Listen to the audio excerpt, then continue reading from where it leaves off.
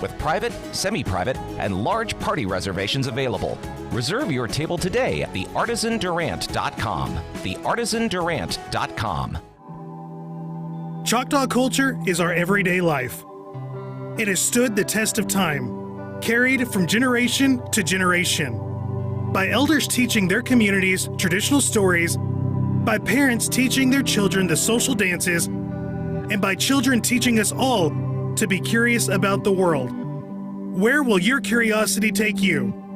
Visit ChoctawCulturalCenter.com to plan your visit today. Chevy trucks have you covered when the road takes you from smooth sailing to Chevy Colorado will eat up some of the toughest terrains with 5 available drive modes. And Silverado and Silverado HD have the muscle to take you out for some serious.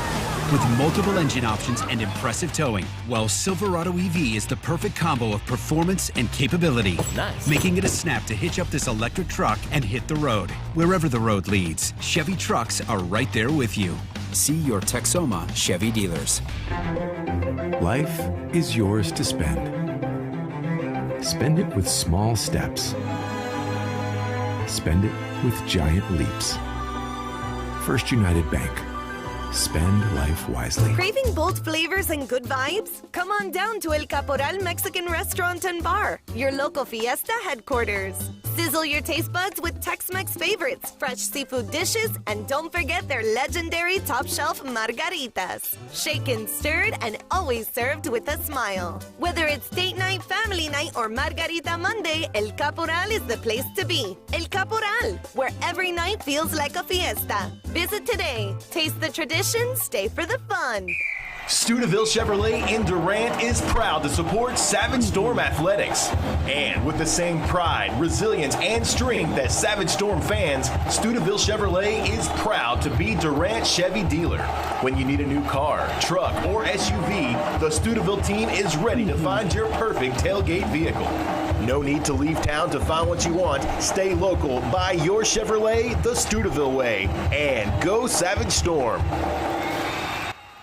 It's time for the First United Bank pregame show on the Southeastern Sports Network. First United Bank, encouraging you to spend life wisely. It is the First United Bank pregame show live from Tucker Coliseum, where this afternoon Southeastern Oklahoma State will renew their Northwest Arkansas rivalry with Arkansas Tech. As we take a look at the storm forecast, some numbers to know, brought to you by the Wine Cellar Liquor Store, Radio Road in Durant. Coach Dave Wilbur's now in his 18th season as the head coach of Golden Suns basketball, obviously with some Oklahoma ties, beginning his collegiate coaching career at Oral Roberts. He comes in with an all-time record of 367 wins against 136 losses during that span, and an improbable comeback here this past Thursday night. They were down by 4 points with 49 seconds to go. They would win in regulation 71-69.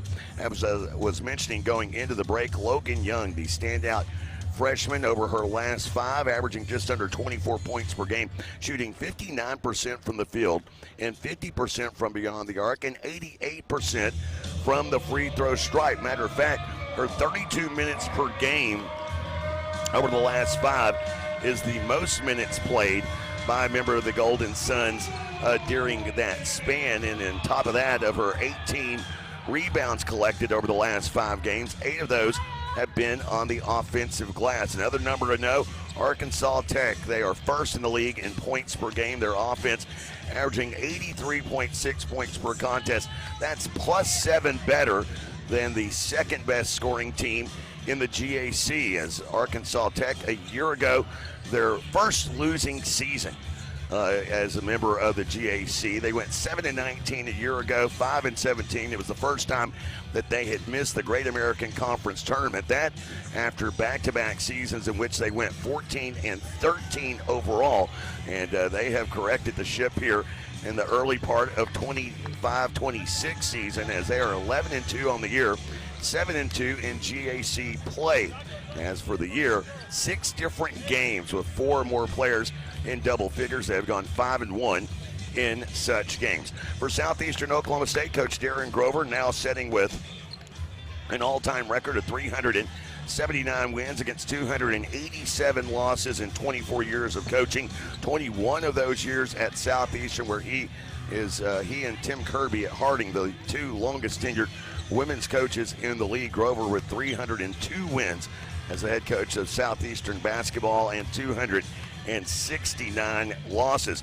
Number to know, well, Stevie Stinchcomb, welcome back to the starting lineup. Stevie will be getting her first start of the season, saw her first action back in the new year, and she has not even played a full 5 games back. Played in the loss at Southern Nazarene. We've seen her minutes take an uptick, and she'll be getting the starting nod here this afternoon. You look at Stinchcomb a year ago, what she did, played and started in all 31 games while averaging 30 minutes per contest. She averaged 5.5 points and 4.5 boards per game during that span.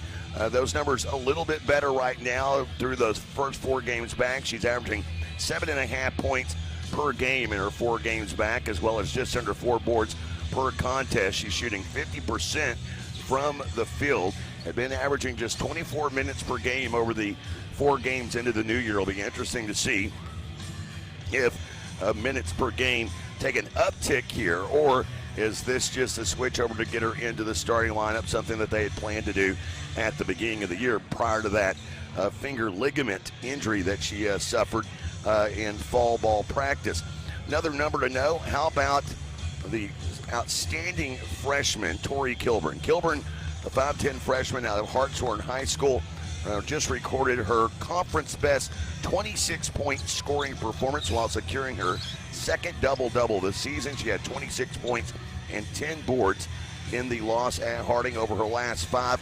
She is averaging almost 2 points better than her season average, averaging 18 points per game while shooting 55% from the field and 54% from beyond the arc. She's also averaging a team best 8.2 rebounds per game. She is 4th in the league overall in scoring at 16.7 points per contest, 12th in the league in rebounds at 6.1. Matter of fact, she and Kinsley Warden, the only 2 players that currently set in the top 12 in categories. Warden 7th in the league in scoring at 14.6 points per game and 9th in the league in rebounding at 6.8 per contest.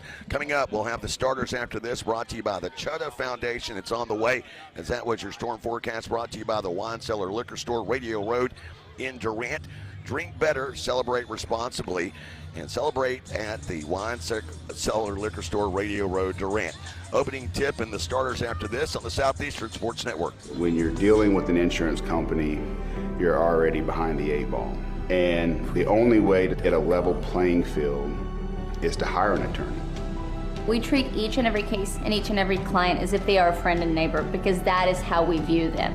You'll get the best service. You're going to have the best people working on your case. That I can promise. Burridge Law Firm. Call 580-920-0700 or visit burridgelaw.com.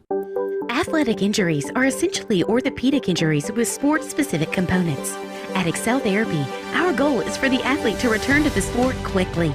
Excel Therapy can assist in speeding up recovery following surgery by improving range of motion, strength, and flexibility. At Excel Therapy, we excel at sports medicine. We excel at physical therapy. We excel at helping you excel. With clinics in Ardmore and Durant, our team excels at orthopedic injury recovery and sports medicine. Find us at exceltherapyok.com. It's time for the First United Bank pregame show on the Southeastern Sports Network. First United Bank, encouraging you to spend life wisely. First United Bank pregame show, and time for the starters, brought to you by the Chutta Foundation. The Chutta Foundation, a nonprofit organization dedicated to helping tribal members achieve levels of higher education. They have an outstanding scholarship program. That application process for that ongoing now through mid-March. Visit ChuttaFoundation.com. Taking a look at the starters first for Arkansas Tech and Coach Dave Wilbers getting the start, and it's her 14th start of the season. Jada Pickens over her last 5, averaging 5.5 points per game. The transfer over from Henderson State for the season. While she has started every game, she is averaging only 15 minutes per contest. Joining her, another outstanding freshman, this one from D Queen, Arkansas. She and her sister both on this Arkansas Tech team, and a pair of players that led D Queen to a state championship a year ago. Shaylin Lyle, the 5'7 freshman, who for the season 5th on the team in scoring at 8.5 points per game. Rounding out that backcourt is the 5'10 freshman in Logan Young, the leading scorer this season, 5th in the GAC in scoring at 16.4 points per contest. On into the front court where they're led by a returner in Abby Grace Cunningham, a sophomore out of Cabot High School who was leading scorer for Arkansas Tech a year ago. And then finally rounding out that lineup, a 5'10 senior out of Melbourne, Australia, and a transfer over from the University of Arkansas Little Rock, Perina Leamy. Taking a look at the starters for Coach Darren Grover, I mentioned Stevie Stinchcomb getting her first start of the season. Joining her in the backcourt, Kinsley Warden, and then rounding out that guard set, the 5'7 senior from Decatur, Texas, in Abby Barr. Barr over her last five, averaging 11.4 points, or excuse me, over her last five, averaging 11.4 points per game, but struggling from beyond the arc, shooting just 21% from downtown. And then rounding out that lineup, Mackenzie Espinosa.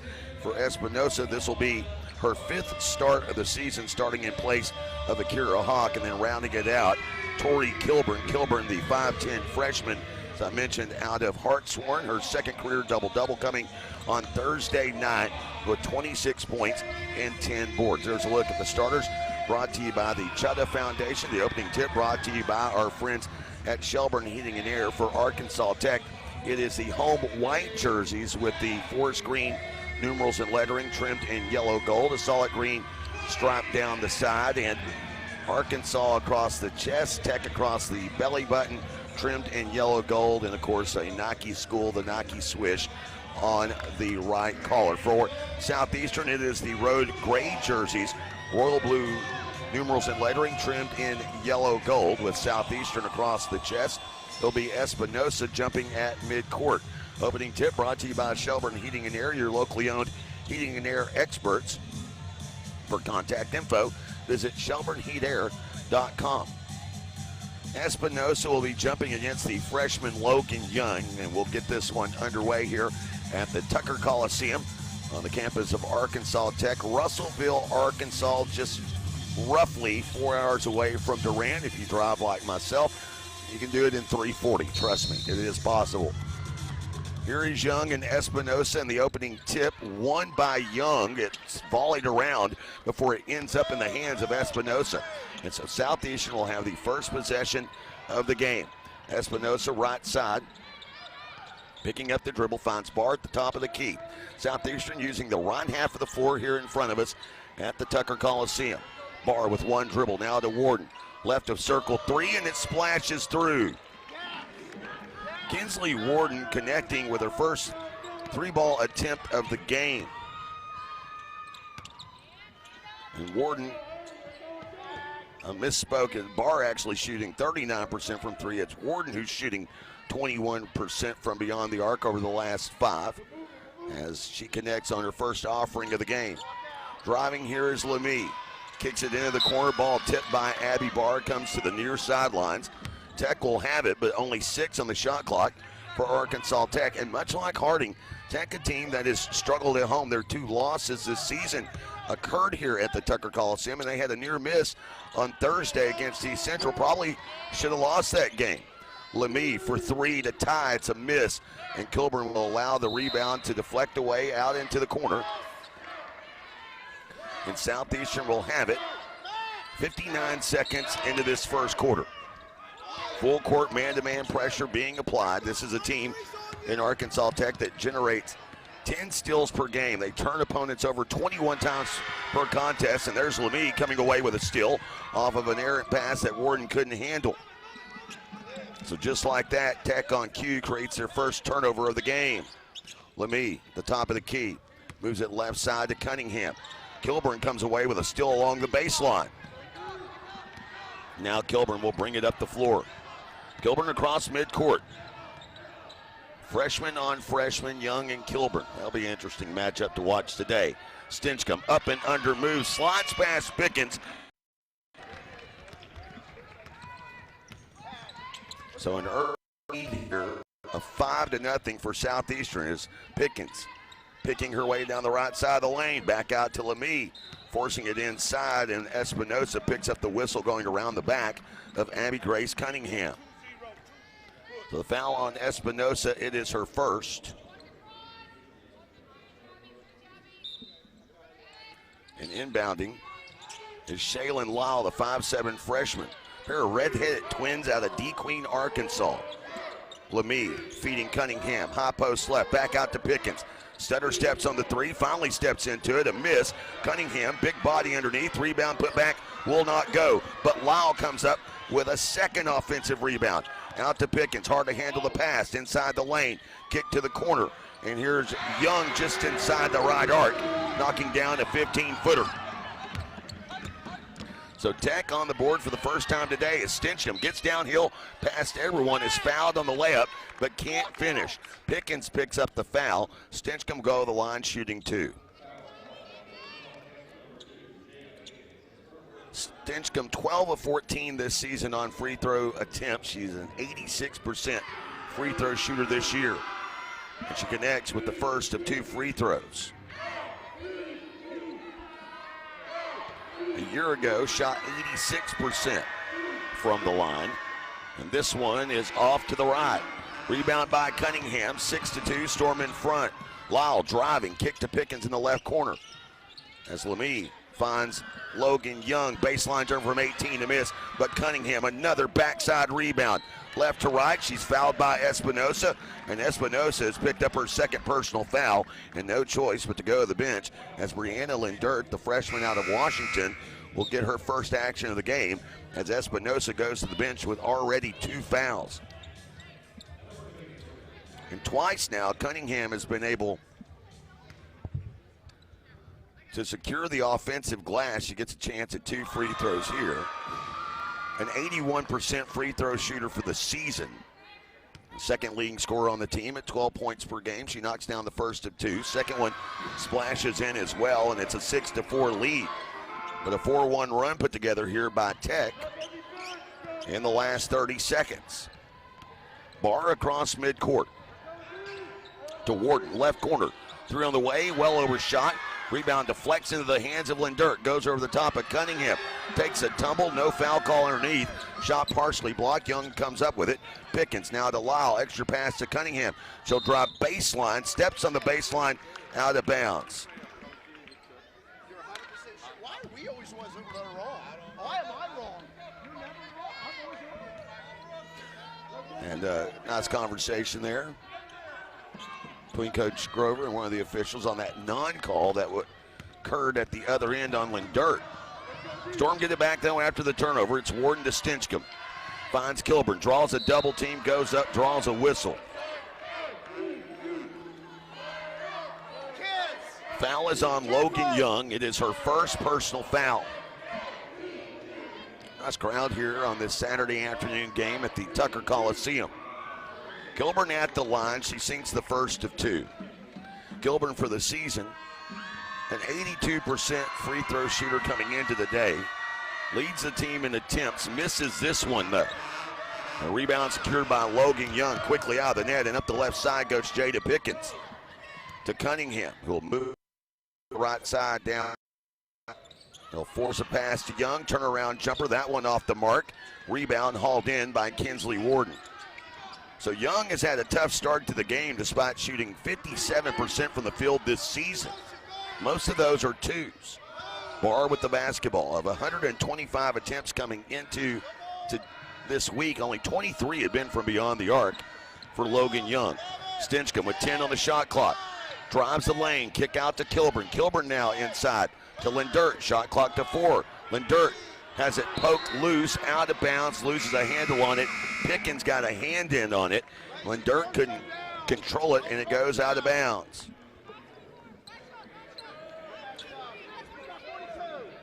Pickens will inbound, no pressure on this length of the floor drive that will occur. As bringing it up the near side is Shaylin Lyle. Lyle at the top of the key, now down the left side, picks up the dribble. Tries to find a cutting Young, and it's stripped loose by Kinsley Warden. Outlet to Stinchcomb and ahead to Kilburn at the left side. She's ran off of the baseline, now out to Lindert. 20 on the shot clock as the ball finds Warden right wing. High post right to Kilburn. Kilburn on the drive, working against the newly inserted Haley Wyrick. Out to Lindert, and Lindert knocks down a 3. So Southeastern is connected with 2 3-balls here in the opening frame, and they lead 10-4. Lyle down the left side. Euro stepping down the right side lane, draws a whistle, and she will go to the line shooting 2. Foul is on Brianna Lindert, her first personal foul.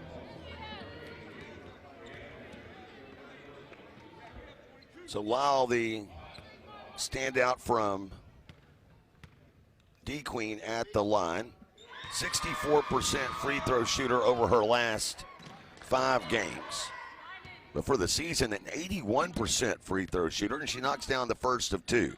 Second one on the way, and this one splashes through as well. Cuts it to a 4-point Southeastern lead.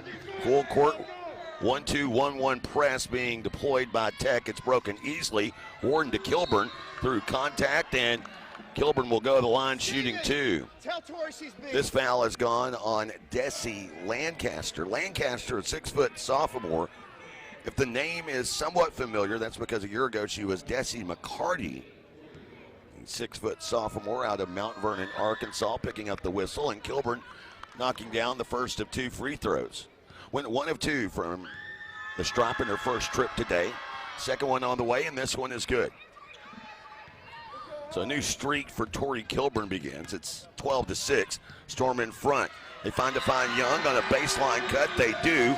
And Young scores at the rim. Lyle with a beautiful find. Pass is tipped, but it's picked up by Barr just short of midcourt. Now she is picked up by Young. Bounces it left side to Kilburn. To Stinchcomb along the baseline. Next stoppage will take us to immediate timeout. They find Warden on a baseline cut. And the turnaround jumper from the left block is good. Stinchcomb found Warden. It's almost as though the 2 teams ran exact plays against one another on subsequent possessions, both scoring with that baseline cut. Prater with the basketball. She'll move it right side. And pass, tracking it down in the corner, was Wyrick. Wyrick gets it back from Young. 9 on the shot clock. Bouncing it down low. As Maya Bujak fouled. That takes us to the media timeout. Foul is on Lindert, her second personal.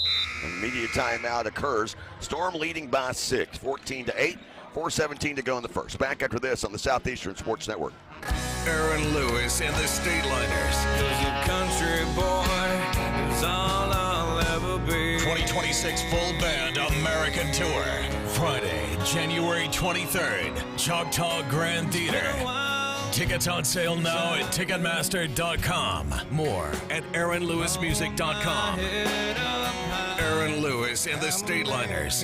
2026 Full Band American Tour. Choctaw Casino Resort, Durant. We're down to the final seconds. The cooler's empty. The crowd's thirsty. Who's going to make the winning play? And it's the wine cellar with the clutch shot. Ice cold game day beer, craft brews, nothing but the bottom of the net, and premium spirits, smoother than Radio Road. Now that's another win for your taste buds, folks. The Wine Cellar Liquor Store, Radio Road in Durant, a proud sponsor of the Southeastern Sports Network. At the Tucker Coliseum, defense getting after it so far for Southeastern Oklahoma State. Tech has the top shooting percentage in the league at 44%, but they have started this game just 2 of 7 from the field and 0 for 2 from beyond the arc. Southeastern, on the other hand, 4 of 6, but only a 6-point lead, 14-8. As Lyle will inbound here, baseline right, nearing a 5-second call. We'll set the lineups after this. Ball is kicked by Abby Barr, and substitution here finally as Hallie Hyde and Katie Allen check in. Stevie Stinchcomb and Abby Barr will have a seat, joining Chloe Eversole, who checked in during the media timeout. Kilburn and Warden remain on the floor. Going to work down low is Lancaster. Turnaround jumper. This one rattles around and is off the mark. And the rebound by Hyatt. On the floor for Arkansas Tech, Clara Grace Prater along with Lyle. Also out as here's a missed shot, Logan Young. Lancaster and Haley Wyrick as Lyle feeds down low to Young. Through contact, she scores. 4-point game. Eversole will work against the press, bring it back into the heart of the floor, and now drift to the left wing. Nominal pressure, pretty easy to get it across on that one. Kilburn going to work, out to Allen. Right of circle, now to Warden in the right corner. Back to Hyde and around the arc, shot clock drifting to 10. Kilburn on the inside, Kilburn left to right. Fouled as she goes up. Who is the foul on? The foul will go against Lyle. So Shaylin Lyle picking up that foul, sends Kilburn back to the line. Changes here for Coach Wilbers. As back to the floor returns Perina Leamy. And getting her first action of the game is Marley Sellers, a sophomore out of Salem. Free throw made by Kilburn. There's another one coming here. She's hit 3 in a row now. This one is good as well. 16-10, Kilburn now with 5 points. Warden with 5 points. Storm up by 6. Leamy with the basketball, back out around the arc left side. They'll find Sellers. Sellers attacking, working against Allen, the freshman. Underneath, skipping it to Lemie in the corner. And Lemie knocks it down. So a 3-point game now after the 3-point make by Lemie. It's the first made 3 of the game for Arkansas Tech. Hyatt with the basketball, moves it left side to Eversole. Eversole now back beyond the left wing. Has the mismatch with Lancaster. Lancaster giving her a lot of space. Bounces it to Kilburn, picked up by Young. Turnaround jumper, gets the shooter's roll. The fall away from 8, going in for Tori Kilburn, who now has 7 points. Lancaster with the basketball, top of the key. Hands to Lemie. Lemie now wants to attack, and a hand check on Hallie Hyatt. Hyatt picking up that foul. And that is the 4th team foul against Southeastern, actually the 5th. And Lemie goes to the free throw stripe.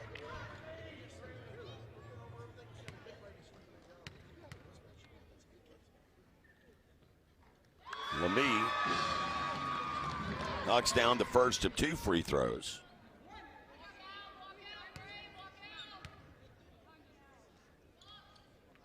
This one is good as well. So it cuts the lead back to 3. 2:25 to go in the first. Eversole will bring it up the floor. She's working against Abby Grace Cunningham. Quickly trying to take advantage of this one. Gets inside and she scores.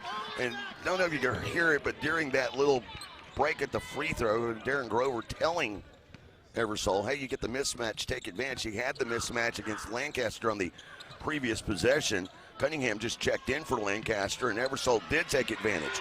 Missed shot by Lemie, but a rebound by Young, who's then fouled out by a foul, as a foul going against Hallie Hyatt. So Hyatt's now picked up her 2nd personal. Abby Barr will check in, joining Stinchcomb in the lineup. Warden and Hyde each will take a seat. Of course, Tech in the double bonus here, as the 5th team foul was converted a moment ago, and Young at the line.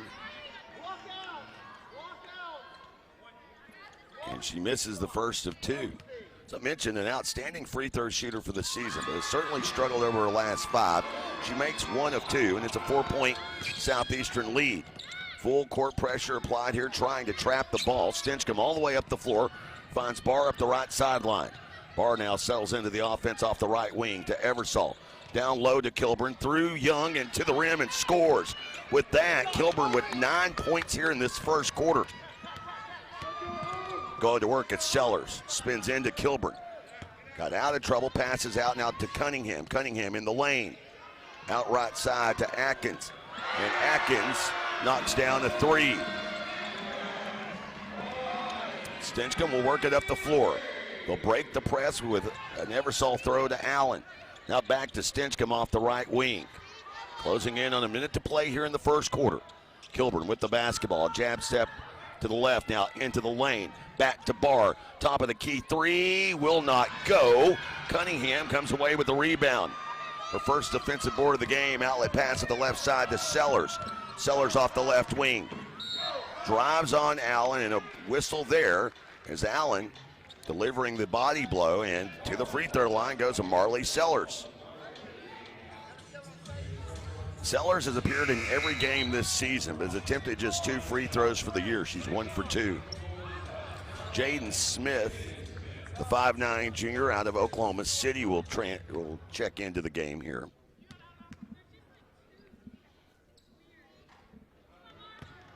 And a missed free throw attempt here by Sellers. Tech has had the opportunities from the line, and doing so by getting Southeastern into the bonus. Sellers misses both, as Lemie, though, comes away with the offensive rebound. That's another offensive board for Tech. They have 5 now in the game. But a miss there, and it's Eversole that comes away with the defensive board. Stinchcomb way down in the corner to Allen. Back up top to Stinchcomb. 20 on the shot clock. Barr with it here. 15-second differential between shot and game clock. Allen with the basketball. Rockets a pass to Barr inside the lane. Back out to Allen. Shot clock to 8. Forced into Kilburn. Kilburn against Cunningham. Spins off contact and scores. So Kilburn with a double-digit first quarter. She's got 11 of her team's 24. Shot clock is off. Only 10 to play. Sellers with the basketball near the midcourt circle. Now activates the offense. Goes right. Kilburn picks her up. Down the right side. High off the glass and in as the buzzer sounds. And the first quarter comes to a close. Southeastern 24, Arkansas Tech 21. Savage Storm women's basketball continues after this on the Southeastern Sports Network. Arnett Insurance is proudly celebrating 60 years of serving Durant and the Texoma area.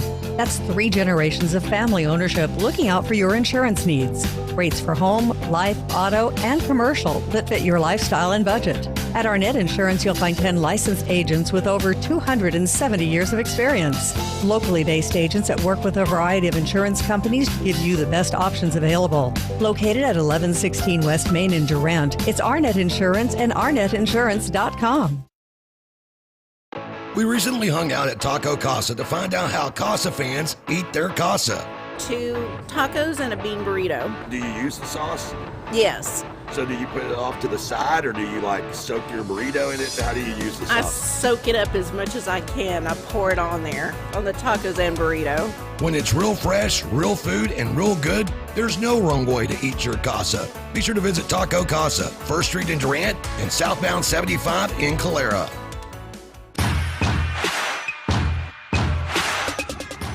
(24-21) our score here courtside at the Tucker Coliseum. Today's broadcast brought to you by our friends at the Choctaw Nation of Oklahoma. Looking for something new this new year? How about a new job? You can find your something at careers.choctawnation.com. Quick glance at the first quarter numbers brought to you by your local Texoma Chevy dealer, Savage Storm. 8 of 12 shooting in that first quarter, including 2 of 5 from beyond the arc. Tech just 6 of 14 from the field, but we're 7 of 10 from the free throw line. And dominated on the glass 10-5, including 5 offensive rebounds. They have it to begin this second quarter.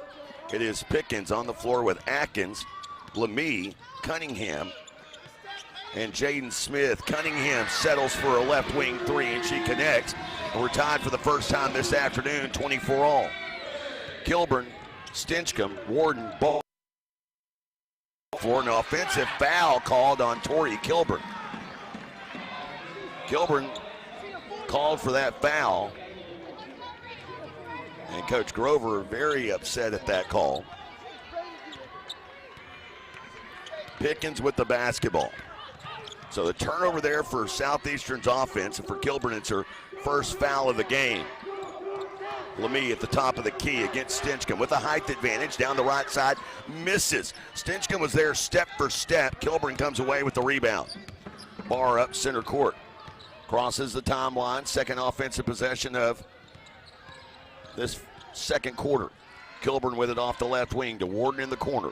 Warden, who started the game with 5 points, will drive and get this one to roll over the left side of the rim and in. Warden with 7 points in the game, and she is 3 of 4 from the field. Pickens trying to answer at the Tech end. She misses. Allen with a rebound in traffic. Out to Warden and now to Stinchcomb. He'll bring it across midcourt, working against Pickens, who's donning that left knee brace. Allen with a left wing three. Allen, who has caught fire here over the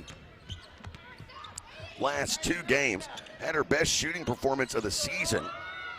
The other night went 2 of 4 from downtown, finished with 7 points against Harding.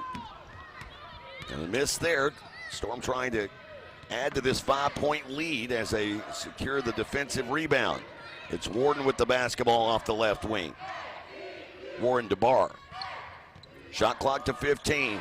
Bouncing to Warden into the baseline. She just loses it out of bounds. Mackenzie Espinosa getting back into the game. She'll replace Tori Kilburn as Kilburn gets her first breather of the game. Lemie and Atkins take a seat as returning to the floor is Jaden Smith and the freshman Shaylin Lyle. Cunningham with it here, moves it to the right to Pickens. Now to Lyle, right wing to Cunningham. In and out action to the left wing, finds Mackenzie Heek, who misses. And with that miss, Allen comes up with the rebound. Stays at a 5-point Southeastern lead as Barr ahead to Warden. Now to Stinchcomb, right half of the floor, breaking the press. Stinchcomb in the lane, has her shot taken away from her midair by Pickens. Pickens across midcourt. Pickens now down the left side to the left block into the heart of the lane. To Lyle, right side of the lane, spins down and off the glass and in. 3-point game now as Stinchcomb brings it across midcourt. Espinosa with the basketball, bounces it right side into the hands of Warden. Warden spinning back to the right, and she connects over the top of Heek, the junior out of Norman, Oklahoma. Lyle with the basketball. Lyle splits 2 defenders, kicks it to the corner, now to Cunningham. May have traveled, driving into the lane, and a blocking foul called underneath. So Cunningham will go back to the free throw line here. Cunningham already 2 for 2 from the line in this game, 2 of her 5 points, obviously coming from the line. Hyatt and Eversole check in. Allen and Stinchcomb check out. Logan Young returns to the lineup for Arkansas Tech. As Cunningham at the line connects with the first of 2. Young so far in this game, 7 points. She leads Tech in scoring. As Cunningham hits both free throws, and now Cunningham with 7 points. It's a 3-point game. Inbound to Espinosa. She'll hand off to Hyde, and Hyde against Pickett. Allie Hyde across midcourt. Passing to Barr off the right wing. Guarded by Lyle. Barr to Espinosa.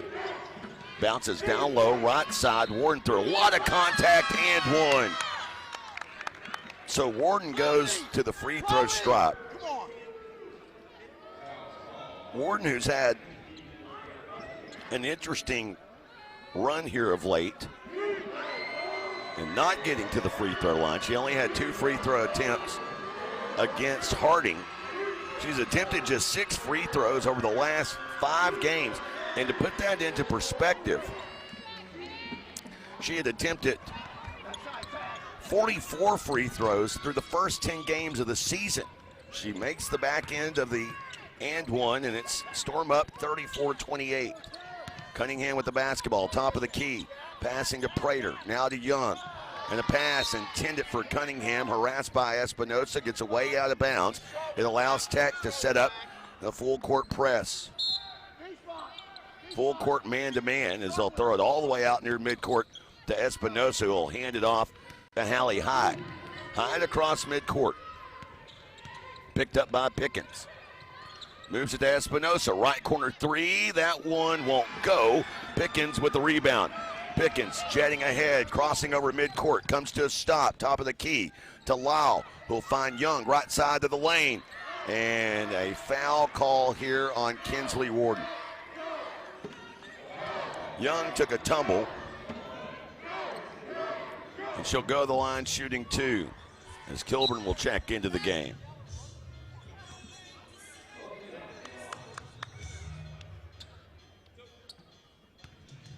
So Kilburn replaces Espinosa in the lineup, joining Warden, Eversole, Hyde, and Barr as Logan Young hits the first of 2 free throws. No changes for Tech. with Cunningham, Young, Prater, Pickens, and Lyle on the floor. Both free throws made by Logan Young, who now has 9 points. Eversole harassed, trapped, loses it out of bounds. Who touched it last? Last touched by Tech, but Southeastern has just 5 seconds to get it across midcourt here. Eversole to Kilburn. Kilburn, she'll bring it across on her own. Will now give back to Eversole, who will attack. Has it poked loose from behind by Young. As it goes baseline out of bounds, Southeastern will have it. 18 on the shot clock as Eversole will conduct the inbound duties. And inbounding to Kilburn in the corner. Now she'll work her way into the lane. Draws a double team out to Eversole. Right corner three. That won't go. Lyle with the rebound, and then Warden called for a foul. So Warden picks up her second personal foul. Southeastern to this point has been whistled for 11 fouls to Tech's 5.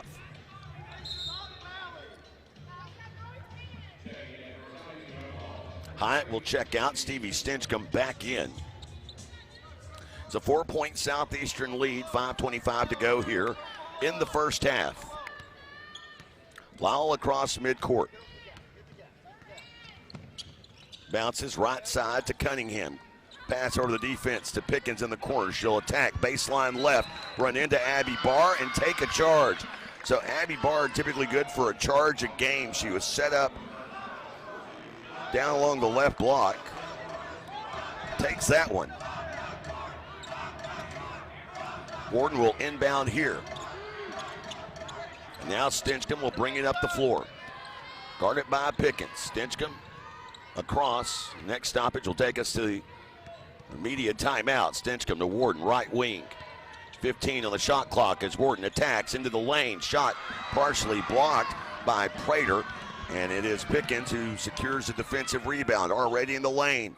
Kick out to Prater, right wing. Now moving it right side. Young on the drive. Back to Lyle. A jab step and a drive. Lyle, a little runner in the lane, and she scores, and it's a 2-point Southeastern lead now. Barr will bring it up the floor, being harassed by the freshman Lyle as Barr brings it across. Left side of the floor. Barr back out to the left wing.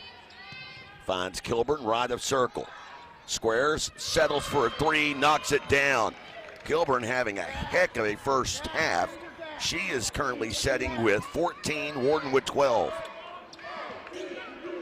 Lyle trying to answer back with a three of her own. It's a miss. Rebound secured in traffic by Stinchcomb. Gave it up to Warden, gets it right back as Tech has to release back into half court, and it's Stinchcomb with the basketball. Passing to Kilburn. Down the left side, back to the right on Cunningham, and Kilburn scores again. Kilburn setting with 16 now, and it's 39-32. Prater in the left corner to Lyle off the left wing, now to Cunningham. Showed the basketball, drives to the left elbow. They give it up. Prater on the drive, baseline, draws a foul. It's Kilburn who will pick up her second personal. And it takes us to the media timeout.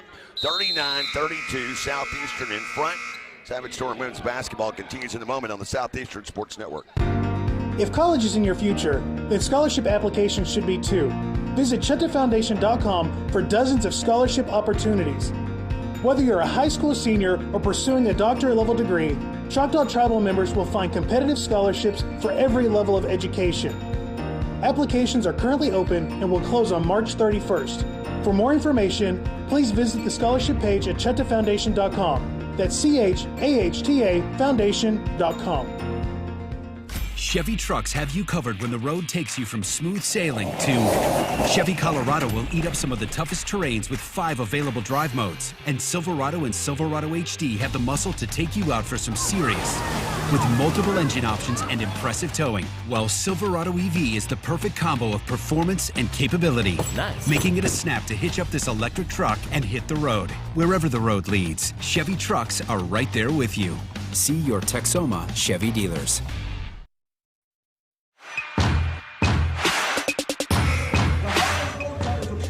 3:31 to go here until the Choctaw Nation of Oklahoma halftime show, which will take a more complete look at the numbers brought to you by your local Texoma Chevy dealers at the halftime break.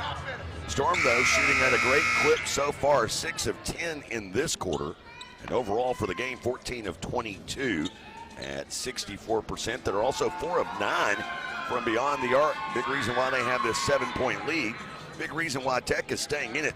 Southeastern right now with 12 team fouls to Tech's 6. And at the free throw line is Clara Grace Prater. Prater hits the first of 2, has another free throw coming here. And she misses.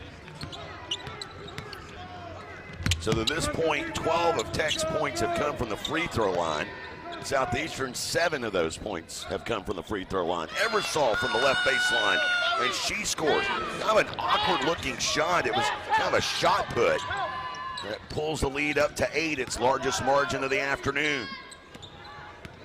Haley Wyrick on the floor with Young, Lyle, Prater. As Young, baseline, now into the corner. Wyrick wants a 3, and she splashes the corner ball.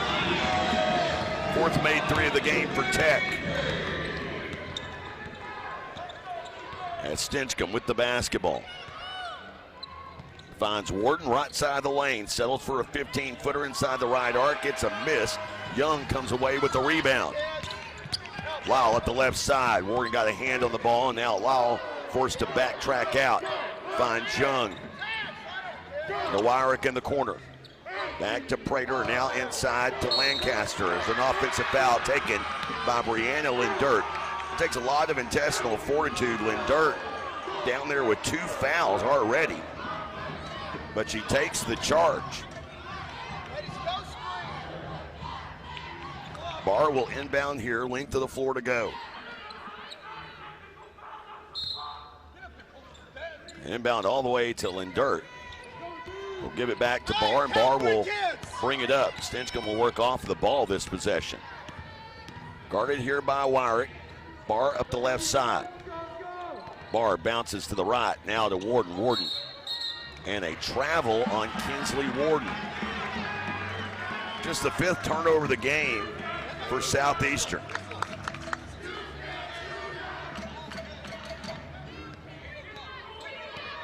Lyle will bring it up the floor.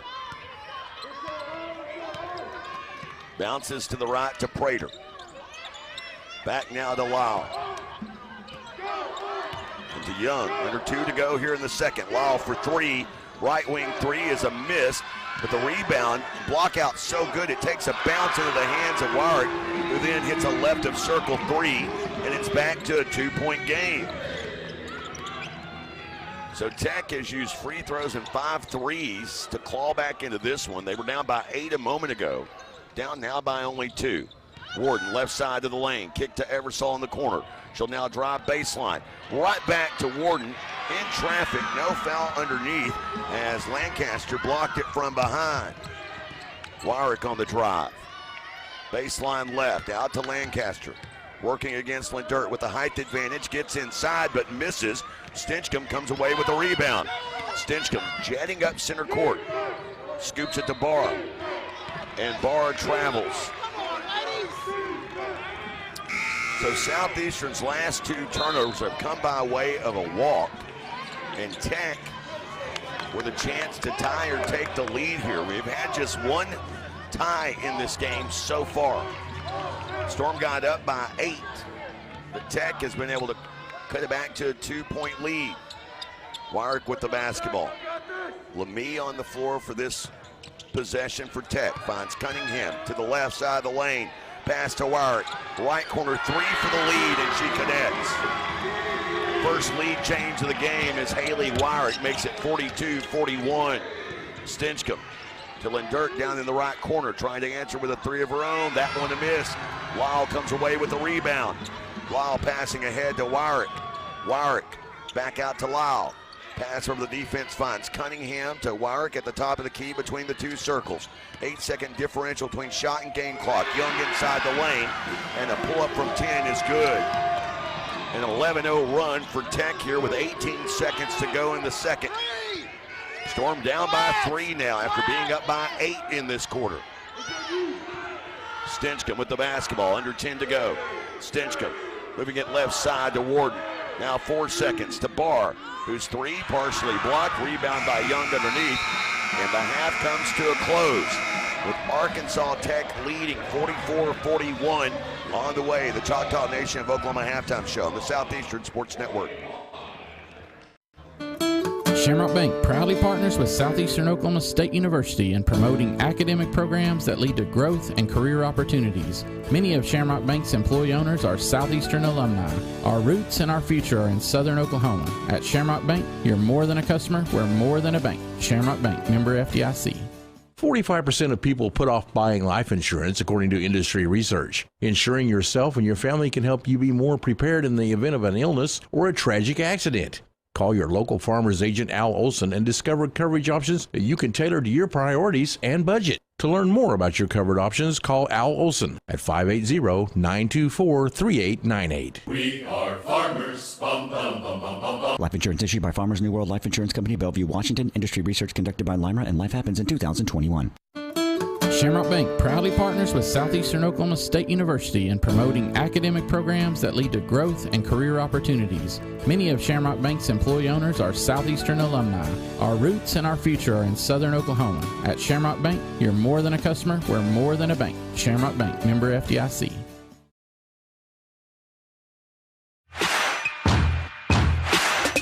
On the way, the Choctaw Nation of Oklahoma halftime show. We'll take a look around the Great American Conference scoreboard, plus a look at first half numbers and our pregame men's conversation with Coach Ryan Quinn.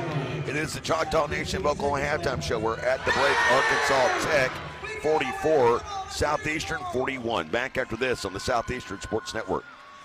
When I share my story, it's about more than solving the mysteries of our solar system. I represent the curious spirit of the nation, the Choctaw Nation. I am our past. I am our present. I am our future. I am all of us. When we share, we become one because our stories make us more. Stories keep our culture alive. See them and share them at togetherwe'remore.com. Life is yours to spend. Spend it making more money. Spend it making more memories. Spend it learning a new skill. Spend it teaching an old trick. Spend it career climbing. Spend it mountain climbing. First United Bank. Spend life wisely. The viral Top 50 music chart topper is coming. All 60. Live at Choctaw Casino and Resort Durant. One night only. Friday, January 30th. Doors open at 6:30 p.m. Show at 8. Tickets available at Ticketmaster.com. All 60. Make your plans now to catch them perform live. Friday, January 30th at Choctaw Durant. Details at ChoctawCasinos.com. Chevy trucks have you covered when the road takes you from smooth sailing to Chevy Colorado will eat up some of the toughest terrains with 5 available drive modes. And Silverado and Silverado HD have the muscle to take you out for some serious. With multiple engine options and impressive towing, while Silverado EV is the perfect combo of performance and capability. Nice. Making it a snap to hitch up this electric truck and hit the road. Wherever the road leads, Chevy trucks are right there with you. See your Texoma Chevy dealers. It's time for the Choctaw Nation of Oklahoma halftime show on the Southeastern Sports Network.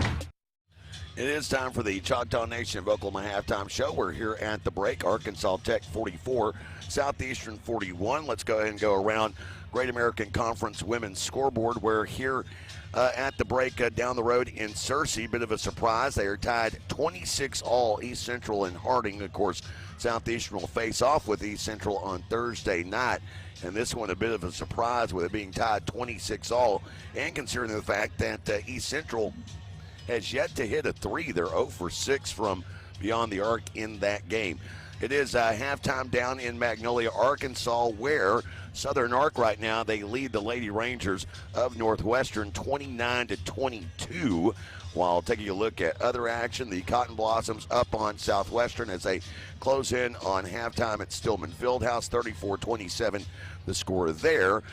Down at the Duke Wells Center, Henderson State leading by 4 over Oklahoma Baptist, 36-32 the score in that one, while Ouachita Baptist, the Tigers trailing at half over Southern Nazarene 38-33. And there's a look around the Women's League Great American Conference scoreboard. Arkansas Tech 44, Southeastern 41, our score here at the Tucker Coliseum.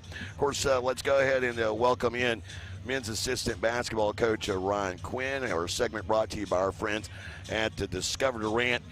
Of course, looking back on Thursday's game, Coach, just right there, found yourself in a hole early and then had that stretch from the end of the first half on into the second half where only one field goal make during that time. Pretty much spelled out the result of that game. But talk about a high point. Chandler Dickinson, his first career double-double. And I thought Chan in that game did pretty much anything and everything he could to keep you guys in it. Yeah, Chandler really went out there and competed his butt off. Fortunately, he didn't have enough teammates also doing the same thing. And like you said, we got it down to about 6. And then they went on a little bit of a run, and we had too many empty possessions there. And, sometimes in basketball, things can snowball on you, and all of a sudden you're making, a couple guys start making shots, and then everybody thinks they can make shots. Well, of course, so you look at that. The oddball stat to me in that whole game was about Chan, the 15 rebounds. Obviously, that's going to be a career high. It's the first time in his career he had double-digit rebounds. I found that to be a real statistical oddity. He had a lot of near misses with 9 boards in his career, but that's the first time in 84 games career-wise. Well, yeah, that's a bit of a surprise to me. Now, I will say Chandler's played alongside some pretty good rebounders, so I don't think that's a knock on him as much as it is his former teammates who are pretty good at going and getting it. Well, and shooters as well. I mean, in order to have a rebound, you have to have a miss somewhere. Right. Taking a turn to the opponent for today, Arkansas Tech, a team that is coming off of a last-second victory as they defeated East Central on Thursday night, 62-61. They have just a couple of outstanding guys, and Elliott the fourth. Interestingly enough, Sam Bradford, not to be confused with the former OU great. Yeah, no relation. But whenever you look at this Arkansas Tech team, what are some of the similarities? We've seen Coach Downey in this league now for a while. This is his second stint back, began here in 2021. They appear to be a physical team that will get after you defensively. They're allowing just 66 points a game this season. Well, a recurring theme that it seems that we're talking about, they've got practically a new team. Not many returners from last year, a lot of transfers in, and that's obviously the kind of the changing landscape of college basketball right now. But new team, new guys. It takes a while sometimes for teams to come together and everybody to understand their roles and to get clicking. And if you go and look game by game, a lot of 2-possession losses.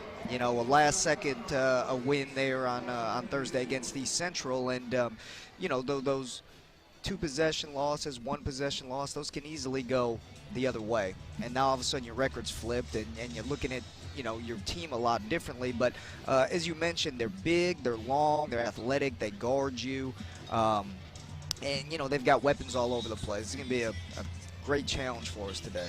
Whenever you look at your guys, I mean, what are you looking for them, obviously, to give you the full 40 minutes? I know you guys have talked about that, but we saw a variety of lineups on Thursday night. What did you guys kind of take from some of those switches you guys made? Well, typically you win and you go back and watch the film and it's never usually quite as good as you thought it was, and when you lose, it's usually not as bad as you thought it was. And we watched the film and we probably watched that game 3 times Thursday night, just trying to find some answers. And we had some really good possessions.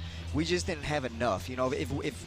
If you break down our possessions into, segments of 10, we have 5 good ones and then 5 not so good ones. And we've got to get that number consistently up to the 7 to 8 range, to where we're having 7 to 8 out of 10 possessions are good possessions. And if we do that, we'll get high percentage shots and we'll increase our, ability to obviously to win the game ultimately. That's one of the things that stood out, and I had made this comment to Coach Green. I was kind of curious how you felt. I mean, I thought throughout that game it really didn't take a lot of bad shots. It just felt like there was a lid on the rim in that game.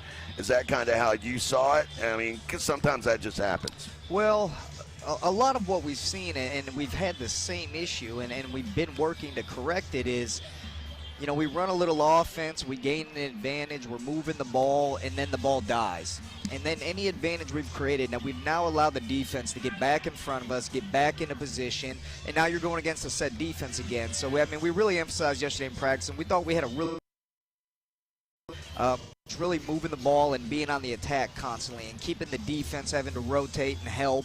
And if we can do that consistently, like I mentioned earlier, and we can get, 7, 8 out of 10 possessions are like that, we're going to have a chance to win because we feel we can score the ball. And then we've just got to get a little bit better on defense and get some stops, and we've got to find a way to get some easy baskets. That's something that we've done for a long time.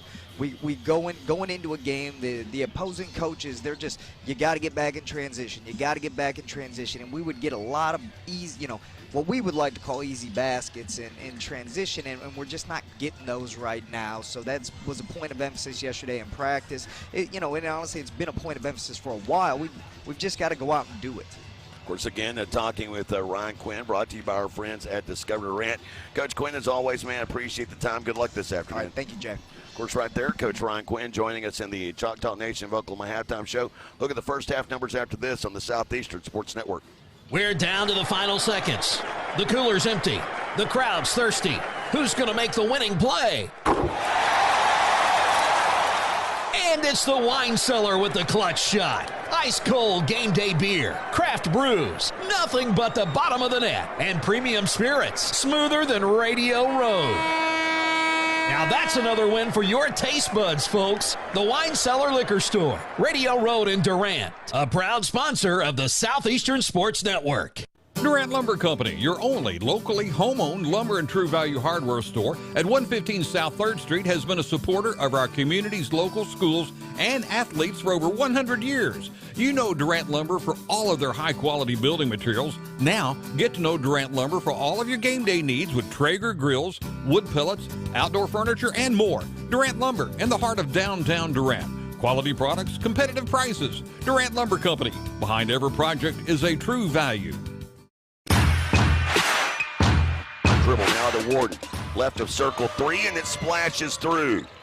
Kinsley Warden got things started off early for Southeastern Oklahoma State today. That was the first basket of the game, 3 of her 12 points here at the halftime break. It is the Choctaw Nation of Oklahoma halftime show. Let's take a look at the first half numbers brought to you by your local Texoma Chevy dealers. Savage Storm find themselves down by 3 here at the break. Despite shooting 56% from the field in the first half, they were 15 of 27 overall and 4 of 11 from beyond the arc, although they did miss their last 2 3-point attempts. Free throw wise, 7 of 9 shooting from the charity stripe. But Arkansas Tech, and we'll touch on this in a moment, they were able to take full advantage of that free throw line. Tech in that first half shot 46% from the field, 13 of 28. They were 6 of 14 from beyond the arc as they shot 43%.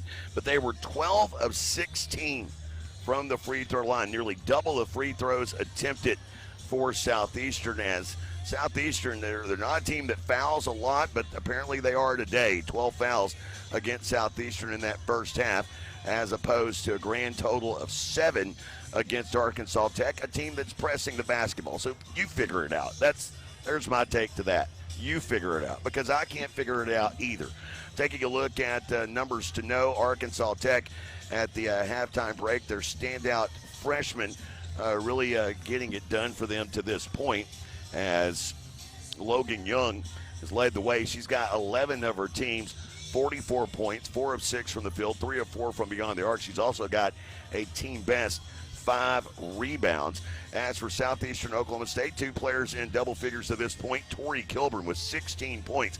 She is perfect from the field, 5 of 5 and 1 for 1 from downtown. She is 5 of 6 from the free throw stripe, while Kinsley Warden with 12 points, going 5 of 9 from the field and 1 of 2 from downtown. There's a look at those first half numbers brought to you by your local Texoma Chevy dealer. Second half after this, we'll wrap up the Choctaw Nation of Oklahoma halftime show on the Southeastern Sports Network.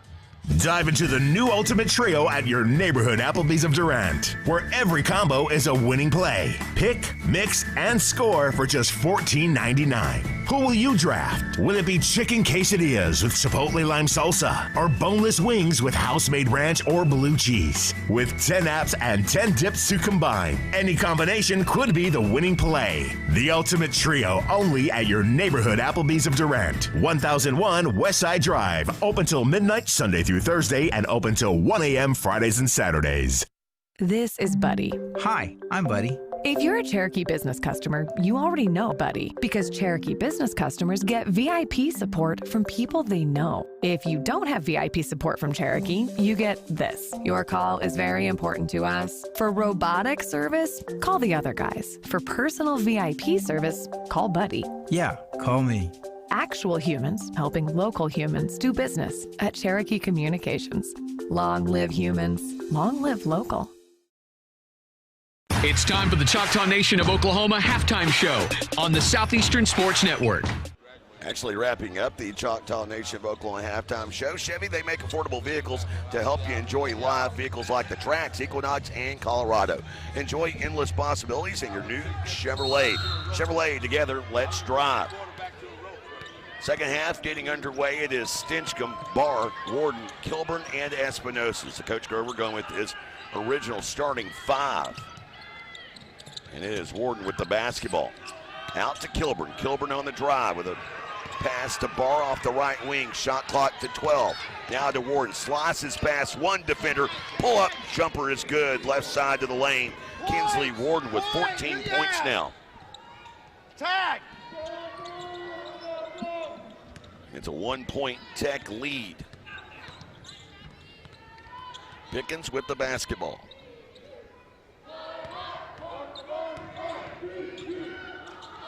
Cunningham passing out of trouble to Lau. Left or right wing three. It's a miss. Lau with the rebound in the corner, and she is ran down by Kilburn. I say ran down, ran over, who picks up her third personal foul here. Abby, don't take her away. So that will create a decision here for Coach Grover, and he'll stick with Kilburn out there on the floor with 3 fouls.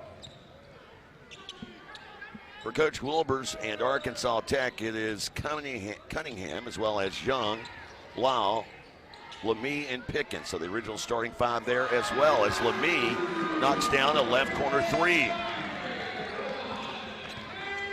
So Tech, who started off the game very quiet from beyond the arc, they're now hitting at a near 50% three-point shooting clip. They're 7 of 16.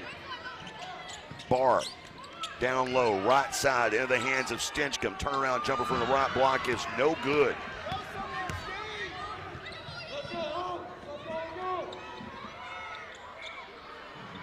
A pull-up from Young, right block side is a miss. Espinosa with the rebound. And Espinosa with a three from the top of the key pulls it back to a 1-point game. Espinosa, her first points of the game come off of her second shot attempt of the game. And it's 47-46. Lyle to Cunningham in the left corner. And Cunningham answers with a three of her own. If you remove the first quarter in this game, where Tech went 2 of 6 from beyond the arc, they are 6 of their last 11 from downtown. Barr with the basketball. Bounces right side to Warden. Now Espinosa, right wing three. It's a miss. Pickens with the rebound. Trying to add to a 4-point lead. Pickens. To Lyle off the left wing. Now back right side to Young. And in the corner to Lemie.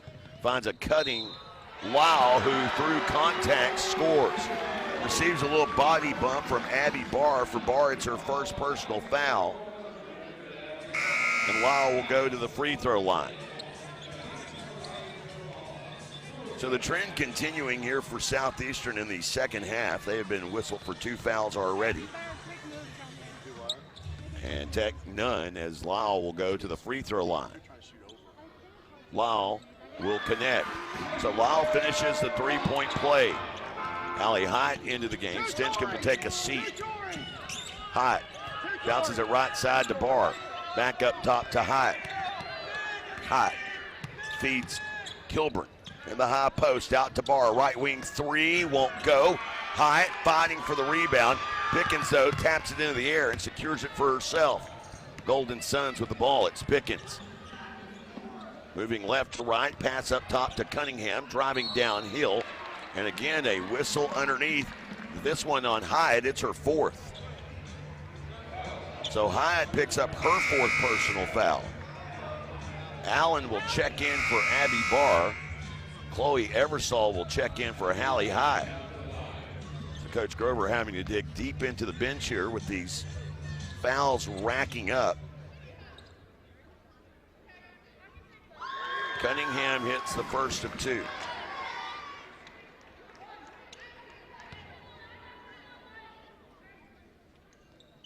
Second one on the way, and this one is good.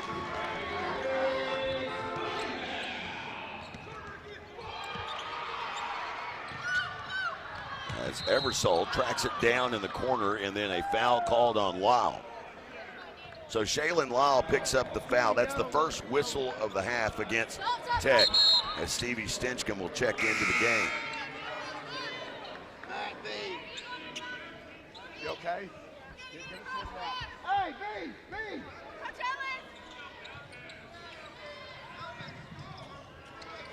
Warden with the basketball, facing full court pressures. Espinosa makes an errant pass, gets tipped into the air to Lemie, to Cunningham, who goes for three, and that one a miss. Tech with their largest lead of the game, a tie up the call, and the possession arrow in favor of Arkansas Tech.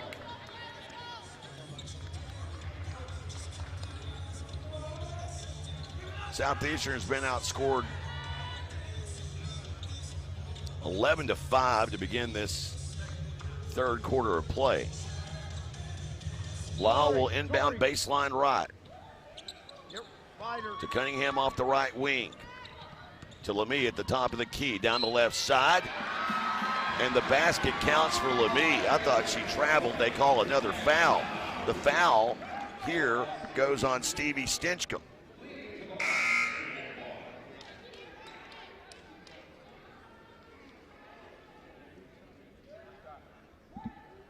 At the free throw line is Lemie trying to complete a three-point play. This one is good. If you're curious, and I know you are, the most fouls Southeastern has picked up in a game, 23. That was to start the new year. 21 was their second highest. That was on the road at Midwestern in a blowout win. So far today, they have been whistled for 16 fouls. Espinosa for three. That one a miss. Rebound by Lemie. Tech up by 12 and trying to extend that lead. Wow, to Lemie at the top of the key. Moves it to Pickens, left wing. To Cunningham, left side of the lane. Face guarded by Kilburn. Down to the left block, spins into the lane. Completely misses that shot, missed everything. And coming up with the rebound, Warden, her third of the game. Warden across midcourt. Picked up by Lemie, passes left side to Kilburn. Kilburn picks up the double team. Out to Allen, three on the way, and that one splashes through. Timeout taken Southeastern, 5:31 to go here in the third. Savage Storm women's basketball continues after this on the Southeastern Sports Network. Protection, reassurance, compensation, all describe what insurance is designed to provide. However, with catastrophic loss, such as an auto accident, wrongful death, or house fire, the insurance company can be a confusing and daunting entity. If you have suffered from an injury or loss, the Burridge Law Firm can help. We know how frustrating it can be to deal with insurance companies and medical providers. Large enough to provide a wealth of experience, yet small enough to focus on each client, Burridge Law Firm is here to serve your legal needs with dedication and diligence. My name is Morgan Ammons, and I am the office manager at Westside Family Dentistry. The dentists at Westside Family Dentistry have proudly helped patients and their families achieve healthy smiles for over 50 years. I would recommend Westside Family Dentistry to anybody who's not a patient, because if they are looking for somewhere where they will come and feel welcome and comfortable and receive the very best care, then we're the place for them. Westside Family Dentistry, 2915 Westside Drive in Durant, and westsidefamilydentistry.com.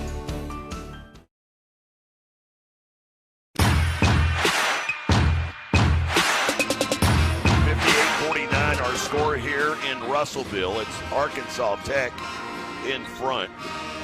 I've been mentioning the foul differential to this point. Southeastern called for 16 fouls.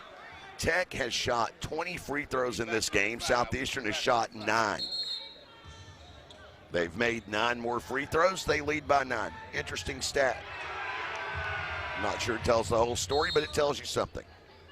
Lemie with the basketball to inbound to Lyle, and Lyle will work it up the floor. Has Young, Cunningham, and Pickens. So Coach Wilbur's sticking with his lineup. Young inside the lane, forces one up. It's a miss, but Lindert has it taken away by Young. Young goes up, scores, and then a touch foul on Lindert.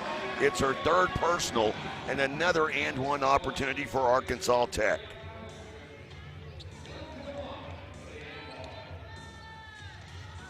So Young goes to the free throw line here. She has 13 points in the game now. 3 of 4 from the free throw line, make her 4 of 5 in this one. She now has a team best 14 points. 3 players in double figures for Tech with Young, Lemie, and Cunningham. Kilburn working down along the right baseline in no man's land. Rockets a pass, goes through Warden's hands, but Lindert there to secure it at the top of the key. To Warden off the right wing. She'll drive, get downhill, draw a foul as Lemie picks up that whistle. And Warden will go to the free throw stripe. Marley Sellers will replace Jada Pickens in the lineup for Arkansas Tech. Now they make this the media timeout, so free throws awaiting Kinsley Warden when we return after this. Tech 61, Storm 49. Back after this on the Southeastern Sports Network. How about this for a New Year's resolution?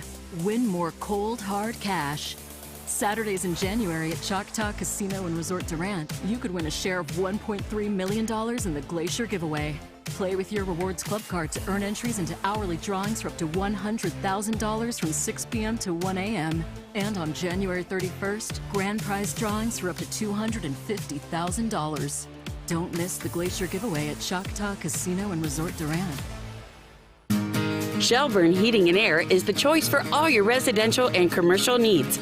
Service and installation on brands you know and trust. Carrier, Trane, Luxair, Mitsubishi, and American Standard. Shelburne Heating and Air specializes in optimizing the performance of your heating and cooling system. Here to help you improve your indoor comfort. Shelburne Heating and Air, your locally owned heating and air experts. For contact info, visit shelburneheatair.com. Don't miss out on your chance for some big-time entertainment at the Choctaw Grand Theater inside Choctaw Casino Resort Durant. Aaron Lewis and the State Liners coming next Friday night, Old 60, the final Friday of the month, and some big acts coming up with Dwight Yoakam and Christina Aguilera, separate shows, of course, in March. Visit ChoctawCasinos.com/events for more details. Kinsley Warden at the free throw line. She connects with the first of 2 free throw attempts. It is Southeastern's first attempts of the second half. It is also their 10th and 11th attempts of the game, as Tech has shot 21 free throws at this point. Warden hits both, and it is a 10-point game.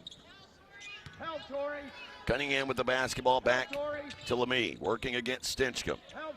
It is Lemie, Young, also on the floor, Sellers, Cunningham, and Lyle for Arkansas Tech. Lemie spinning down the left side of the lane, scoops it off the glass and in. Back to a 12-point lead here. Tech running full court pressure. Stinchcomb will work it up the floor, guarded by Sellers. Now across midcourt, only 23 on the shot clock. Bouncing it to Kilburn. Baseline right, back out to Lindert. Now right half of the lane to Kilburn. She is surrounded by white jerseys. Gets it out there somehow to Kinsley Warden. Shot clock to 9. Kilburn back to Warden. Warden at the top of the key will now attack to the free throw stripe, missing that shot. Rebound underneath by Lyle. Lyle pushing it up the right half of the floor. Moves it to Cunningham and around into the left corner to Sellers. Sellers now will drive baseline left, picked up by Katie Allen. Back to Young. And Young with an improbable shot. She was right parallel with the baseline and was able to get that one to go from about 6 out. And the lead at its largest margin of the afternoon. Southeastern down by 14 points. They led by as many as 8 in that second quarter, but took a 3-point deficit in at the halftime break as Kilburn goes up. No whistle underneath. Cunningham with the rebound. Wow, with a long pass down the floor to Lemie, and Lemie will score. So Lemie scores with a move from the right block.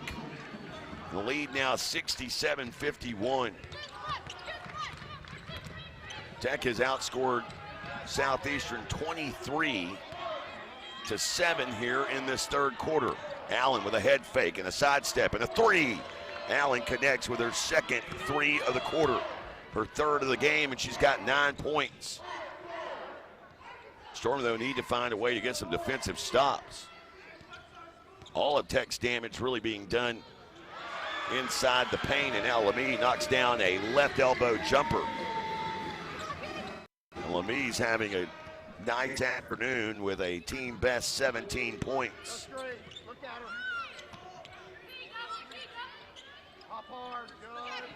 When Dirt with the basketball bounces left into the hands of Kilburn, and Kilburn will score. Kilburn scoring from the left block on that one adds to her afternoon. And they keep it with a 13-point game as now Allen playing a little defense. Steps in front of a pass intended for Young. And they swap it away. Stinchcomb with it between the two circles. Moves it right side to Warden. Warden back up top to Lindert. She'll move it to Allen, right wing. Back to Stinchcomb. To Warden, right side to the lane. And Warden's called for a travel after being hand-checked to death down on the right block. And Coach Grover coming out saying it. And now a technical foul called on Darren Grover. Horrendous call. An absolutely horrendous call. And so a technical foul called on Darren Grover. So we're going to mark this up as one of the biggest BS technical fouls I've ever seen. Grover is talking to a completely different official, while this official, who wants to be part of the show, decides to call a technical foul. So he's putting his impact on the game as Warwick goes to the line, shoots 2 technical free throws.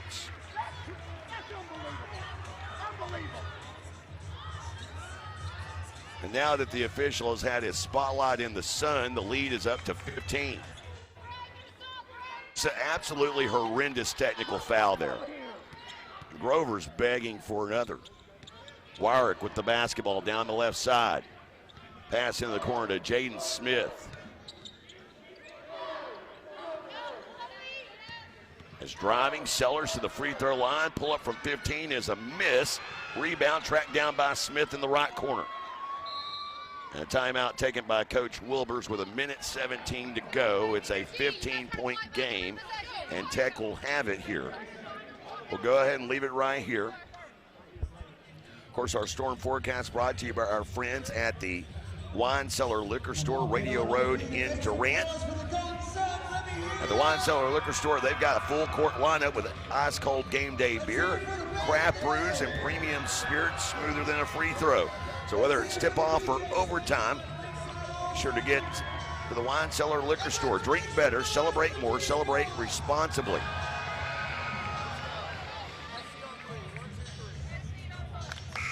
(71-56) is our score here. Tech has taken advantage here in this third quarter. They've been spotted a lot at the line. Number to know to this point, Karina Lemie. Lemie has matched a season-high 17 points. She leads her team in scoring, as Lemie's previous high of 17 set against Ouachita Baptist. It is Sellers, Wyrick, Lancaster, Prater on the floor, along with Smith. As here's a missed shot. Smith goes in over the back, knocks down Kilburn. There's no whistle there, but they'll say it went out of bounds. Bring it. Eversole will jog it up the right half court. Bouncing it right side to Warden. Warden, turnaround jumper, that one a miss. As Eversole took a shiv in the back there, and Lancaster comes up with a defensive rebound. Sellers down the left side. Has it stripped loose by Kilburn. Kilburn attacking and has it stripped loose by Wyrick. Long pass ahead to snowbirding Lancaster, who sets and scores. Got Lindert in the air, and Lindert went flying past her. The lead at 17. It's the largest of the afternoon. Kilburn across midcourt. Eversole will now move it to the right to Lindert. Pass over the defense to Warden. Left corner three, that one won't go. And Wyrick takes down, they end up calling it on Smith as Eversole took a tumble underneath the basket. 13.5 seconds remain here in the quarter. Eversole into Warden. Warden guarded up by Prater. Warden picking up the dribble. Down to 8 seconds. Lindert on the drive against Lancaster. Goes up, and a foul called on the right side.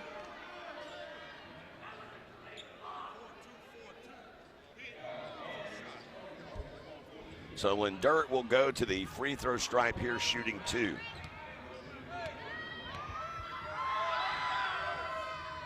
She hits the first of 2. Lindert entered the week shooting 80% from the line, but only 10 attempts. Misses this one. Kilburn then is called for her 4th personal foul.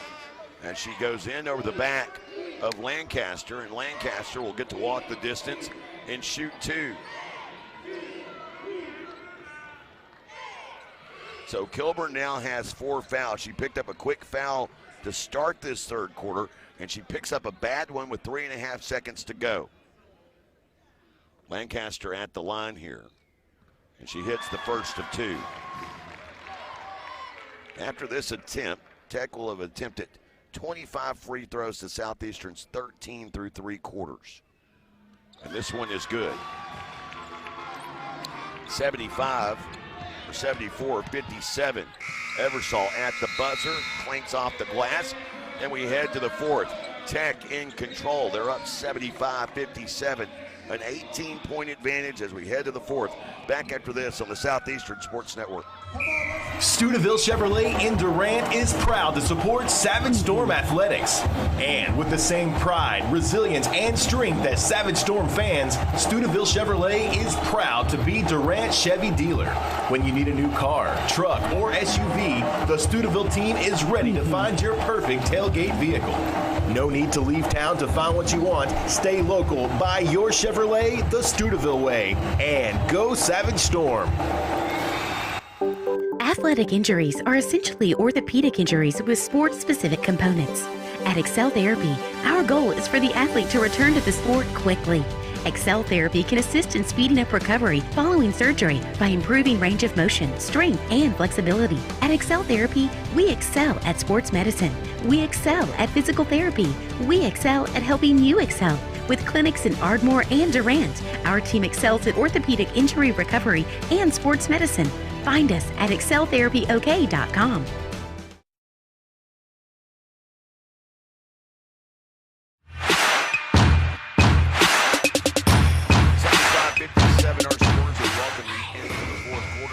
Southeastern Sports Network. Today's broadcast brought to you by our friends at Discover Durant. To see what's happening in the city of Magnolias, visit discoverdurant.com. 75-57, Storm will have it in a big deficit to overcome here. Outscored 31-16 in the third, and overall between the second and third periods outscored 54-33.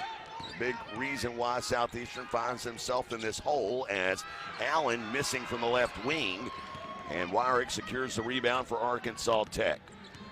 It is Wyrick on the floor with Sellers, Prater, Smith, and Lancaster for Wilbur. So he doesn't even have his starters out there right now with an 18-point lead.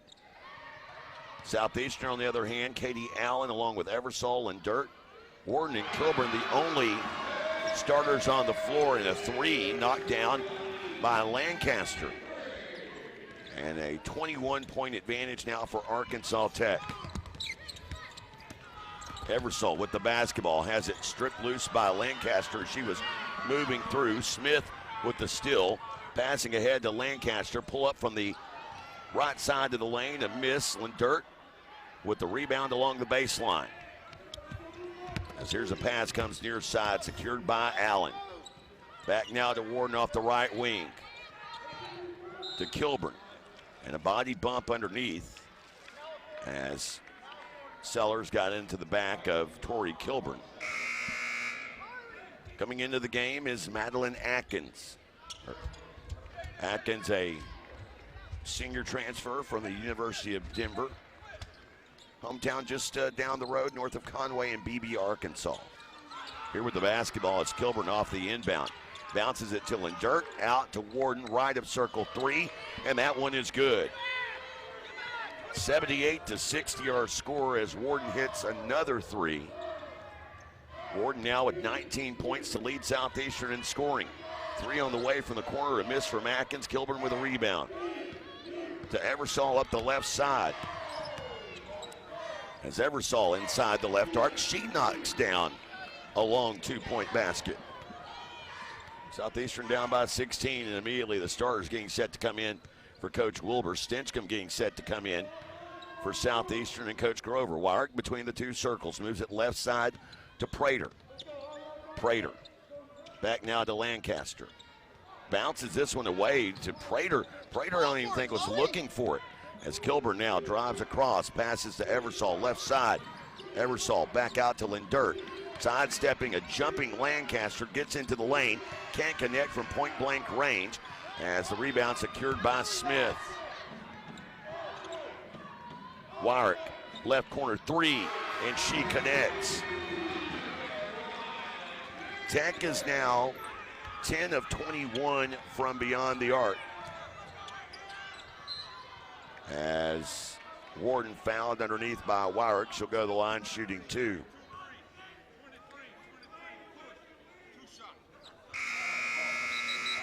So if you take away that first quarter, Tech is 8 of their last 15 from beyond the arc. Warden will get to the free throw line here as she connects with the first of two. The thing that, that I hate about this will be the 14th and 15th free throws, and likely I can see Southeastern getting more free throws down the backstretch of this game. But the free throws awarded to Tech through the second and third quarter, including a bogus technical foul on Coach Darren Grover, has pushed this game to a point where it's practically out of reach no matter how many free throws Southeastern scores. Young goes up, lost it in midair. Regains control, kicks it to the corner, and Lemie knocks down a three. Mentioned how prolific they have been scoring the basketball this new year. A pair of 90-point-plus games to start the year. They scored 99 against Ouachita Baptist, 92 against Oklahoma Baptist. They have 84 here and over half of a quarter to go. Lemie comes away with a steal, but then loses it in transition as Warden comes away with the pickpocket. Back out to Allen. Allen for a long-range three. That one a miss. Cunningham with the rebound. 20-point Tech lead. Pickens across midcourt to Lyle. Back to Pickens. And now to Pickens again. There's a little two-man action amongst the guards here. Now Cunningham finds Young, uncontested down low. And Logan Young now has 18 points in the game. Mentioned the fact coming into this 6 games this season with 4 more players in double figures for Tech. Make this the 7th game, and they're 5-1 in the previous 6 as Lyle flops in front of Allen, and then Allen is called for a travel.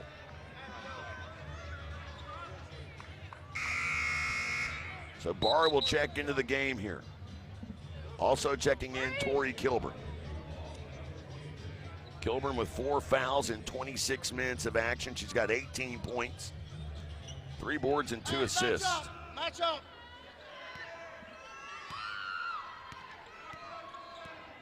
Lyle across midcourt.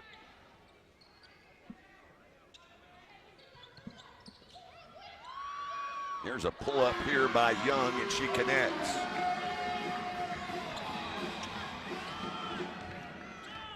(88-64). It's a 24-point lead. That's Kilburn. Out to Stinchcomb. Forced to pass into Barr, and Lemie gets a hand on it. Lyle comes away with the steal. As Pickens passing to Cunningham, right corner three. That one to miss, but Pickens with the offensive rebound. That is the 10th offensive board of the game for Tech. Lyle with it here off the right wing to Lemie down the left side. Now in the heart of the lane, out to Pickens, 5 on the shot clock. Pickens needling, and then bailed out with a foul in the air. Foul is on Stevie Stinchcomb. Stinchcomb picks up her 3rd personal foul.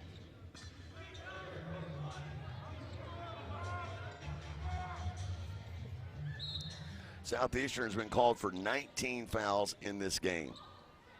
And here's Young off the inbound, and Young will score as Kilburn having to be careful with those 4 fouls. It's 90-64 Tech. Stinchcomb bouncing to Allen down low. Missing from the right block.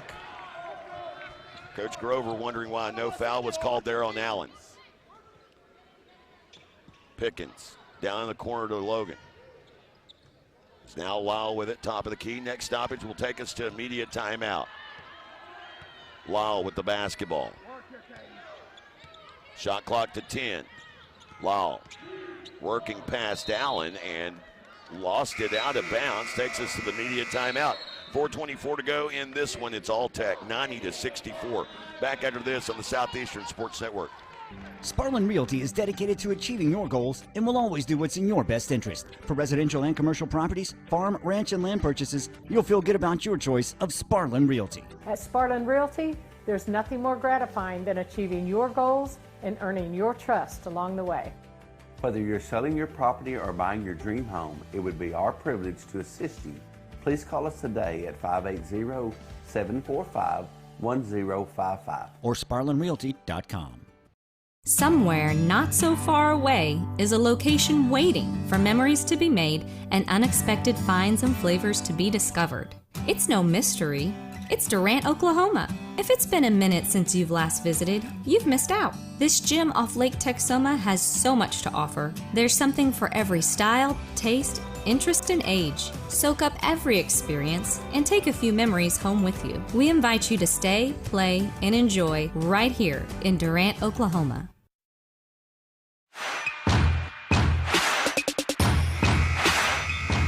90-64 our score here at Tucker Coliseum, where Southeastern Oklahoma State find themselves in a huge hole.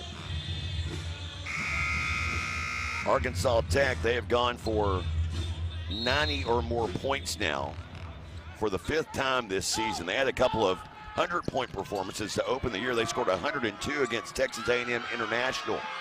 Stinchcomb unable to hit at the rim, and Lancaster with the rebound. As Allen working against Lyle, she'll bring it up the floor. Lemie, right of circle, working against Stinchcomb, bounces down to the right to Lancaster. Fall away jumper a miss. Kilburn secures the backside rebound. Barr, Stinchcomb, Kilburn, Allen, and Espinosa on the floor. As Allen arcs a 3, it's a miss. Kilburn trying to track down the rebound. She does. Gets it into Barr. Fresh shot clock for Southeastern as Espinosa finds Kilburn. Blocked from behind by Young. Now a tie up underneath between she and Lemie, and the possession arrow in favor of Arkansas Tech.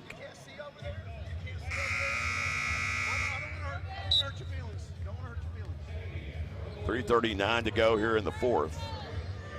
And Tech 90, Southeastern 64.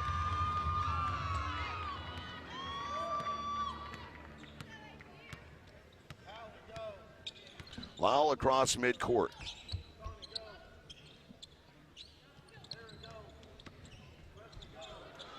And Coach Grover about to clean the bench out here. As down, as Kilburn goes up, she'll score, make it 90-66.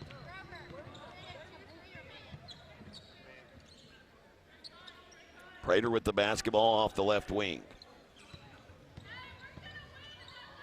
Lancaster losing it underneath, regains control to Wyrick. Left corner three, that one a miss.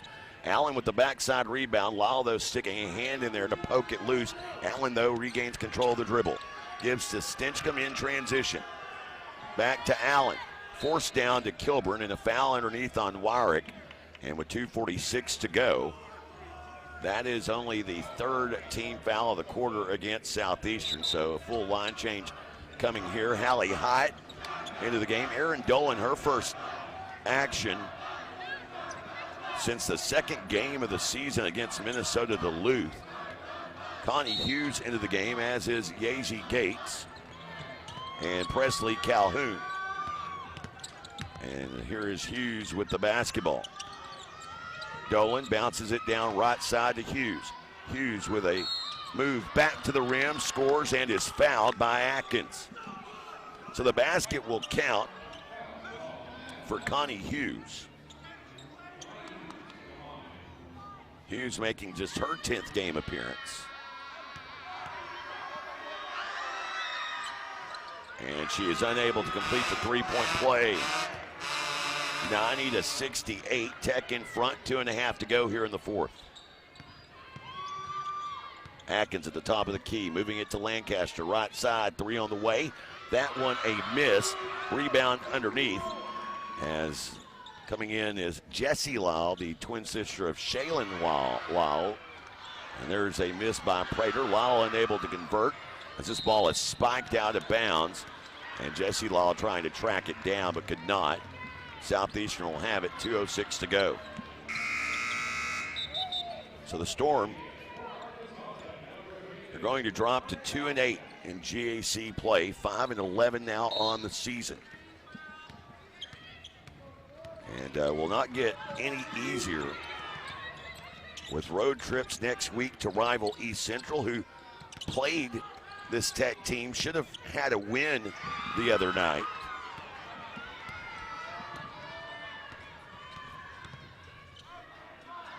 As here's a kick pass, left corner, three on the way, and it is good. Three-point make for Maya Bujak, the Flower Mound High School product. As Dolan forcing one up, that one a miss, and a timeout taken here. And it's just a substitution timeout for Coach Wilbers, as checking into the game comes Mackenzie Hickey again, the junior out of Norman. Comes in with 1:32 to go here in the fourth. Lyle will bring it across.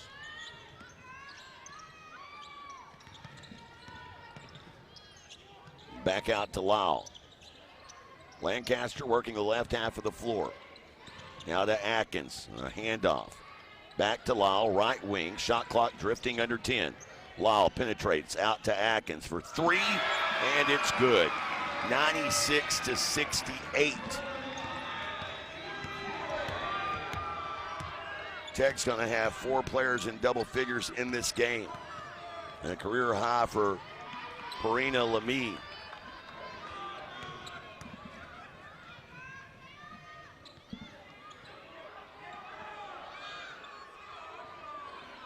Tech now just running some clock as Presley Calhoun scored on the last Southeastern possession. Lyle, right of circle, three on the way, that one a miss. Calhoun with the rebound, outlet left side into the hands of Hughes. Hughes with the basketball to Dolan at the top of the key. Dolan down the right side, dribbling through traffic, trying to fight loose. Lyle reaches in for a foul. That is the 5th team foul of the game, or the quarter, I should say, against Tech. Dolan will be at the line shooting 2.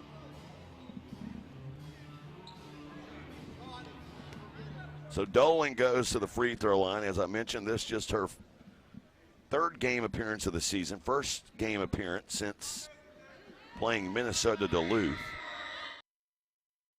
Broke it for the year. And she misses the first of 2 free throws.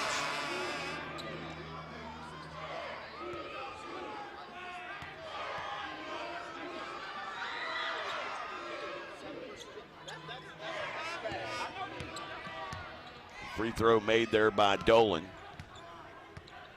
And Tech can dribble it out here. It's Atkins with it. Almost lost it out of bounds.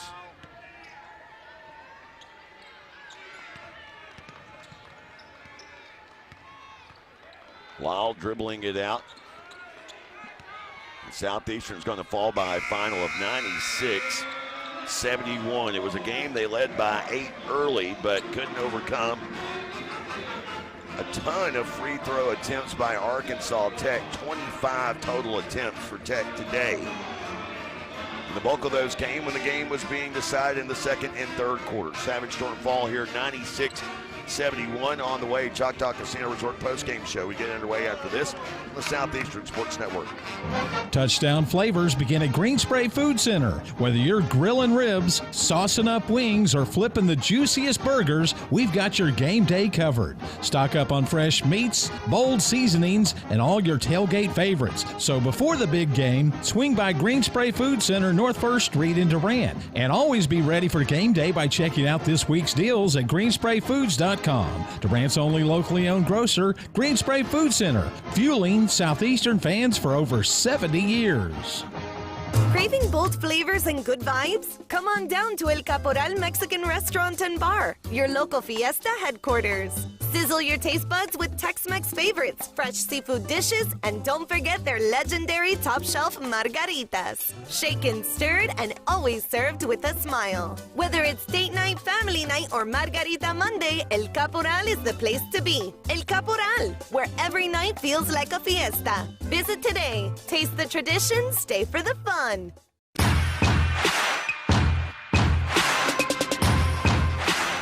Savage Storm unable to get it done today despite a pair of 20-point performances from Kinsley Warden. She finished with 21 and Tori Kilburn finishes up with 20, but Southeastern falls here today 96-71. Choctaw Casino Resort post-game show gets underway. Don't miss out on your chance to win in the Glacial Giveaway taking place Saturdays this January. The next to last drawing, by the way, as you can go and earn entries throughout the week. Double the entries on Sunday. Be sure to visit the Rewards Club to find out how you can start winning on those drawings that begin at 6 p.m. tonight. Choctaw Casino Resort postgame show. We fire it up after this on the Southeastern Sports Network. Aaron Lewis and the Stateliners. Was a country boy. It was all I'll ever be. 2026 full band American tour. Friday, January 23rd, Choctaw Grand Theater. Tickets on sale now at Ticketmaster.com. More at AaronLewisMusic.com. Aaron Lewis and the Stateliners. 2026 full band American tour. Choctaw Casino Resort, Durant. Athletic injuries are essentially orthopedic injuries with sports-specific components. At Excel Therapy, our goal is for the athlete to return to the sport quickly. Excel Therapy can assist in speeding up recovery following surgery by improving range of motion, strength, and flexibility. At Excel Therapy, we excel at sports medicine. We excel at physical therapy. We excel at helping you excel. With clinics in Ardmore and Durant, our team excels at orthopedic injury recovery and sports medicine. Find us at exceltherapyok.com. When you're dealing with an insurance company, you're already behind the 8 ball. And the only way to get a level playing field is to hire an attorney. We treat each and every case and each and every client as if they are a friend and neighbor because that is how we view them. You'll get the best service. You're going to have the best people working on your case. That I can promise. Burridge Law Firm. Call 580-920-0700 or visit burridgelaw.com.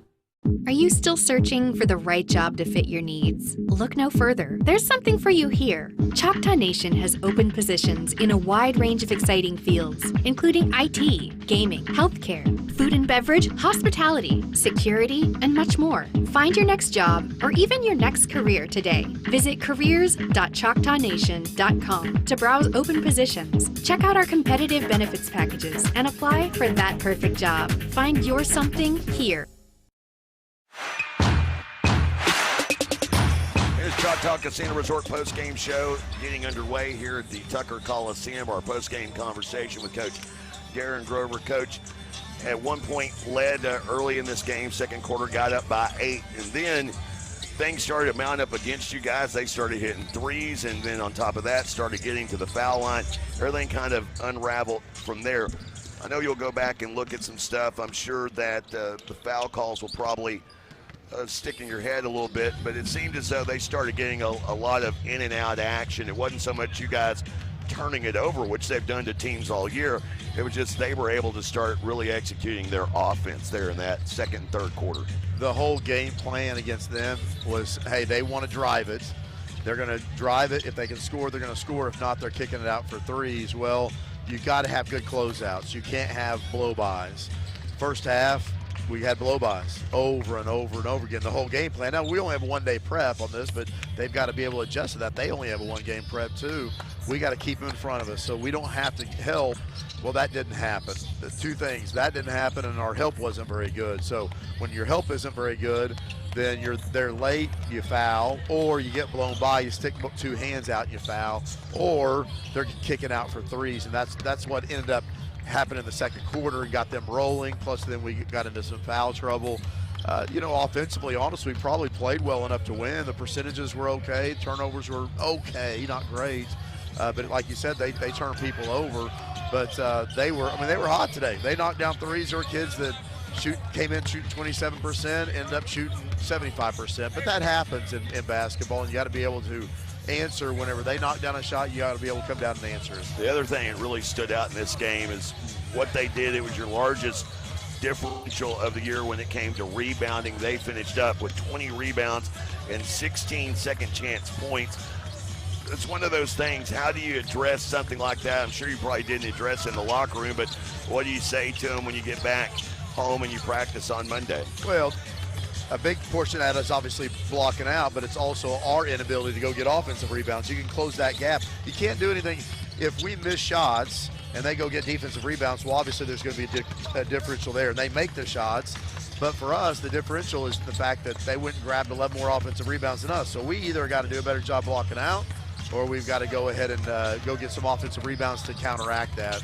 And we didn't do either one of those things very well. And so I think also some of our foul trouble early with our post play, immediately Mackenzie Espinoza had 2 fouls, I don't know, maybe 2 minutes into the game. Yeah. So, and then Bree Linder also ended up in foul trouble.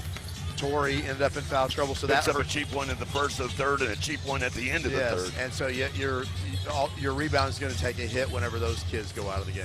Of course, we'll get you out here on this. You mentioned Kilburn, she and Warden both going for 20-plus points. To have those two at your disposal, though, I know that obviously some of the losses can be frustrating, but knowing that you have those two to build around, that's something that a lot of teams don't have. Just your thoughts on those two. Well, I think they're tremendous players. We already knew Kinsley, how good Kinsley was and is. Tori comes in, and she's just been a monster as a freshman. So, yeah, we have those two to build around, but other people got to make sure that they come along for the ride. They command so much attention. Other people are going to get shots, as what, Katie Allen got shots today because of some of the doubling that they did. And we got to have those people step up and knock down shots. And when we did, we shot okay from three, but as much attention as they're commanding, we're going to get wide open looks. We have got to be able to knock down a better than our share of percentages on that. We're right there, Coach Darren Grover, our post-game conversation. Coach, as always, appreciate the time. Safe travels back to Durant. We'll see you on Thursday in Ada. You too, Jay. We're right there, Darren Grover joining us in the Choctaw Casino Resort post-game show. Let's go ahead and take a look around Great American Conference scoreboard. Of course, women's action earlier today. Southeastern women, they fall 96-71, and it should raise a little bit of a red flag because East Central came up here to Northwestern Arkansas playing the same two opponents. They had one get away from them here against Tech, and they have another one get away from them in Searcy against Harding. Harding today defeats East Central, but only by a final of 59-52, and that was after East Central went one of their last 7 from the field to end that game. It appears as another upset is on the horizon in the GAC Women's League, and this would send a ripple effect through the top of the women's standings. Currently right now, Northwestern, while they sit atop the conference standings with only one conference loss this season, they find themselves down 56-51, only 35 seconds to play at the W.T. Watson Center in Magnolia. Well, another bit of a surprise. Arkansas Monticello, they're up by 10 over Southwestern with 1:49 to go in the fourth of that one, while Henderson State eventually pulls away from Oklahoma Baptist, 78-61 the final there. And a tight one across the ravine at Bill Vining Arena, where it is 71 all there. Ouachita Southern Ads in a tie game with 26 seconds remaining in that one. Quick look around men's Division I college basketball. Iowa State, second-ranked Cyclones, they are down by 8 right now on the road in Cincinnati, 69-61 the score of that one. Other notable games in the Big 12 later today, you've got top-ranked undefeated Arizona on the road at Central Florida. I bring that game up because, hey, Central Florida, they're unranked. They're 14-2. The last time a top 25 team made it into Orlando, well, that would have been the Kansas Jayhawks, and they got beat. So does top-ranked Arizona go down today as the Big 12 have the top 2 teams in men's Division I college basketball? Another top 25 matchup tonight, 11th-ranked BYU out in Lubbock to take on 15th-ranked Texas Tech, while Oklahoma State, the Pokes, at home today at Gallagher-Iba. They take on Kansas State tonight. A late tip-off in that one. Other action, 19th-ranked Florida in the SEC on the road at 10th-ranked Vanderbilt. Right now, Florida, the Gators, 62, Vanderbilt 60. They're mid that one, while earlier today, Kentucky unranked, but the Wildcats win in Knoxville over Tennessee, 80-78. And it was a narrow loss for the Sooners as OU at home. They blow an 11-point halftime lead to 18th-ranked Bama and lose that game 83-81. Games later on today in the SEC of importance, 17th-ranked Arkansas. The Razorbacks out in Georgia taking on 21st-ranked Bulldogs. And then later on this evening, Texas and Texas A&M will match up at the Moody Center there in Austin, Texas. That's slated for a 5 o'clock tip-off. There's a look around the Great American Conference scoreboard as well as men's Division I college basketball of interest. Coming up, we wrap up the Choctaw Casino Resort post-game show with a look at the final numbers after this on the Southeastern Sports Network. Steubenville Chevrolet in Durant is proud to support Savage Storm Athletics. And with the same pride, resilience, and strength as Savage Storm fans, Steubenville Chevrolet is proud to be Durant Chevy dealer. When you need a new car, truck, or SUV, the Steubenville team is ready to find your perfect tailgate vehicle. No need to leave town to find what you want. Stay local, buy your Chevrolet the Steubenville way, and go Savage Storm.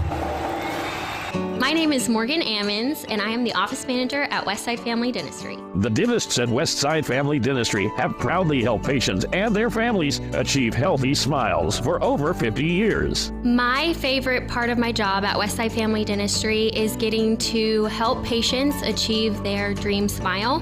Accepting most dental insurance. Not insured? Ask about Westside Family Dentistry's VIP program. Westside Family Dentistry, 2915 Westside Drive in Durant, and westsidefamilydentistry.com. Shamrock Bank is an employee-owned company based in southeastern Oklahoma. We are a proud sponsor of Savage Storm Athletics.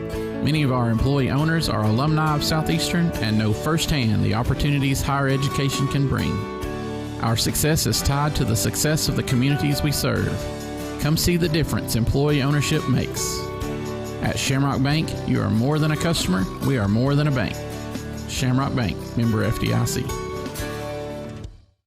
It's time for the First United Bank pregame show on the Southeastern Sports Network. First United Bank, encouraging you to spend life wisely. Well, we're not quite to the First United Bank pregame show yet, Cobain. We're in the Choctaw Casino Resort postgame show, and we're doing a look at the final numbers brought to you by our friends at your local Texoma Chevy dealers. Arkansas Tech, they go for 96 points. It is the 5th time this season they have gone for 90 or more points. It is also the 7th time this season that they have had 4 or more players go for double figures. They put up 96 points while going 31 of 62 from the field, a 50% clip. They were 13 of 29 from beyond the arc at 45%, and were 21 of 25 from the free throw line. In addition to that, they out-rebound Southeastern 42-22, including 13 offensive rebounds.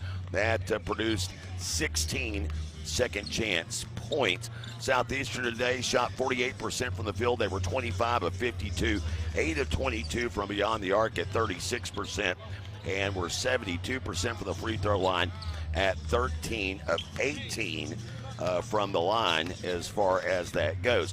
Taking a look at Arkansas Tech, the leading scorer again is Logan Young, and for Young, another game of her leading the way in scoring. That is the 6th straight game Young has led Arkansas Tech in scoring, and the standout freshman gets it done, going for 22 points, 9 of 13 from the field, 4 of 5 from the free throw stripe. She hauled in 6 rebounds as well in 29 minutes of action, while Perina Lamie, a new career-high 20-point performance for her. The Australian native goes for 20 points, 7 of 9 shooting from the field, and 3 of 5 from beyond the arc. And Abby Grace Cunningham also going for double figures. She finished up with 12 points despite going 2 of 7 from the field. She was 6 of 6 from the free throw line, had a team-best 7 rebounds. And then finally, Haley Wyrick came off of the bench for 14 points, including going 4 of 5 from 3. For Southeastern today, only 2 players in double figures, Kinsley Warden and Tori Kilburn, as Warden led the way. Warden with 21 points, going 7 of 14 from the free throw stripe and 2 of 4 from beyond the arc. It's her highest scoring output since going for 27 in the loss against Oklahoma Baptist. It's also the first time she's led the team in scoring since the win over Southern Arkansas last Thursday before last. She had 19 in that game. Kilburn, on the other hand, she goes for 20 points, 7 of 8 shooting from the field, and 1 of 1 from beyond the arc. So if you put it in to perspective, you remove Warden and Kilburn's numbers from today, and the team ends up going 11 of 30 overall from the field, and the rest of the team in this game would finish up going 5 of 17 from beyond the arc. So again, it was all Warden and Kilburn in this game, and as you heard Coach Grover say in his post-game comments, great players to build around, but need a couple of others to come along for the ride, and they'll continue to look for that on the road against East Central. Coming up, we segue into our men's pregame show. It's the First United Bank pregame show on the way as we conclude the Choctaw Casino Resort postgame show. Back after this at Tucker Coliseum in Russellville, Arkansas, on the Southeastern Sports Network. Life is yours to spend. Spend it quietly. Spend it as loud as you can. First United Bank. Spend life wisely. If college is in your future, then scholarship applications should be too. Visit ChutaFoundation.com for dozens of scholarship opportunities. Whether you're a high school senior or pursuing a doctorate-level degree, Choctaw Tribal members will find competitive scholarships for every level of education. Applications are currently open and will close on March 31st. For more information, please visit the scholarship page at ChutaFoundation.com. That's CHAHTA Foundation.com. Looking for the perfect spot to unwind? Blue River Valley Winery is the place to be, with breathtaking views, amazing food, and unforgettable wine. It's the perfect escape. Whether you're planning a wedding, a family gathering, or just a peaceful afternoon, we've got something special for you. Come visit us at Blue River Valley Winery, located on Sawmill Road in Caddo. Be sure to follow us on Facebook, Blue River Valley Winery. Life is yours to spend. Spend it with small steps. Spend it with giant leaps. First United Bank. Spend life wisely.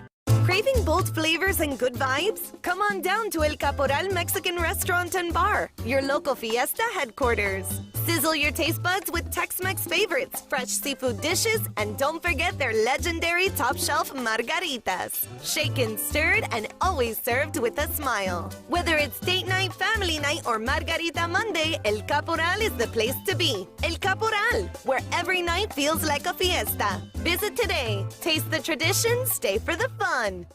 Around here, people still believe in the golden rule.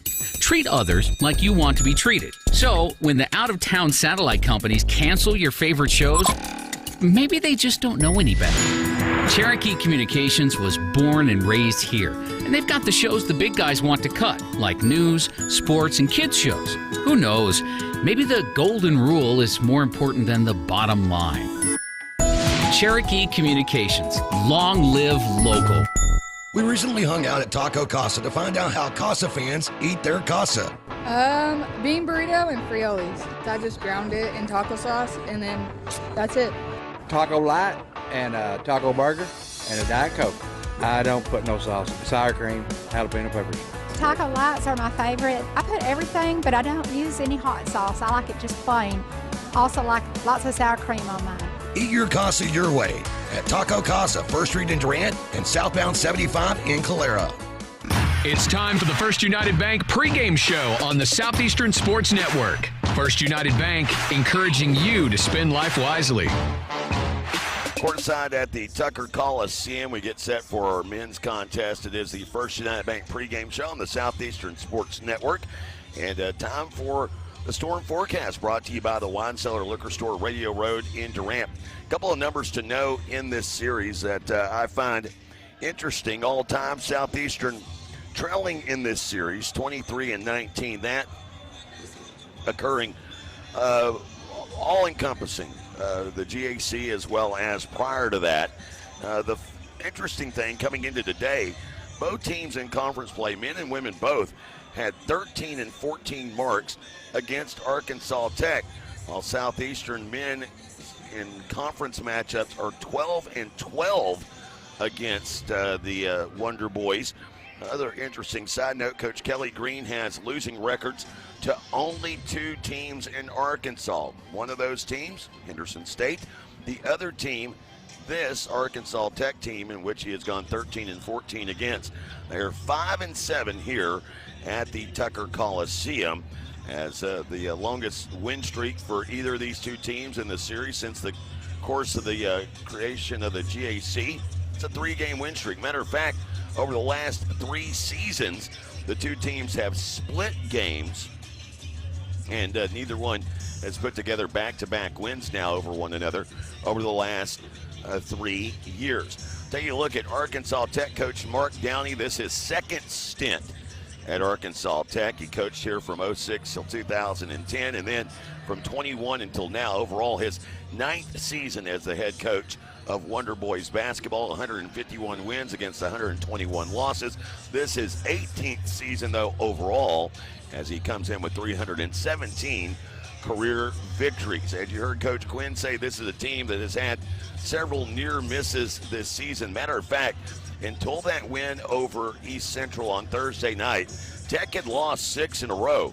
But if you look at those games, there are 3 of the 6 that are basically 2-possession ball games. That losing streak started with a 4-point loss at Henderson State, a double overtime loss here at home against Southern Arkansas, and then a 2-possession loss at home against Ouachita Baptist, a game they lost 61-55. The only game that they were really blown out in that 6-game losing streak was in Bethany at Southern As, where they were routed 62-39 in a game of scoring that took college basketball back to the Peach Basket days. Tech this season, they come in averaging 66 points a game. They're allowing 66 points per game. Names to know: Connor Davis, the 6'6" grad student who transferred in from Culver Stockton. Over his last 5, he's averaging 11 points per game and 4 boards per game, while for the season he is just the 3rd leading scorer on the team at 9 points per contest. He is a hot 3-point shooter, though, as he is 2nd or 3rd on the team in attempts with 53 this season. He has knocked down 22 of those coming into the week for a 42% clip. As another player to know, David Elliott IV. And Elliott IV coming off of a game in which he hit the game-winning 3 as Arkansas Tech was down by 2 with 2.4 seconds to go in a game that featured 5 ties and 11 lead changes. It was Elliott the fourth who hit a game-winning, buzzer-beating three. It was the only three-point make for the Wonder Boys in the second half. For Southeastern, names to know here in your storm forecast, Chandler Dickinson, now double figures in 10 straight games, just recorded his first career double-double on Thursday night. It was also his first career double-digit rebounding game. He finished up with 18 points and 15 boards. Another anomaly in that game was Ethan Wilkerson. Wilkerson finished the game with just 1 point, and with that, a 6-game double-digit or double-figure streak comes to a close. During that 6-game streak, scored as many as a career-high 31, scored the least amount was 14 points scored during that span. It's also the first time this season that Wilkerson was held without a field goal. That also ended a 21-game streak with a field goal dating back to last season. Nonetheless, despite being held to just 1 point over his last 5, he's averaging 19 points per game. There's your storm forecast brought to you by our friends at the Wine Cellar Liquor Store. Be sure to drink better, celebrate more, celebrate responsibly with the Wine Cellar Liquor Store, Radio Road in Durant. Coming up, the starters from Tucker Coliseum in Russellville. After this, Southeastern Oklahoma State taking on Arkansas Tech around the corner on the Southeastern Sports Network. Craving bold flavors and good vibes? Come on down to El Caporal Mexican Restaurant and Bar, your local fiesta headquarters. Sizzle your taste buds with Tex-Mex favorites, fresh seafood dishes, and don't forget their legendary top-shelf margaritas. Shaken, stirred, and always served with a smile. Whether it's date night, family night, or Margarita Monday, El Caporal is the place to be. El Caporal, where every night feels like a fiesta. Visit today. Taste the tradition, stay for the fun. Around here, people still believe in the golden rule. Treat others like you want to be treated. So, when the out-of-town satellite companies cancel your favorite shows, maybe they just don't know any better. Cherokee Communications was born and raised here, and they've got the shows the big guys want to cut, like news, sports, and kids shows. Who knows? Maybe the golden rule is more important than the bottom line. Cherokee Communications. Long live local. We recently hung out at Taco Casa to find out how Casa fans eat their casa. Bean burrito and Frioles. I just ground it in taco sauce, and then that's it. Taco light and a taco burger and a Diet Coke. I don't put no sauce. Sour cream, jalapeno peppers. Taco lights are my favorite. I put everything, but I don't use any hot sauce. I like it just plain. Also like lots of sour cream on mine. Eat your casa your way at Taco Casa, 1st Street in Durant and southbound 75 in Calera.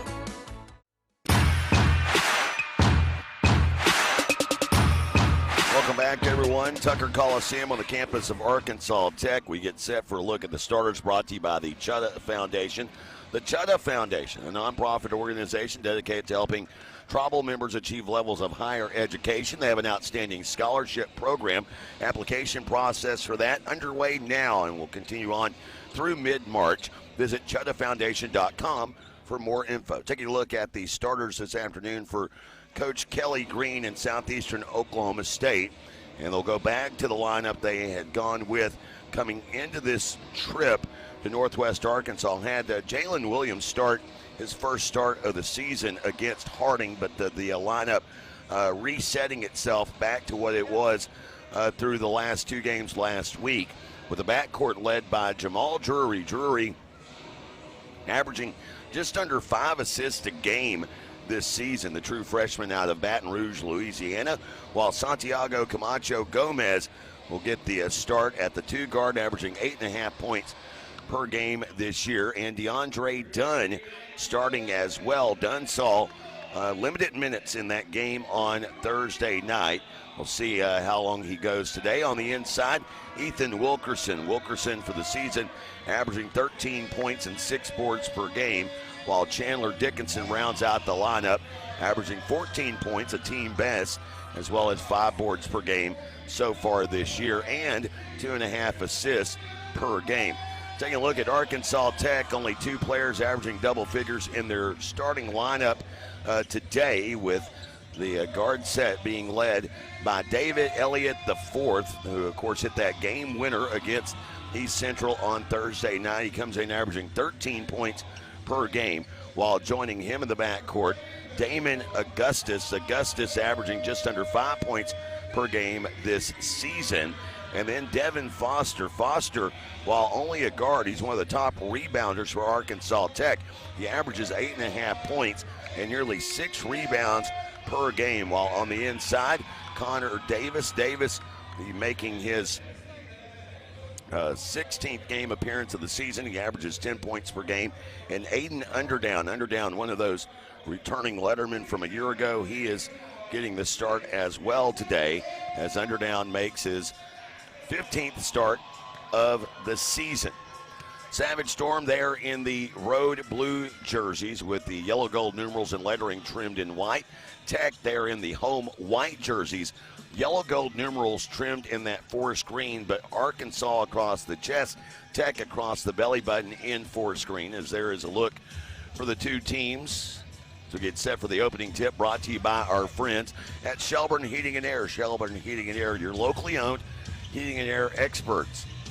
It is Underdown jumping against Wilkerson. Ball is into the air, and the opening tip won by Arkansas Tech.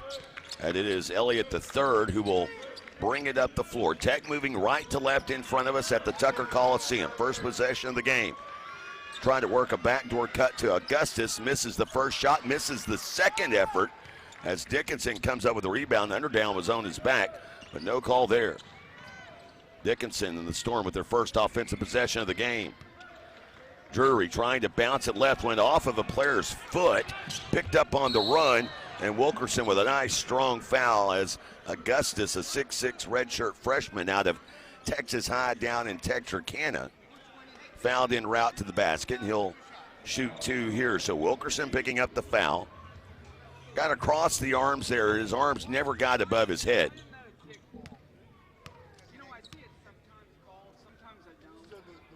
And here at the free throw line with a miss is Augustus.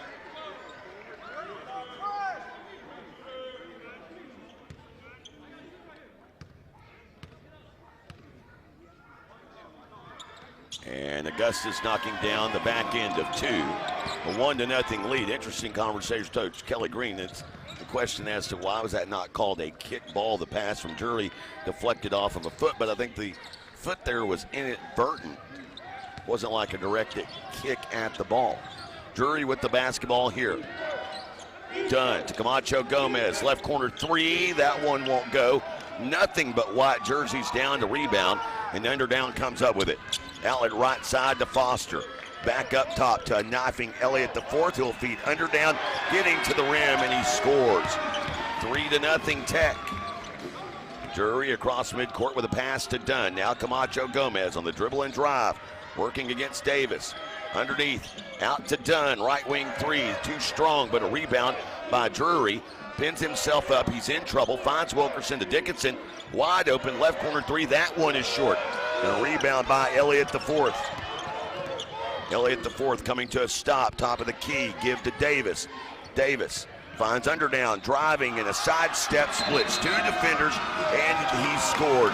Tech opens the game on a 5-0 run and a 30-second timeout on the floor. We'll leave it right here. 18:22 to go.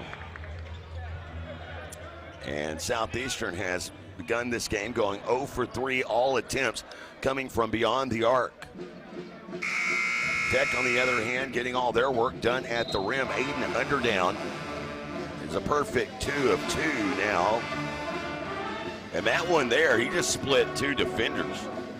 Two guys went up in the air, and he waited for him to go flying by, and it was an easy basket. So Southeastern will have it, length of the floor to go.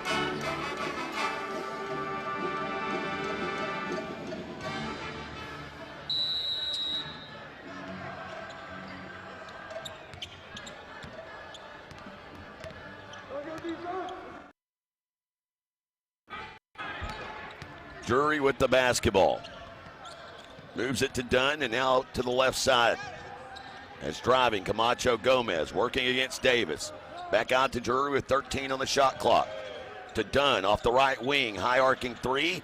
That one doesn't find its way in, and securing the rebound was Augustus. So Damon Augustus already putting a stamp on this game. Drives, kicks to Davis in the corner. Back up top to Foster. Now to Elliott the fourth for three, and he connects. Tech has started this game on an 8-0 run. Dickinson with the basketball. Back to Drury. Wilkerson receives it, baseline left. His shot left short, gets his own rebound in traffic. He goes up and scores. So Wilkerson finally gets one to go for Southeastern after they begin the game 0 for 5 from the field. And it's 8-2 Tech. Underdown with the basketball, top of the key. They'll hand to Davis. Macho Gomez sticking to him like glue. Back up top to Elliott the fourth. To Augustus left of circle. And again to Elliott. He'll kick into the right corner. Foster steps inside the arc, pull-up jumper, and gets the shooter's roll. That one hit the iron, went into the air, softly touched the glass, and fell through. As Dunn was sticking with him, but just a lucky bounce, and the lead is back to 8. Drury with the basketball. Drury whittling his way in, throws it away. Elliott the fourth with a steal. Driving with a lob to Augustus in transition. And Tech has ballooned the lead to double figures now. Chebe Walkaway will get set to check into the game for Southeastern. Dunn. Back to Camacho Gomez, top of the key, and the three falls through for Santiago. Stops the bleeding for a moment. Elliott the fourth will bring it up the floor. Weave action to Foster. Driving, dishing off to Underdown. No whistle underneath. Wilkerson was right there. I thought he might have committed a foul there. If there was the women's game, it certainly would have been a foul. Camacho Gomez at the top of the key, moves it right side to Dunn, down to Drury, and he travels right in front of the Tech bench. His second turnover of the game, and it takes us to our first immediate stoppage of the afternoon. Tech 12, Southeastern 5. Back after this on the Southeastern Sports Network. Life is yours to spend. Spend it making more money. Spend it making more memories. Spend it learning a new skill. Spend it teaching an old trick. Spend it career climbing. Spend it mountain climbing. First United Bank. Spend life wisely. Shelburne Heating and Air is the choice for all your residential and commercial needs. Service and installation on brands you know and trust. Carrier, Trane, Luxair, Mitsubishi, and American Standard. Shelburne Heating and Air specializes in optimizing the performance of your heating and cooling system. Here to help you improve your indoor comfort. Shelburne Heating and Air, your locally owned heating and air experts. For contact info, visit shelburneheatair.com. Side at the Tucker Coliseum, where Southeastern finds themselves in an early hole. Not quite the hole they had on Thursday night. They started that game 18-3. They would climb back into it, make it a 6-point game, but then the wheels would come off in the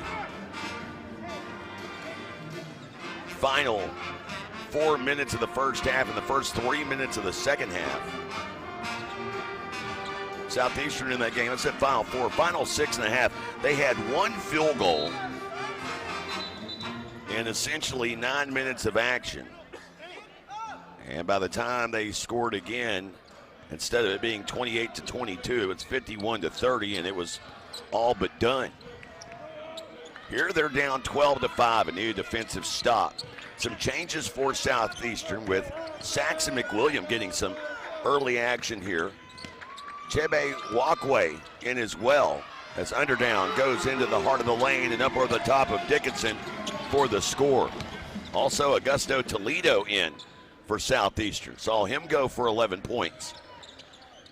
Second highest scoring output of the season on Thursday night. Gets the feed here. 3 from the corner, that one a miss. Walkaway was pushed off of the glass by Underdown. driving into the lane, and it's too easy for Elliott the fourth. 16-5 now, up by 11. McWilliam trying to do the same. Drives into the body of Underdown. No foul. They block it. It goes off McWilliam out of bounds. Changes coming here for Coach Downey and Tech as into the game comes Sam Bradford, the 6'7" junior out of Houston, Texas. Coming off of the bench in this one, had 13 starts this season.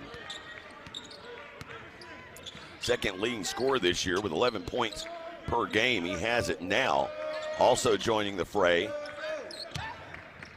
Brian Katinga, junior out of Charlotte, North Carolina. 3 on the way, a miss from Elliott the fourth. Trying to track down his own rebound, cannot, and he walk away unable to secure it down along the baseline. So the shot clock will reset to 20 as Elliott the fourth will inbound baseline left and inbound it quickly to Foster inside the lane, and he scores. Tech now up 18-5, so it's close to where it was on Thursday night. The walk away right side of the lane, out to McWilliam, around to Dickinson. McWilliam unable to handle this pass back to him. It's picked up on the run by Elliott the fourth. Goes up for a dunk and straight clanks it. He misses, but Katinga there for a rebound and a putback. And a 30-second timeout taken here by Southeastern. We saw this on Monday, on Thursday, as Coach Kelly Green burned through 3 of his 4 allotted timeouts in the first half. He has already burned through 2 of his 4 allotted timeouts, and we're barely over 6 minutes into the first half of this one. 20-5, our score.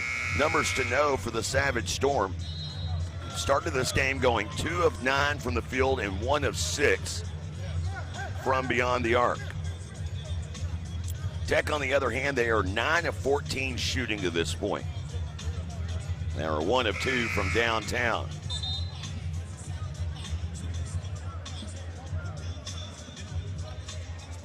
No pressure will be applied on this inbound. Dickinson will inbound, length of the floor to go.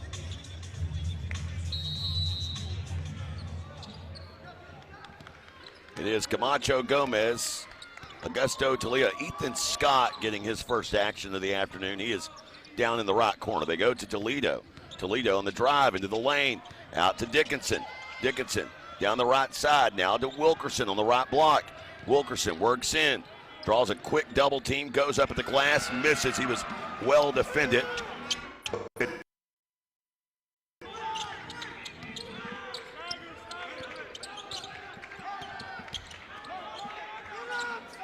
Pass down into the corner, driving along the baseline is Bradford.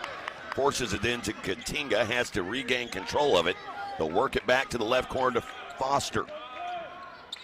Now to Davis. Katinga, high post right. Have the mismatch.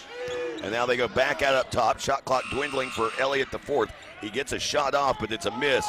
Wilkerson with a rebound, and it's Dickinson pressing it ahead as it is poked from behind out of bounds by Elliott the fourth.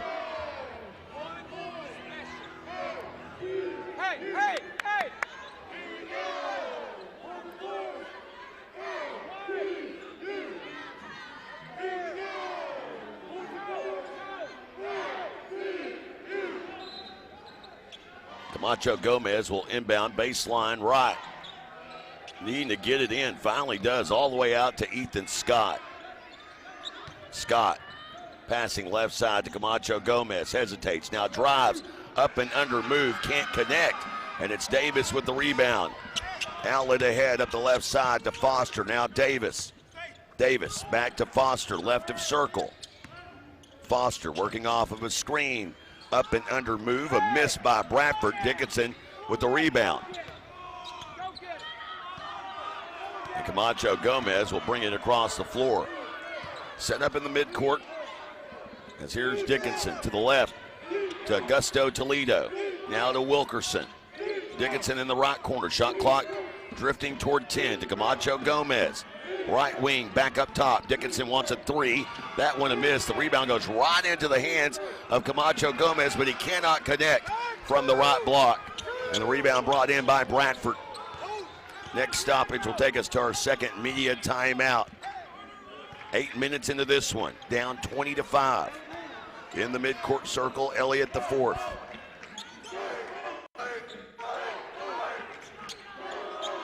Now Bradford with it between the two circles. They'll feed to Katinga. Runs right into Wilkerson. Falling back, air balls from point-blank range. Again, through a lot of contact and no whistle. And again, if that was the women's game, they would have called 3 fouls on Wilkerson. Scott with the basketball. In the hands of Camacho Gomez. Situated in the midcourt circle, shot clock to 15.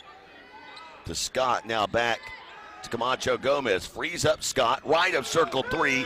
Ethan Scott connects. Perhaps Tech hadn't picked up the memo yet.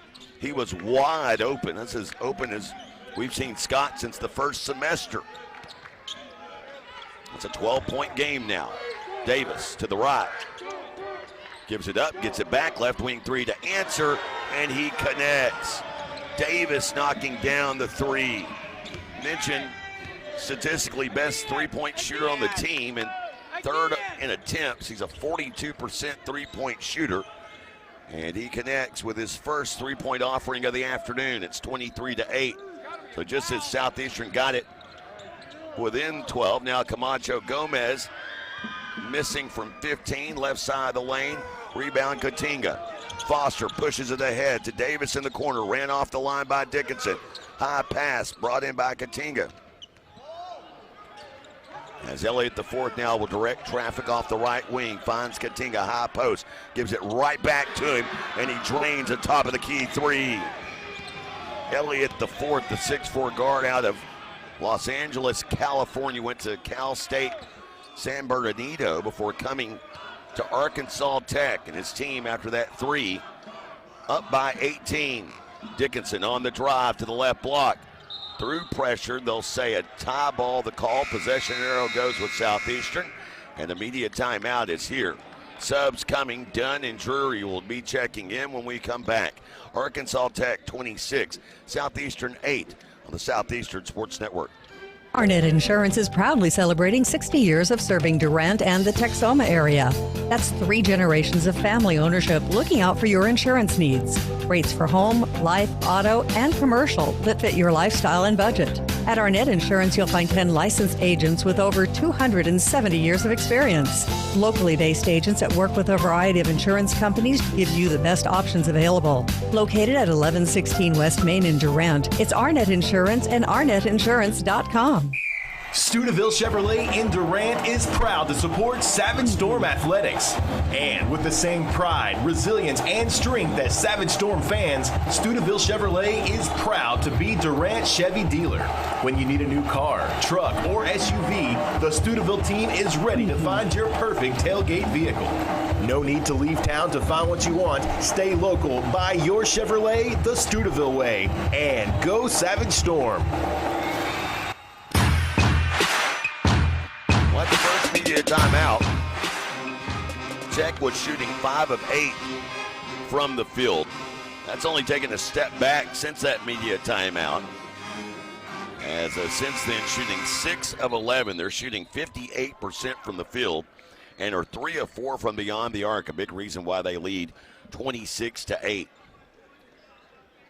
Now that tie ball occurred. They had to come and look at the shot clock to see where the shot clock was when that jump ball occurred. So Southeastern will have it, but only 14 on the shot clock. Drury baseline left, inbounds to Dunn. It is Dunn, Scott, Dickinson, Wilkerson, and Drury on the floor. Scott from the left corner drains a 3. So Scott has offered up 2 3-point attempts. He's made both, and it's 26-11. Crowd somewhat subdued after that 3-point make. But Southeastern need to get some stops, and something they have struggled with defensively this season. Opponents shooting nearly 50% from the field against Southeastern coming into the week, and shooting 37% from beyond the arc. Into the lane goes Katinga with a kick-out pass, and stepping into a 3 was Donye May. Dunn with the rebound. Long pass ahead to Scott. He'll drive baseline through contact, no whistle. Rebound loose. Underdown comes up with it. It is Underdown, May, Davis, as well as Reggie Reinhardt, a sophomore out of Palm Beach, Florida, getting his first action of the afternoon. And Sam Bradford on the inside. Bradford going to work down the left side of the lane. Out to Davis. 4-3. That a miss. Underdown tracking down the offensive rebound in the corner. Finds Bradford at the free throw line. Double move. He's walled off by Dickinson. And then Drury is called for a foul against Donye May. May, who originally from Russellville, initially attended the University of the Pacific for making his way back home this season. Only a handful of returners on this team from last year, including Underdown and Augustus. As Davis in the right corner, 3 on the way, and he connects. Southeastern finds themselves down by 18 again. Dickinson driving baseline left, spins into a double team. Out to Wilkerson, left wing 3, that won't go. Rebound by Reinhardt. Reinhardt bringing it up the court. We'll have our next media timeout after the next stoppage. Underdown tipping out the rebound off of the missed 3 from Bradford, but secured by Dunn. Now Drury off the right wing to Dunn, back to Wilkerson and to Scott. Scott will drive baseline. Reverse lay in good for Ethan Scott. He attacked along the baseline, and Scott now setting with 8 points in the game. Bradford moving it to the right to Reinhardt.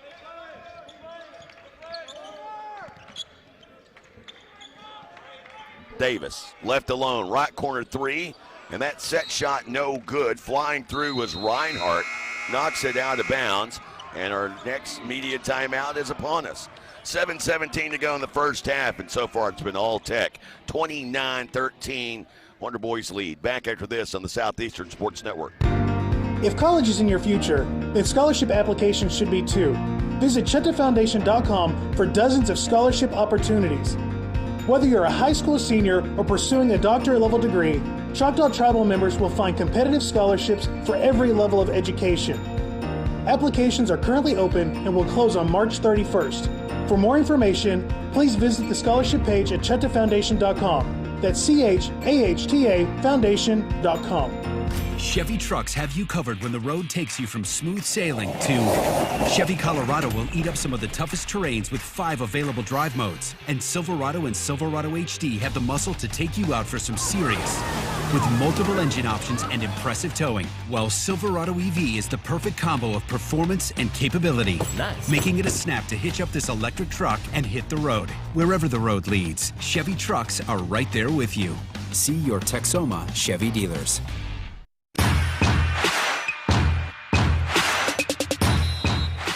New year, new you. Time to find a new career. Be sure to visit careers.choctawnation.com. And that is where you can find your something. 29-13 our score. Arkansas Tech leading Southeastern. It has been all Tech to this point in the juncture, as the Wonder Boys shooting an astounding 50% from the field and 44% from beyond the arc. Southeastern, on the other hand, just 26%. They're 5 of 19 to this point. Scott, left of circle 3. That one a miss. His first missed 3 of the game. That's driving, trying to go coast to coast, unable to finish. Elliott the 4th, as Dunn takes the putback attempt from Underdown off the rim, and downhill goes Dickinson. Gets to the rim and scores. Chandler Dickinson with a chance at a 3-point play.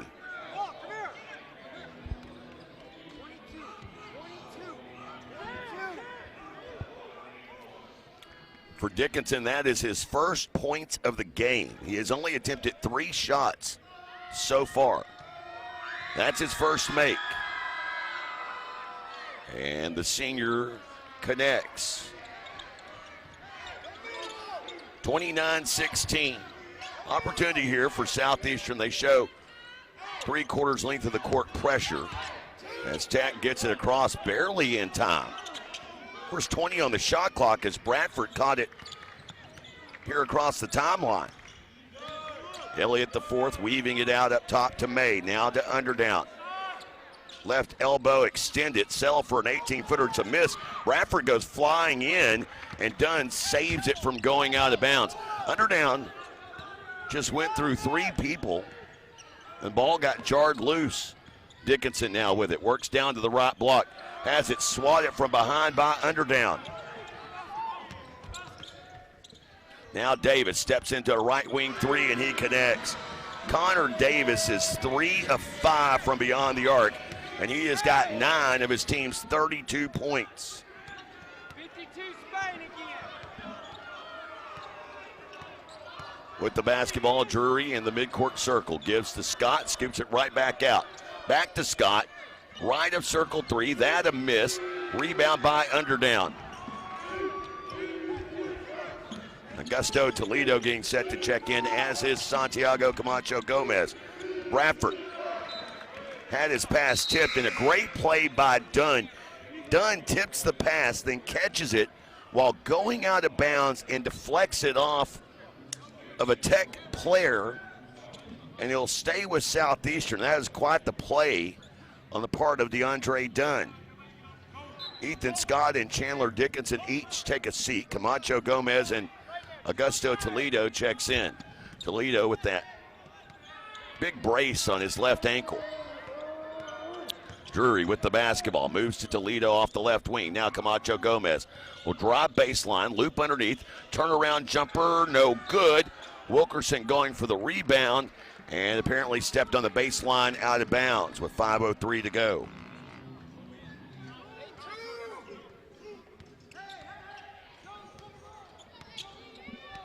Elliott the fourth will bring it up the floor.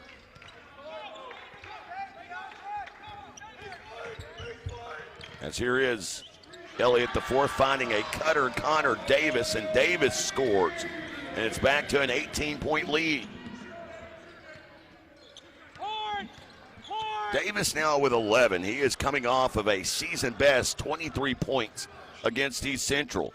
Drury through traffic, and there's no foul call there. The whistles have been limited in this game. Only 3 total fouls called, period. 2 on Southeastern, 1 on Tech. Southeastern has it with 16 on the shot clock as the inbounds goes to Dunn in the corner, and now to Drury off the right wing.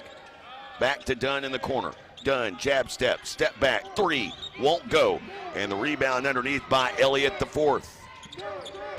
Up by 18, Elliott the fourth at the free throw line, into the lane, spins left. Was trying to find Davis in the corner. Dunn got his hand in the passing lane to deflect that one out of bounds. Tech will inbound, 21 on the shot clock. And the inbound will come baseline right, but down into the corner. And inbounding will be Elliott the fourth.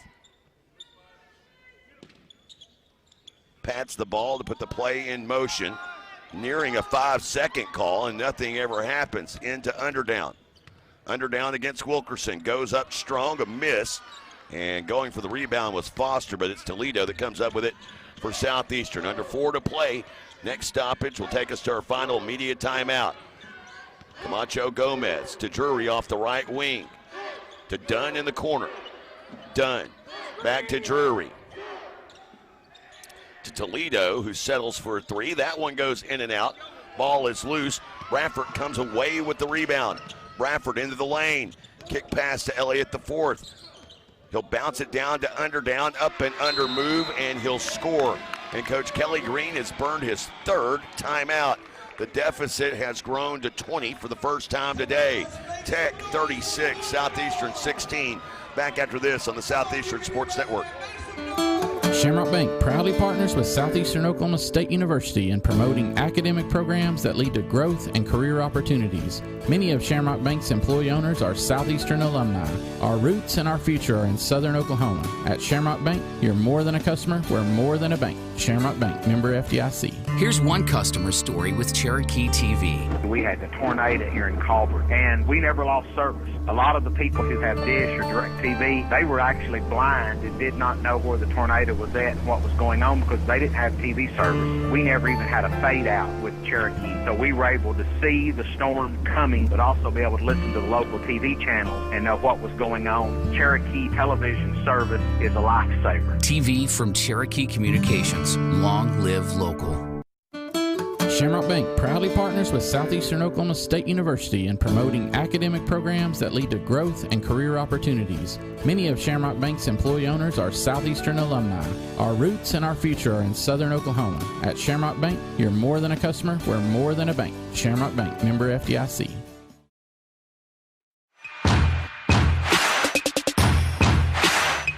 .31 to go here in this first half, and so far it's been all Arkansas Tech. They lead 36-16. We are closing in on the Choctaw Nation of Oklahoma halftime show. Take a look around the Great American Conference scoreboard as well as action from the Big 12 and the SEC. Storm will have it coming out of the timeout taken by Coach Kelly Green. They happen to be turned into the media timeout as Drury will bring it across midcourt. Moves it to Camacho Gomez off the left side. Back to Drury. Finds Dickinson, high post left, back out to Drury. Three on the way, and Jamal Drury is in the score column.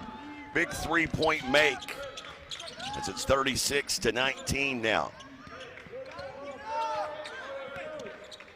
Elliott, the fourth, moves it left side to Foster.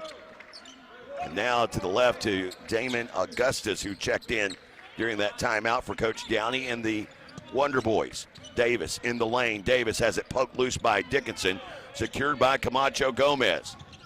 Gomez at the left side, working against Bradford. Now down to the left block. Back to Drury. Top of the key. Three on the way. Back of the iron. No one down to rebound. And Foster comes away with it.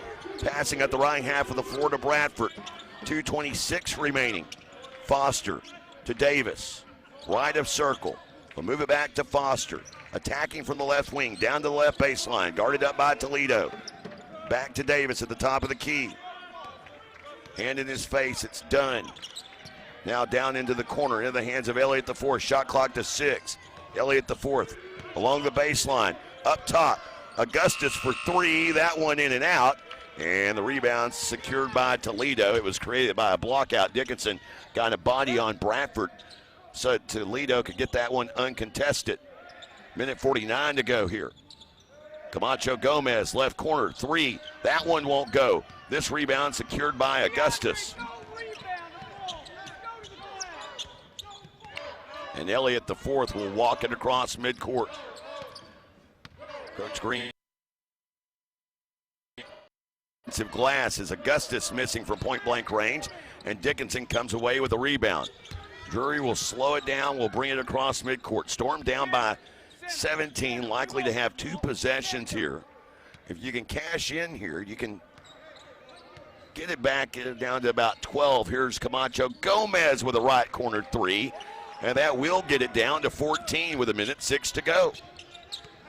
So Camacho Gomez with that corner three. And a timeout taken here by Coach Downey and Arkansas Tech. 30-second timeout. By the way, that three-point make for Southeastern was absolutely huge there, and I will expound on why right now. They were certainly on the verge of being held to their lowest scoring first half output of the season. And there for a minute, I didn't know if they would get to 20, to be quite honest, folks. Their previous low this season was 21. That was in a non-conference game against St. Mary's way back on November the 20th. They were subsequently also held to 23 points against Rogers State. Would have been the lowest scoring output in a half this season in conference play, and that may still reign true. The previous low was 24. That was the other night, Thursday night, against Harding. They have only 22 on the board right now. 59 seconds remaining here in the half, and a 14-point Tech lead. Storm looking for a stop in the basket, trying to get it down to 12, perhaps 11 before the halftime break. Bradford with the basketball, right half of the floor. Working down the right side of the lane against Dickinson. Throws up a shot. It's a miss. Dunn with the rebound. A chance to get it back to 12 or 11 before halftime. Drury with the basketball. Drury works off of a screen. Back to Dickinson. Around to Toledo. Left wing three. Won't go. Front of the iron. Toledo gets his own rebound. Gives to Dickinson. Downhill to Drury. Extra pass finds Toledo. Top of the key. That three won't go. And the ball escapes out of bounds, and with 15.7 to go, Dickinson wanting it to be challenged.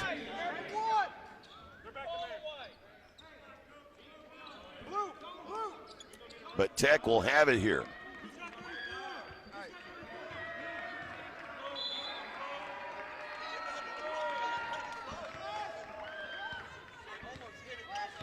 Elliott the fourth will walk it up center court. Shot clock is off, down to 6 seconds. Bounces high post left to Bradford. Bradford dribbling, losing it, gets it to Davis. They don't get a shot off. Wow, what a wasted opportunity by Tech.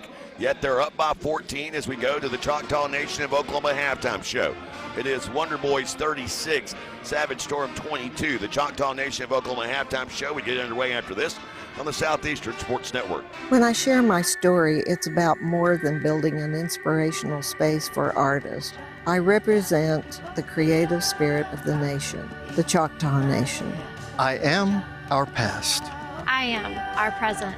I am our future. I am all of us. When we share, we become one. Because our stories make us more.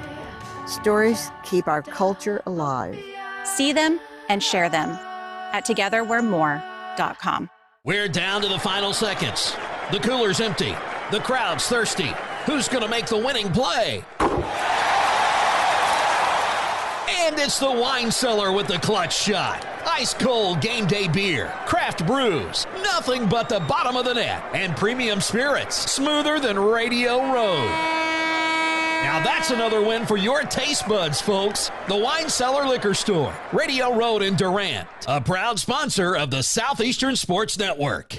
Chevy trucks have you covered when the road takes you from smooth sailing to Chevy Colorado will eat up some of the toughest terrains with 5 available drive modes. And Silverado and Silverado HD have the muscle to take you out for some serious with multiple engine options and impressive towing. While Silverado EV is the perfect combo of performance and capability. Nice. Making it a snap to hitch up this electric truck and hit the road. Wherever the road leads, Chevy trucks are right there with you. See your Texoma Chevy dealers. The viral Top 50 music chart topper is coming. All 60. Live at Choctaw Casino and Resort Durant. One night only. Friday, January 30th. Doors open at 6:30 p.m. Show at 8. Tickets available at Ticketmaster.com. All 60. Make your plans now to catch them perform live Friday, January 30th at Choctaw Durant. Details at ChoctawCasinos.com. It's time for the Choctaw Nation of Oklahoma halftime show on the Southeastern Sports Network. Welcome back. Our score here at the Choctaw Nation of Oklahoma halftime show. It is Arkansas Tech. They have been in control from the get-go. They lead 36-22. As we'll take a look at the first half numbers here in just a little bit. Right now, though, let's go ahead take a look at the Great American Conference scoreboard. Action first from women's action earlier today. Southeastern Oklahoma State women, they continue to find themselves in a deep hole in conference play. After winning back-to-back games last week, they come to Northwest Arkansas, get swept by Harding and Tech today. Arkansas Tech For the 5th time this season, they go for 90 or more points. 97-71 the final, as Kinsley Warden paced the offense with 21, Tori Kilburn with 20, but no one else in double figures for Southeastern this afternoon. Should be a bit of a concern because down the road in Searcy, East Central gave Harding everything they wanted tonight. That's who's next for the Savage Storm. They'll play the Tigers on Thursday on rival night in the GAC. Harding escaping East Central 59-52. In other action, upset in Magnolia today as Northwestern Oklahoma State takes just their 2nd conference loss of the season. They fall 58-52. Now all of a sudden there is a tie atop the women's standings.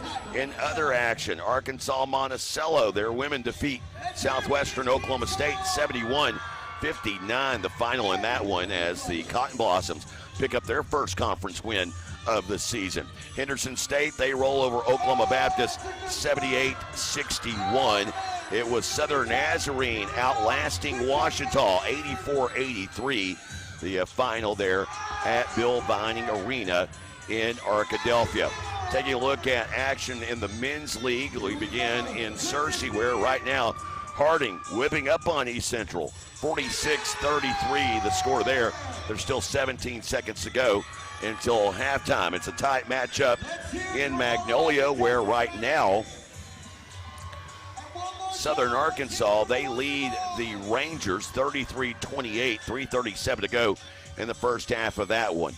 Bulldogs racing out to a 22-9 lead over Arkansas Monticello. Still 8:54 to go in the first half of that game being played out in Southeastern Arkansas. While in other action across the ravine at Duke Wells Arena, Oklahoma Baptist, they lead Henderson State 37-26 with 1:17 to go in the first half of that one.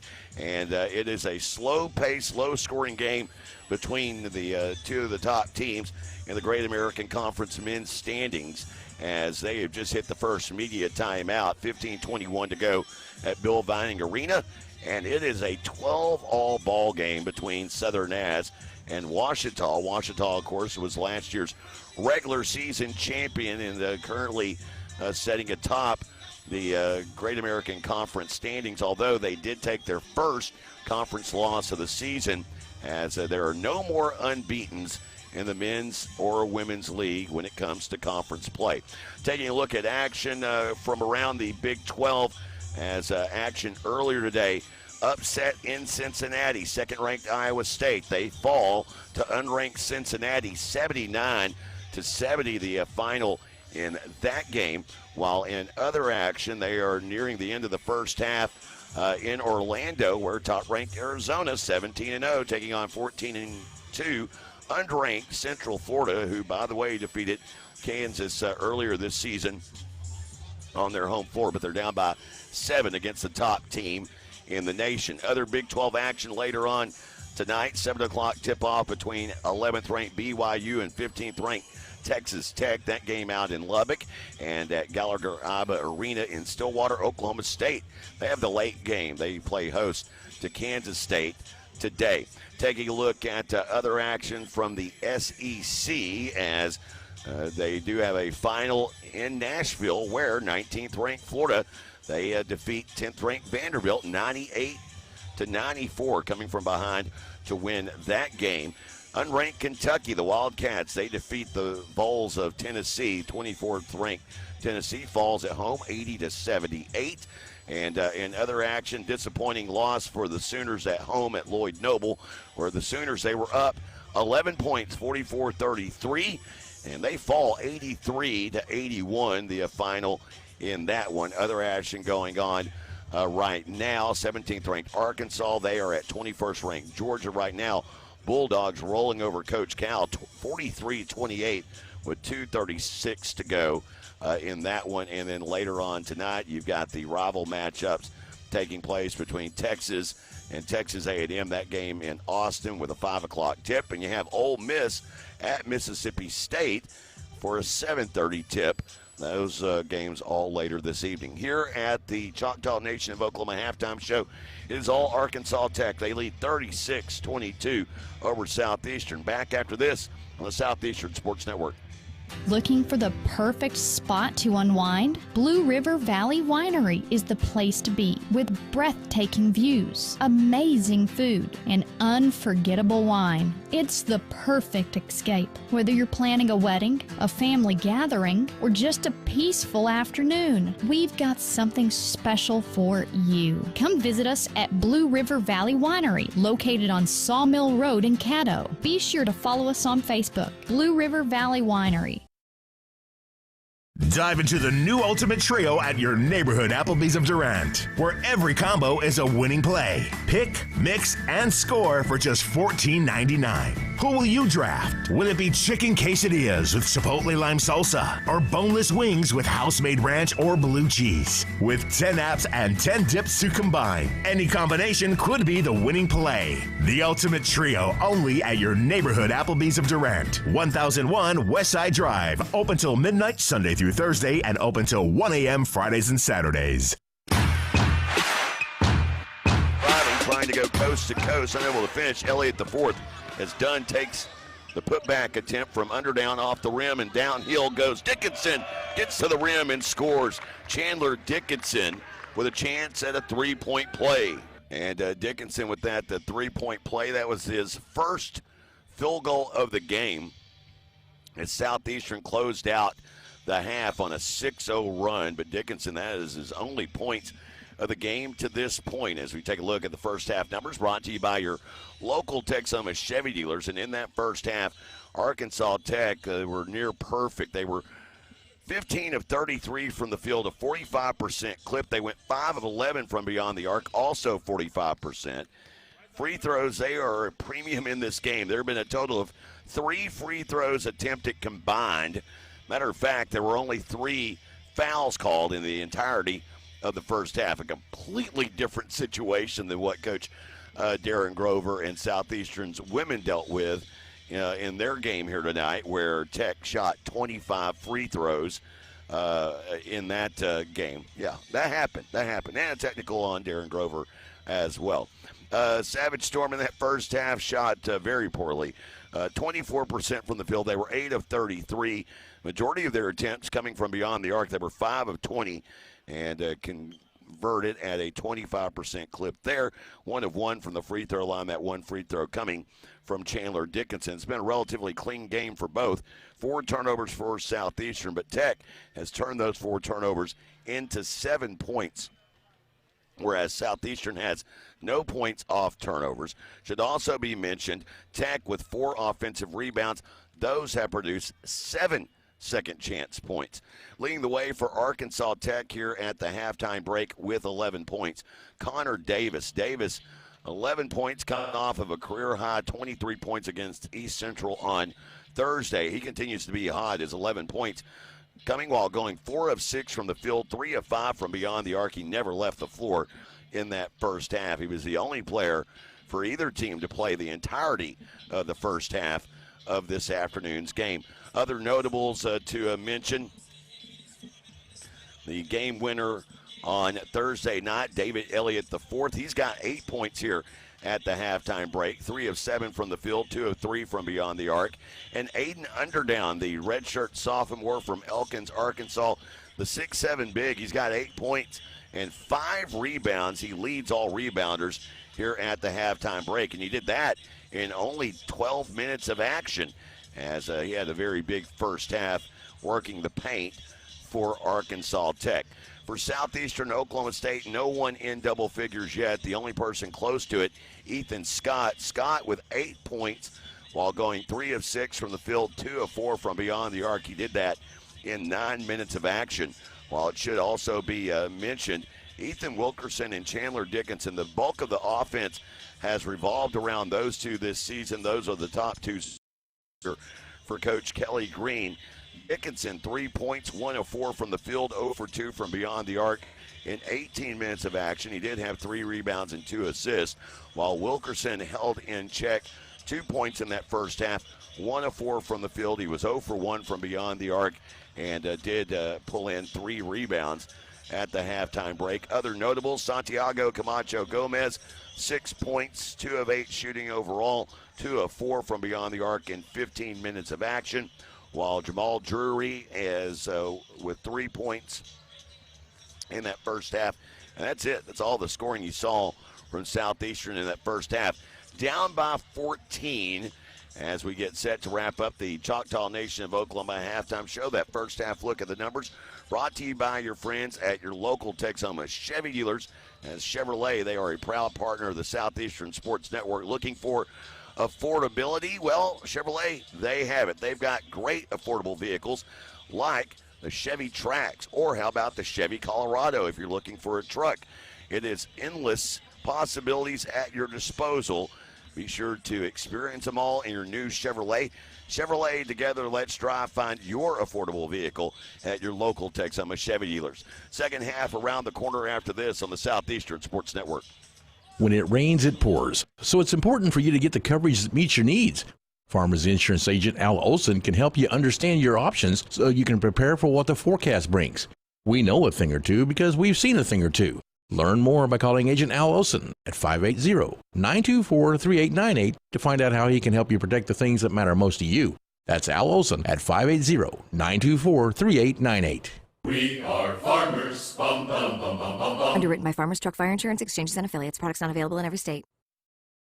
Durant Lumber Company, your only locally home-owned lumber and true value hardware store at 115 South 3rd Street, has been a supporter of our community's local schools and athletes for over 100 years. You know Durant Lumber for all of their high-quality building materials. Now, get to know Durant Lumber for all of your game day needs with Traeger grills, wood pellets, outdoor furniture, and more. Durant Lumber, in the heart of downtown Durant. Quality products, competitive prices. Durant Lumber Company. Behind every project is a true value.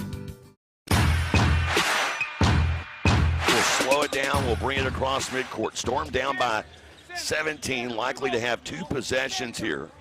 If you can cash in here, you can get it back, get it down to about 12. Here's Camacho Gomez with a right corner 3, and that will get it down to 14 with 1:06 to go. And that is where we stand at the moment, 36-22. That was the final field goal of the half, and it was Santiago Camacho Gomez who is 2 makes on this afternoon, both of them from beyond the arc. He has 6 points here at the break as we wrap up the Choctaw Nation of Oklahoma halftime show. To find out how together we're more, visit ChoctawNation.com.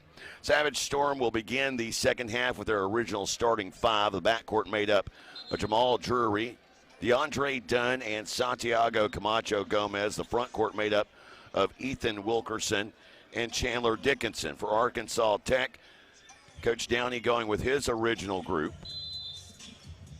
as it is Elliott the 4th, as well as Connor Davis,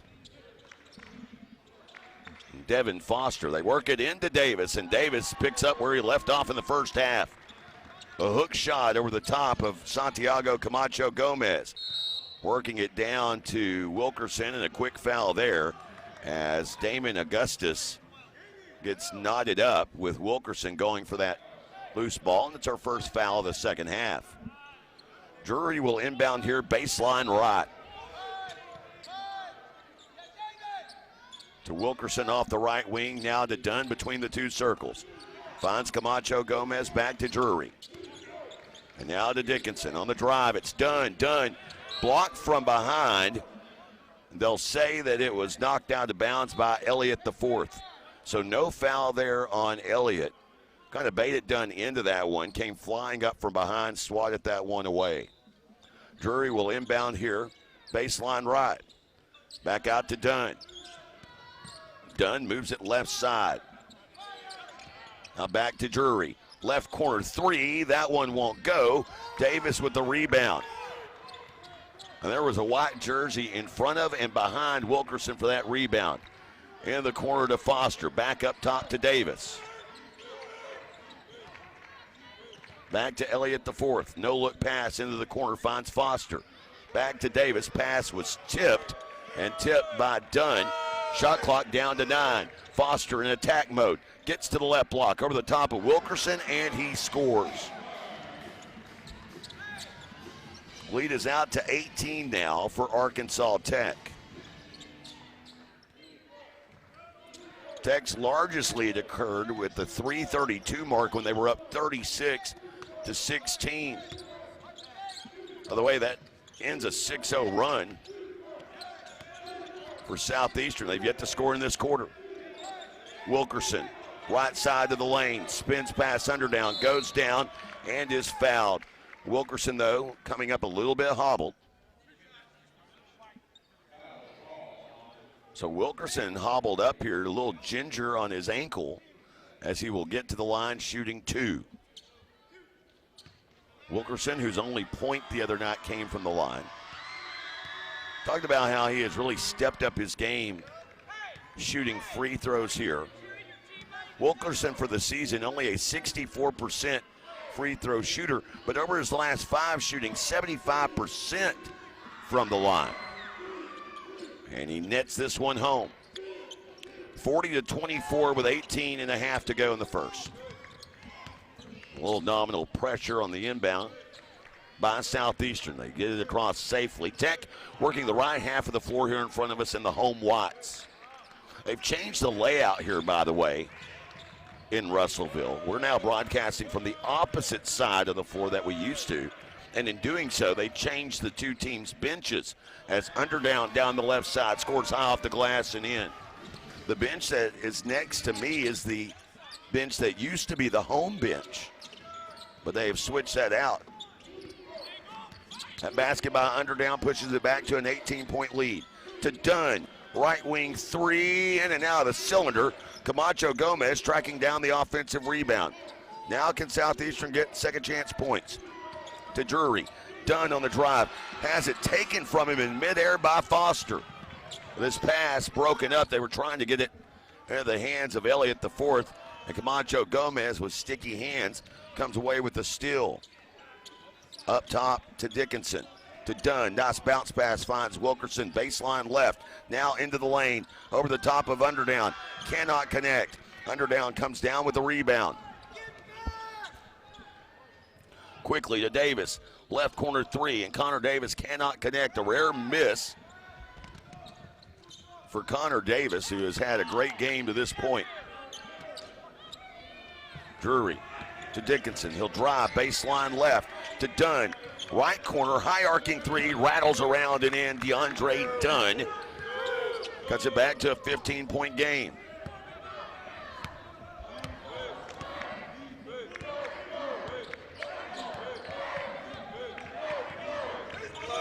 With the basketball, it is Elliott the fourth down in the corner, now works his way back up. Gets it back into the corner to Augustus from the left side. And every time Southeastern answers with a 3, one comes right back in their face as Augustus knocking down that corner tray. Camacho Gomez on the drive into the lane. Might have got away with a walk, drug his pivot foot there. No whistle. Dunn now to Camacho Gomez. Underneath, loops it back out to Dunn. Right of circle 3, that won't go.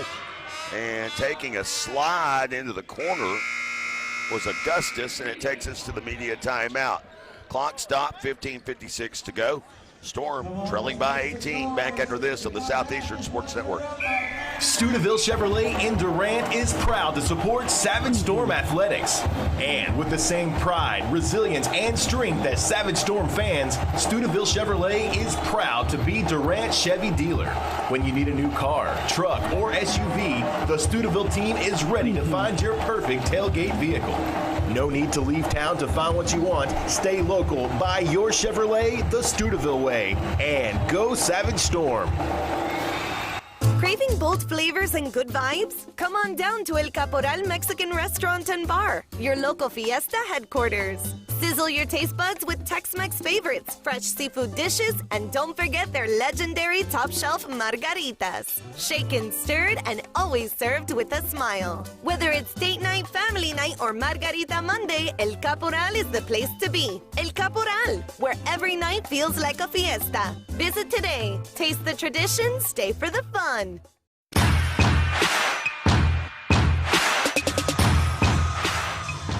Well, we hit our first media timeout. Not the way you want a comeback effort to begin if you're Southeastern. Savage Storm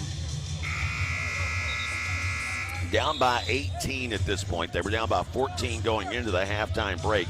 They have started this second half going 1 of 7 from the field. For the game, they are 9 of 40. Conversely, for Tech, Wonder Boys have started this second half 4 of 5 from the field and 1 of 2 from beyond the arc. The big reason why the lead has ballooned to 18 now. Tech has it after the media timeout. It is Danye May on with Augustus, Foster, Davis, who hasn't left the floor in this game, and Underdown. That's the lineup for Coach Mark Downey and Arkansas Tech. Pass over the defense, Foster, right corner 3, and a foul is going to be called on a walk-away for getting into his landing path.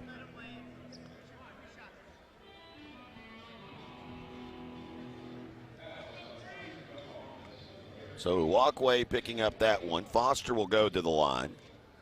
A 91% free throw shooter on the year. And he hits the first of 2. With a make here, Tech will match their largest lead of the evening. They led by 20 with 3.5 to go in the first half. We're shooting 3 because it was on the 3-point follow-through. So another free throw coming here for Foster, who has made his first 2 attempts. Second one on the way, and this one goes in and out. So the 90% free throw shooter goes 2 of 3 from the line there, and the lead sets at 20. Drury downhill, draws a whistle. Foul goes on Connor Davis. So Davis whistled for the foul, and Jamal Drury will go to the free throw line. Drury for the season, 78% from the line. He hits the first of 2 free throws.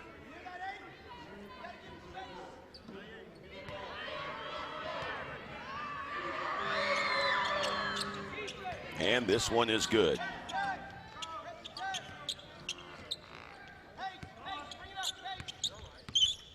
So May with the basketball, passes over the defense left side to Augustus. Now back to May. Trapped up, and they barely get it across in time. Augustus hesitated. They almost had a 10-second violation. May with the basketball. High post left to Underdown. Has the mismatch against Drury, and Drury just holds on for dear life. Fouls before the shot. The foul on Jamal Drury. We'll have Tech inbounding baseline left. And inbounding is May. Bounces it into Underdown. Now out into the corner. Back to May and to Davis at the top of the key. Has the mismatch on Drury. Out left wing. May steps into a 3. It's a miss. And a foul on the rebound on Damon Augustus. He basically came in and just rode, I believe it was, walkway out of the picture there. Downey can't believe the call. He's upset about it. Drury with the basketball. Top of the key, 3 on the way, and Jamal Drury connects. Stormer back within 15 as Jamal Drury responsible for the last 5 points.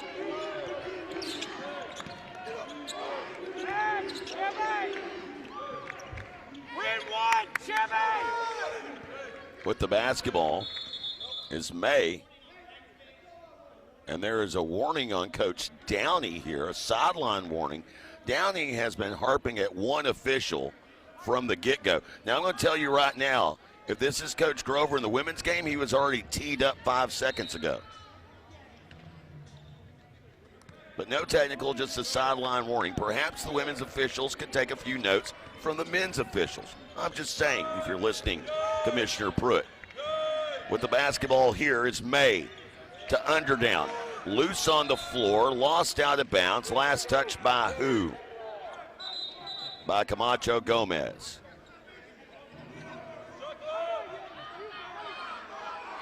Coach Kelly Green being told to go back to the coach's box, but more about the fact he was yelling at Santiago.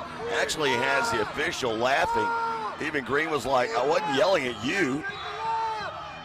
Both joking about that one. May will inbound, only 3 on the shot clock. They get it in, and scoring is Augustus. He was allowed to get that one way too easy. He was right underneath the goal, and it was a simple reverse lay-in.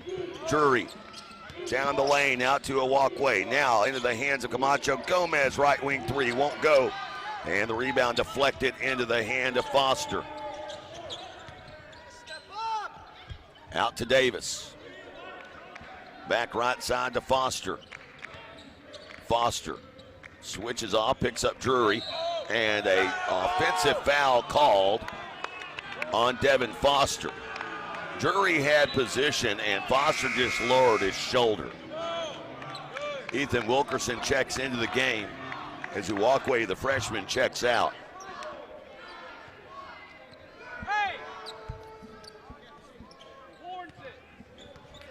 Drury with the basketball.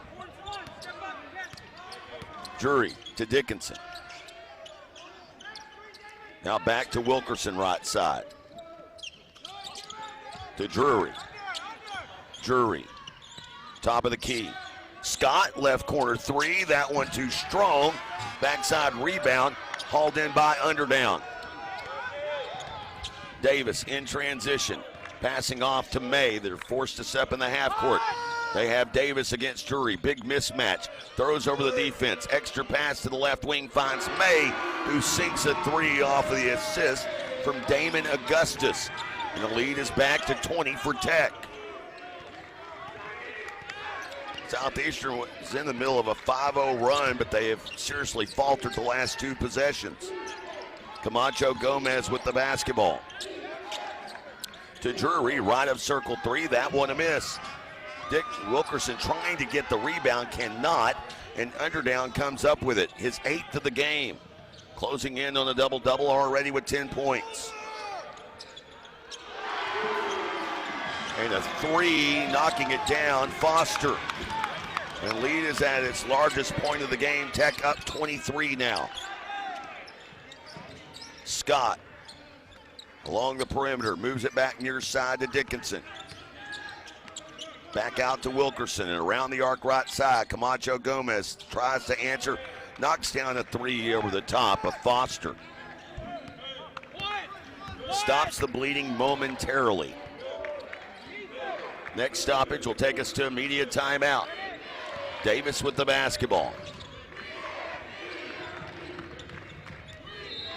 As Foster over the top of Drury. Drury, though, whistled for a blocking foul. It takes us to the media timeout. 11:43 to go in the second half. It's Tech 55, Southeastern 35. Back after this on the Southeastern Sports Network. How about this for a New Year's resolution? Win more cold, hard cash. Saturdays in January at Choctaw Casino and Resort Durant, you could win a share of $1.3 million in the Glacier giveaway. Play with your Rewards Club card to earn entries into hourly drawings for up to $100,000 from 6 p.m. to 1 a.m. And on January 31st, grand prize drawings for up to $250,000. Don't miss the Glacier giveaway at Choctaw Casino and Resort Durant. Sparlin Realty is dedicated to achieving your goals and will always do what's in your best interest. For residential and commercial properties, farm, ranch, and land purchases, you'll feel good about your choice of Sparlin Realty. At Sparlin Realty, there's nothing more gratifying than achieving your goals and earning your trust along the way. Whether you're selling your property or buying your dream home, it would be our privilege to assist you.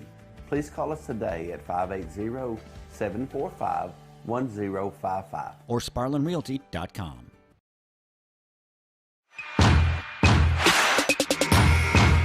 55-35 our score. Southeastern Oklahoma State trailing by 20. They have trailed by 23 in this game. That just moments ago. Storm shooting only 25% from the field in the game.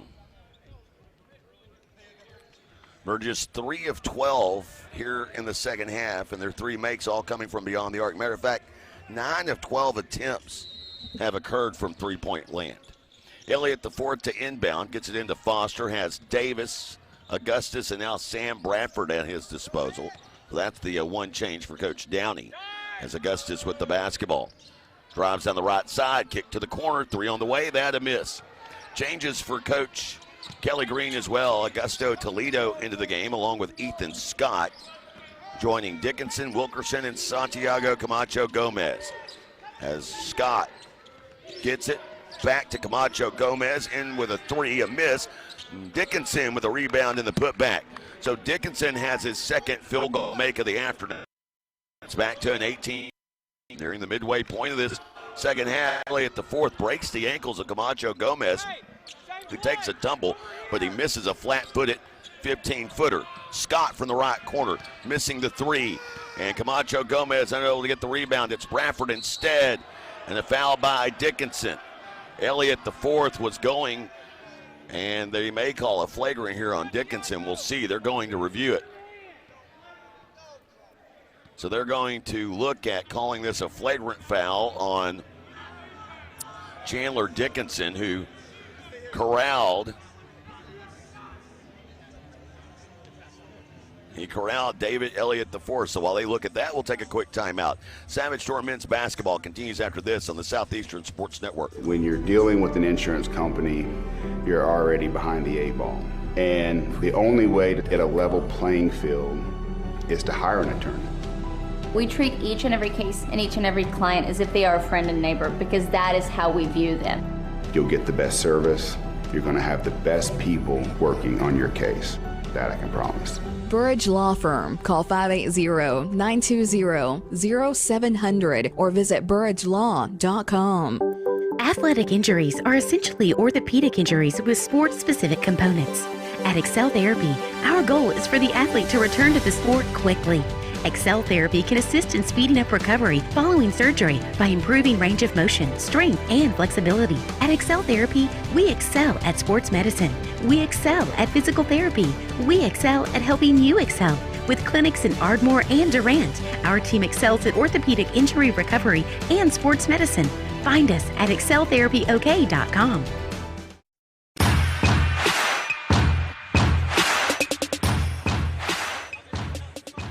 55-37 our score.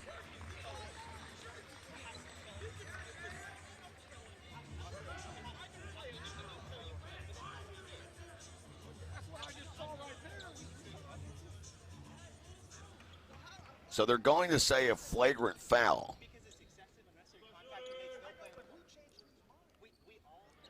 And missing the flagrant free throw there is Elliott the fourth. Second one on the way. And this one is good.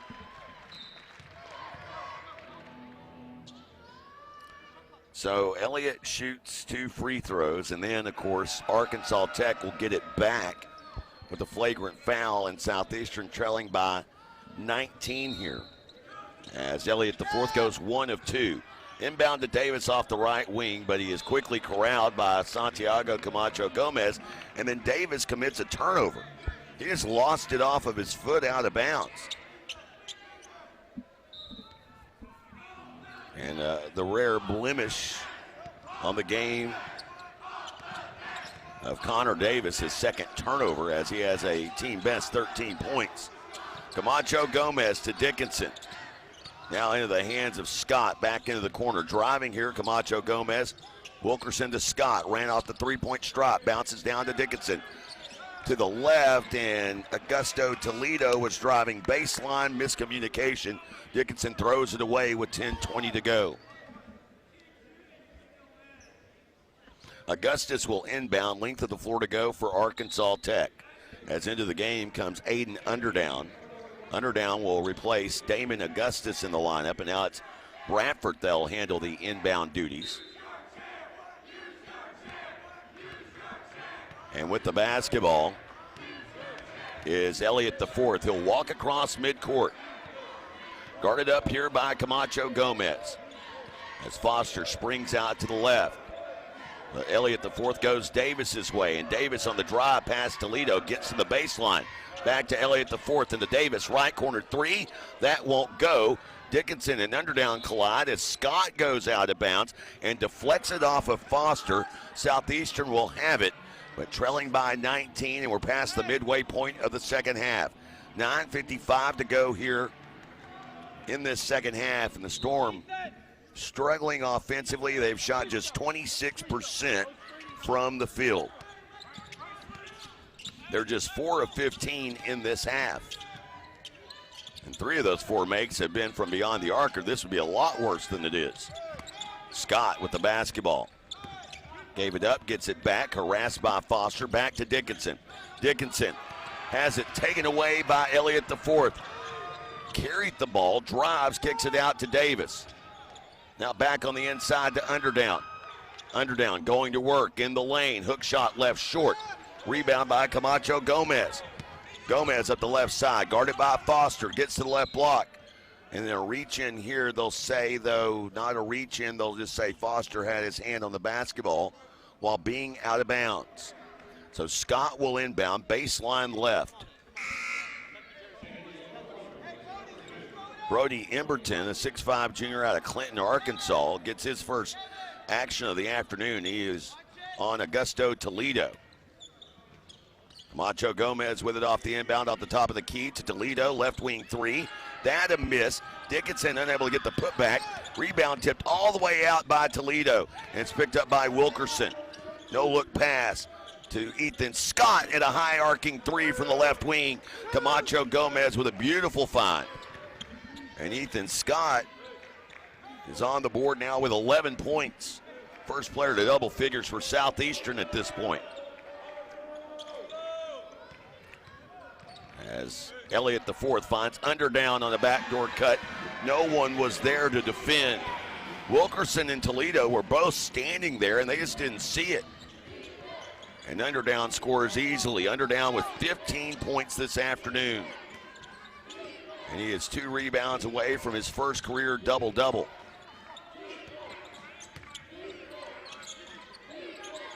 The 15 points ties a season high as Dickinson from the left block. A miss and a rebound by Bradford. On the run, no look to Foster. Goes up for the jam and cannot connect. That's 2 dunks that we've seen clanked by Tech. Scott for a 3 in transition. Toledo with the rebound. Goes up strong, draws a whistle. We'll go to the line shooting 2. And we go to our next to last media timeout.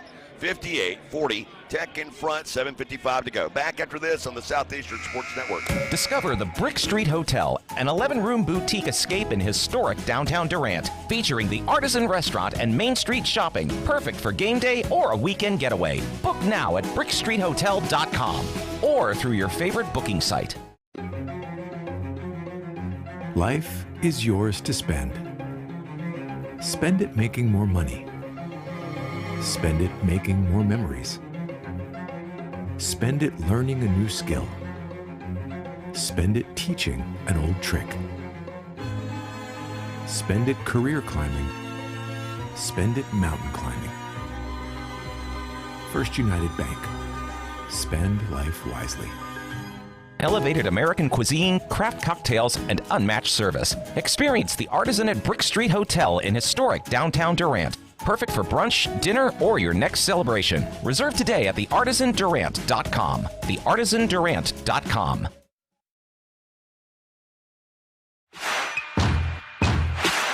Popcorn Day quickly approaching. That is Monday. And why do I bring that up? Well, Choctaw Casino Resort Durant, they're a proud partner of the Southeastern Sports Network. And if you go to the District Cinema Monday, buy you a movie ticket, get you a free regular size bag of popcorn. National Popcorn Day celebrated by the District Cinema inside Choctaw Casino Resort Durant. 58-40 our score here in Russellville. It has been all Arkansas Tech, led early in this second half by as many as 23. They've achieved 20-point leads 3 times in this game. They're up by 18 at this moment. Augusto Toledo will be going to the line shooting 2 here.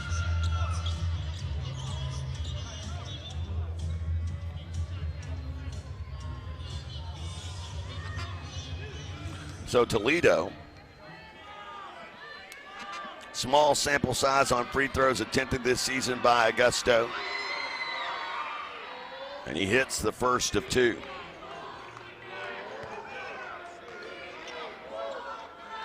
Has another one coming here, the 6'7" Brazilian freshman. And he knocks down both. He had attempted just 6 free throws coming into today. It was 3 of 6. He knocks down both free throws here. He's now made 4 straight, by the way. Went 2 of 2 from the charity stripe Thursday night in Harding, where he finished up with a second best scoring effort for Southeastern with 11 points. It's a 16-point game, but only 7:55 to go here in Russellville. As Connor Davis gets free for 3, he misses, but an offensive rebound underneath, and a foul is called. This foul goes against Chandler Dickinson. They'll say it was on a putback attempt, and Devin Foster will go to the free throw line. As I mentioned, Foster for the season, a 91% free throw shooter.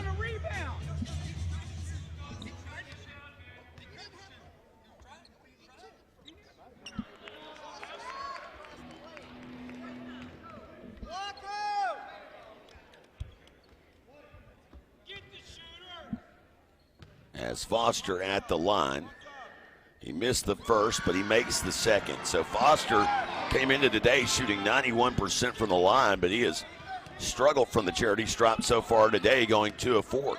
59-42 our score. With the basketball, it's Drury. Rockets a pass to Dunn. Back to Drury off the left wing to Dunn.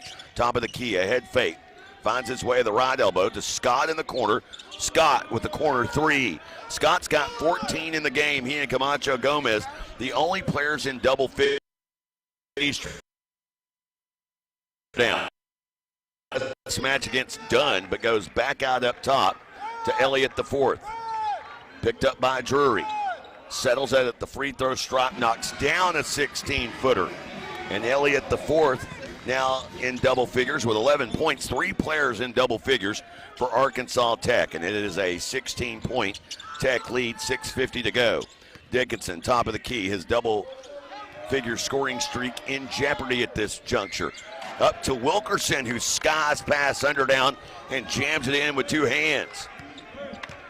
So Wilkerson with the basket. He's got 6 now. And it's 61-47. Bradford down the right side answers right back. So every time Southeastern needles away at this lead, the defense goes into a shell and Tech operating at will. Dunn, baseline jumper from 10 and a high arcing shot splashes through the net. Back to a 14-point game. And a chance here, if you can get it to single digits by the next media timeout, you have a shot. But they've got to get some stops here. Davis, right of circle. Passes to Foster, left side, now to Underdown. Well, fake handing it off to Davis, who now cuts in the lane. Underdown will attack. Kick it into the right corner to Foster. Back to Underdown, and Underdown throws it down with 2 hands. As I mentioned, for every time Southeastern gets a basket, Tech just answers right back. And here's Drury with the basketball to Wilkerson, left wing. Going to work on Underdown. Down low, up and under move, draws contact, and Wilkerson will go to the line shooting 2. Foul here is on Aiden Underdown. It is Underdown's 3rd personal foul. Underdown with a season-high 17 points and 7 boards. Wilkerson at the line, and he connects the first of 2. Augusto Toledo will check into the game for Southeastern. He'll be replacing Ethan Wilkerson. Should Wilkerson make this free throw attempt? And this one is good. So Toledo will check into the game. It's a 14-point contest. 1 minute and 26 until we hit the media timeout range. It will be the final media timeout. They press, but it's broken easily. Davis to Foster, and now Elliott the fourth will set up in the half court. The way Southeastern has shot the game, just 29%. They can milk some clock here. Bradford gets down low. He's bailed out with a foul. And Augusto Toledo whistled for the foul. It's his first personal foul of the game. The 16th total foul between the two teams today.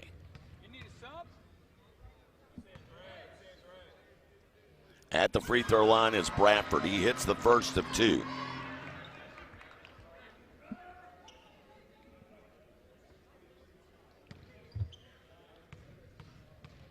Bradford taking his time, coming off of the bench in this one. And he knocks down both. Had 13 starts coming into the week. Makes that one, and he's now got 5 points in the game, 67-51. Dickinson through contact, draws a whistle. He'll go to the line shooting two.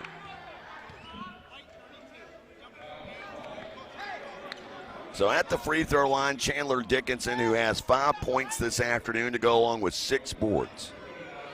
In danger of that double-figure scoring streak coming to a close. He hits the first of 2 free throws. That streak sets at 10 games. And Dickinson has been the leading scorer for Southeastern in 3 of the last 5. And this one gets the shooter's roll. So Dickinson now has 7 points in the game. He remains on the floor. Drury will take a seat while Santiago Camacho Gomez checks in a 14-point game. Storm were down 14 to begin this second half, but would eventually fall down by 23 before getting it back to this point. Elliott the fourth with the basketball. Takes it back out, sets up between the 2 circles, moves it right side to Davis. Guarded by Camacho Gomez. A little shove off to create some space, and Davis knocks it in. Davis with 15 points in the game now. Hey, get over here, Gusto.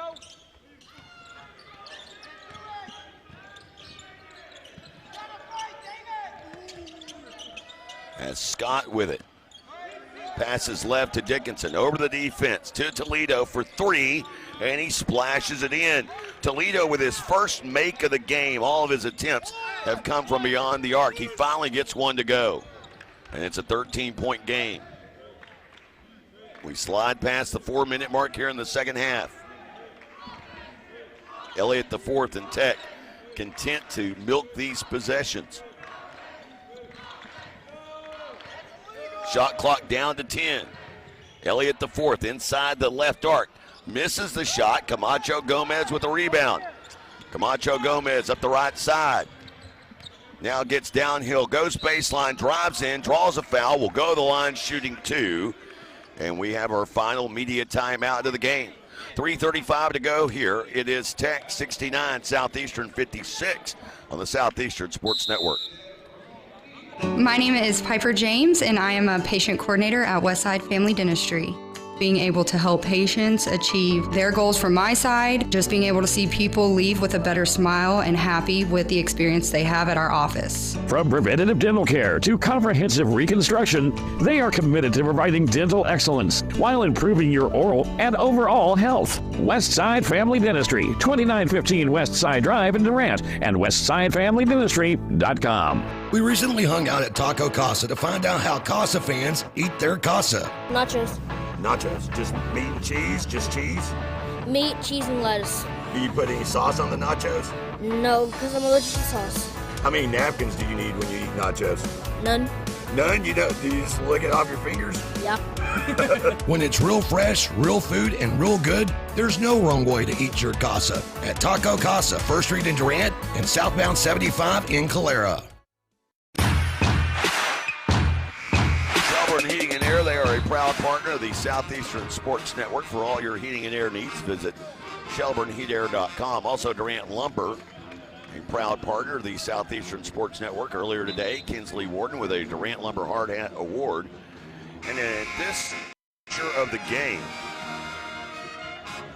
we're going to have to look at a hard hat for Santiago Camacho Gomez. While the shooting is been a struggle. He does have 11 points. His 3 makes coming from beyond the arc. That drive to the rim got him to the line shooting 2. He also has 5 rebounds and, more importantly, no turnovers in 29 minutes of action. Trying to make it an 11-point game with 3:35 to go here. Camacho Gomez at the free throw line. The first of 2, that one in and out. Camacho Gomez, an 86% free throw shooter on the season, but he misses the first of 2 here. It's his first free throw miss of the day. And this one a miss as well. Rebound loose underneath is Davis, and then a foul call here. And the foul, I believe, is on Toledo. It is.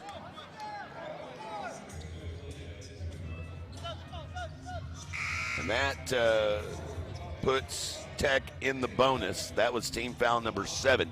Another foul against Tech will.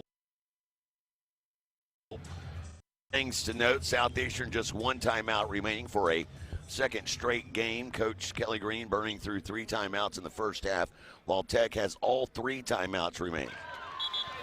And Davis at the free throw line makes the first of 2 free throws, and the lead is back to 14.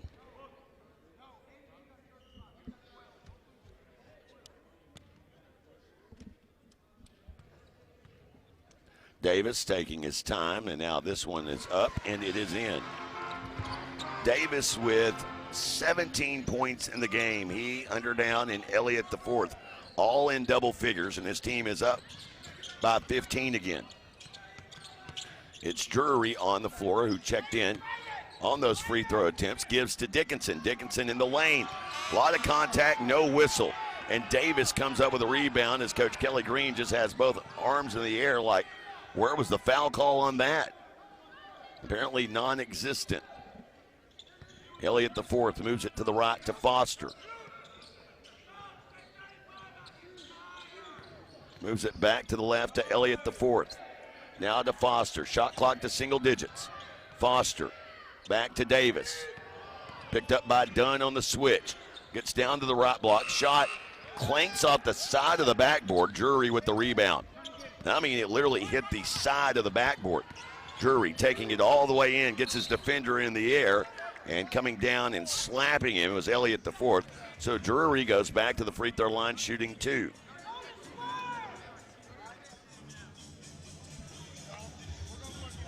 And now they're going to take a look to see if this is a flagrant foul against Tech. 2:34 to go here in this second half. Tech 71, Southeastern 56.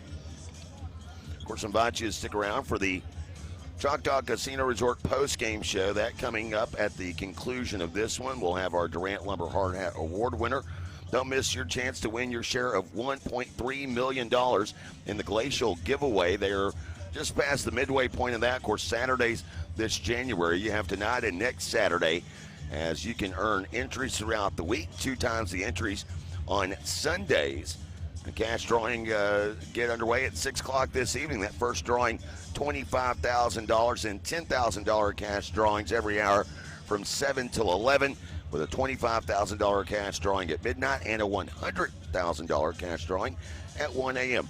Visit the Rewards Club inside Choctaw Casino Resort Durant for more details.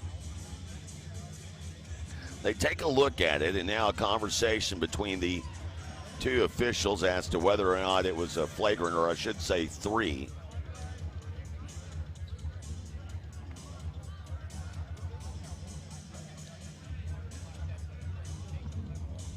They're still considering what to make the call here.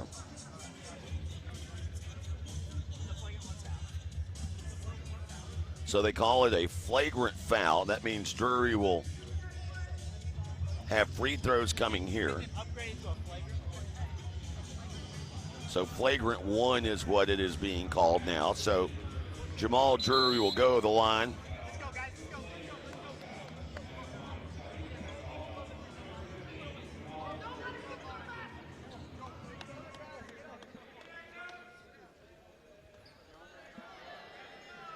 Coach Kelly Green on the marker board right now, showing some stuff to Toledo, Dickinson, Scott, and Dunn, while Drury at the free throw line. There's another one coming here. This one splashes through. Missed the first, hit this, or actually hits both, excuse me.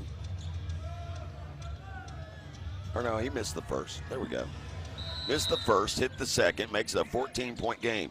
Drury to inbound, and Dunn takes a body bump, and Dunn goes to the line shooting two. And Davis can't believe it because, well, they've been that physical the whole game, and they haven't had calls against them.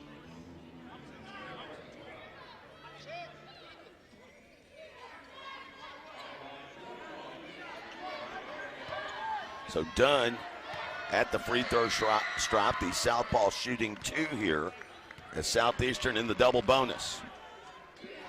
Dunn trying to get it back to a 12-point game. Camacho Gomez getting set to check in. Dunn makes both free throw attempts. 12-point game, 2.5 to go. Storm need a lot of luck here.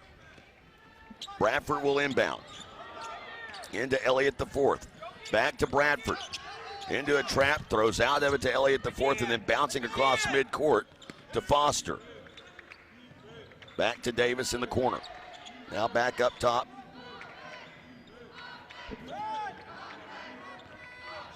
To Underdown, and Underdown throws it away. He was driving and then skips a pass along the baseline and throws it away. And Jamal Drury will check back in, replacing Camacho Gomez. And that offensive-defensive switch, and a timeout on the floor taken here. A timeout taken by Arkansas Tech, so it's a full timeout that is now being motioned with 2:13 to go. Storm have now outscored Tech here in this second half, 37-35. Keep in mind, it's taken a lot for them to get back into this. They were down 23 points literally 10 minutes ago. With 12:24 to go, Southeastern was down 23. Since that time, Southeastern has outscored Arkansas Tech 27-16. But they still find themselves down by 12. Two players in double figures so far this afternoon for Southeastern. Santiago Camacho Gomez has 11, and Ethan Scott has 14. Ethan Wilkerson setting with 8 points in this game after being held to a single point on Thursday night, and Chandler Dickinson in risk of his double-figure scoring streak coming to an end. He's 7 points, 6 boards. Storm will have it, length of the floor to go, down by 12, 2:13 to go here in the second half. It is Scott, Drury, Dunn, Toledo, and Dickinson on the floor coming out of the timeout taken by Arkansas Tech. Now Drury will bring it up the floor. Drury to the left half of the floor, comes to a stop.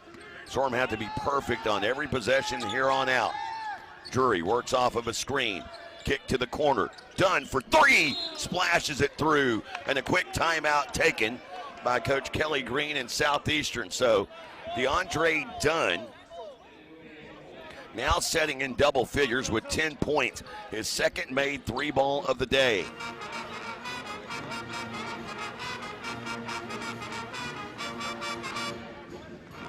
So Dunn makes it single digits, 71-62.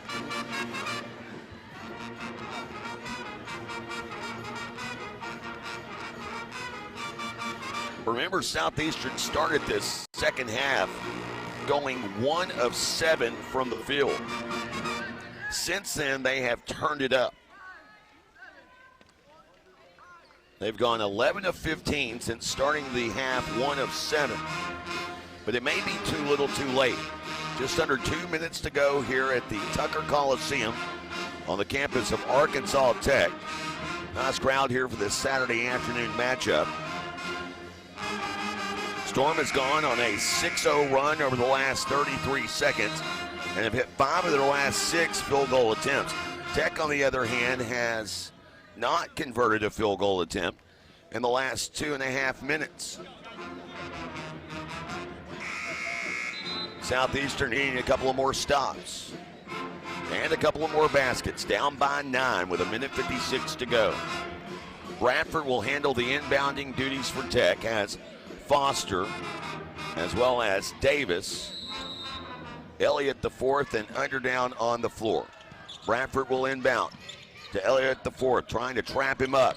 Back to Bradford over the defense, finding Elliott the fourth to Davis, and they get it across with 22 on the shot clock. Elliott the fourth with it now, trapped up by Toledo and Dunn, and a foul is called here on DeAndre Dunn.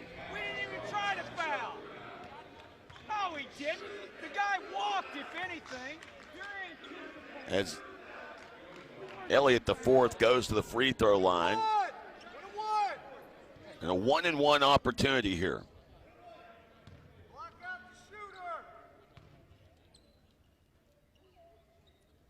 And this free throw is good. So he hits the front end of the 1-and-1, lead back to double figures.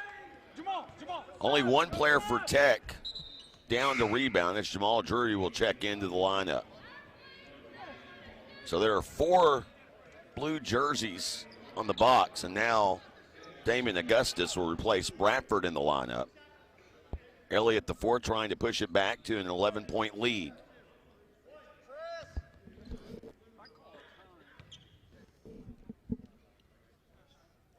And this free throw on the way is good. Drury across midcourt. Drury down into the corner. Finds Dickinson for 3. That one won't go. And Drury takes a tumble going for the loose ball out of bounds.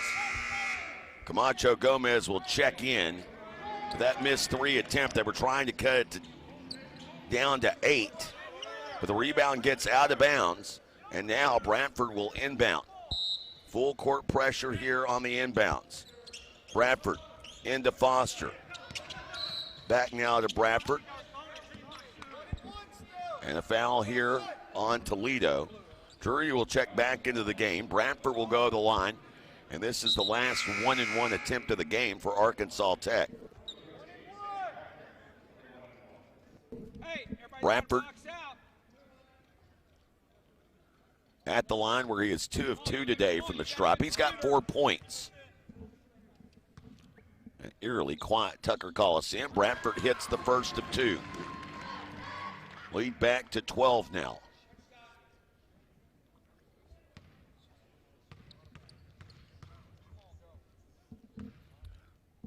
Augustus getting set to check in for Tech as Bradford hits both. And the lead is back to 13. So Southeastern, they were able to get it down to 9 just a minute and a half ago. But Tech has made free throws.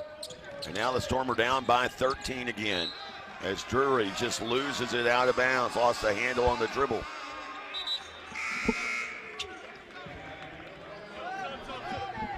Santiago Camacho Gomez will check in.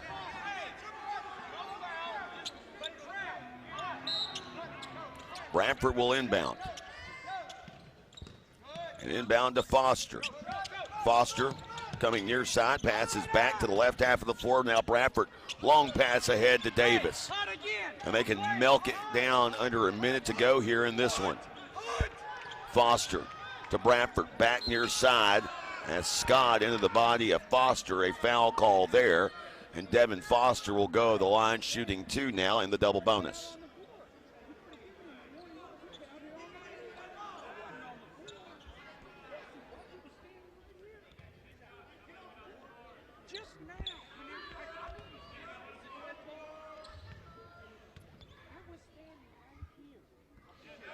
Foster hits the 3.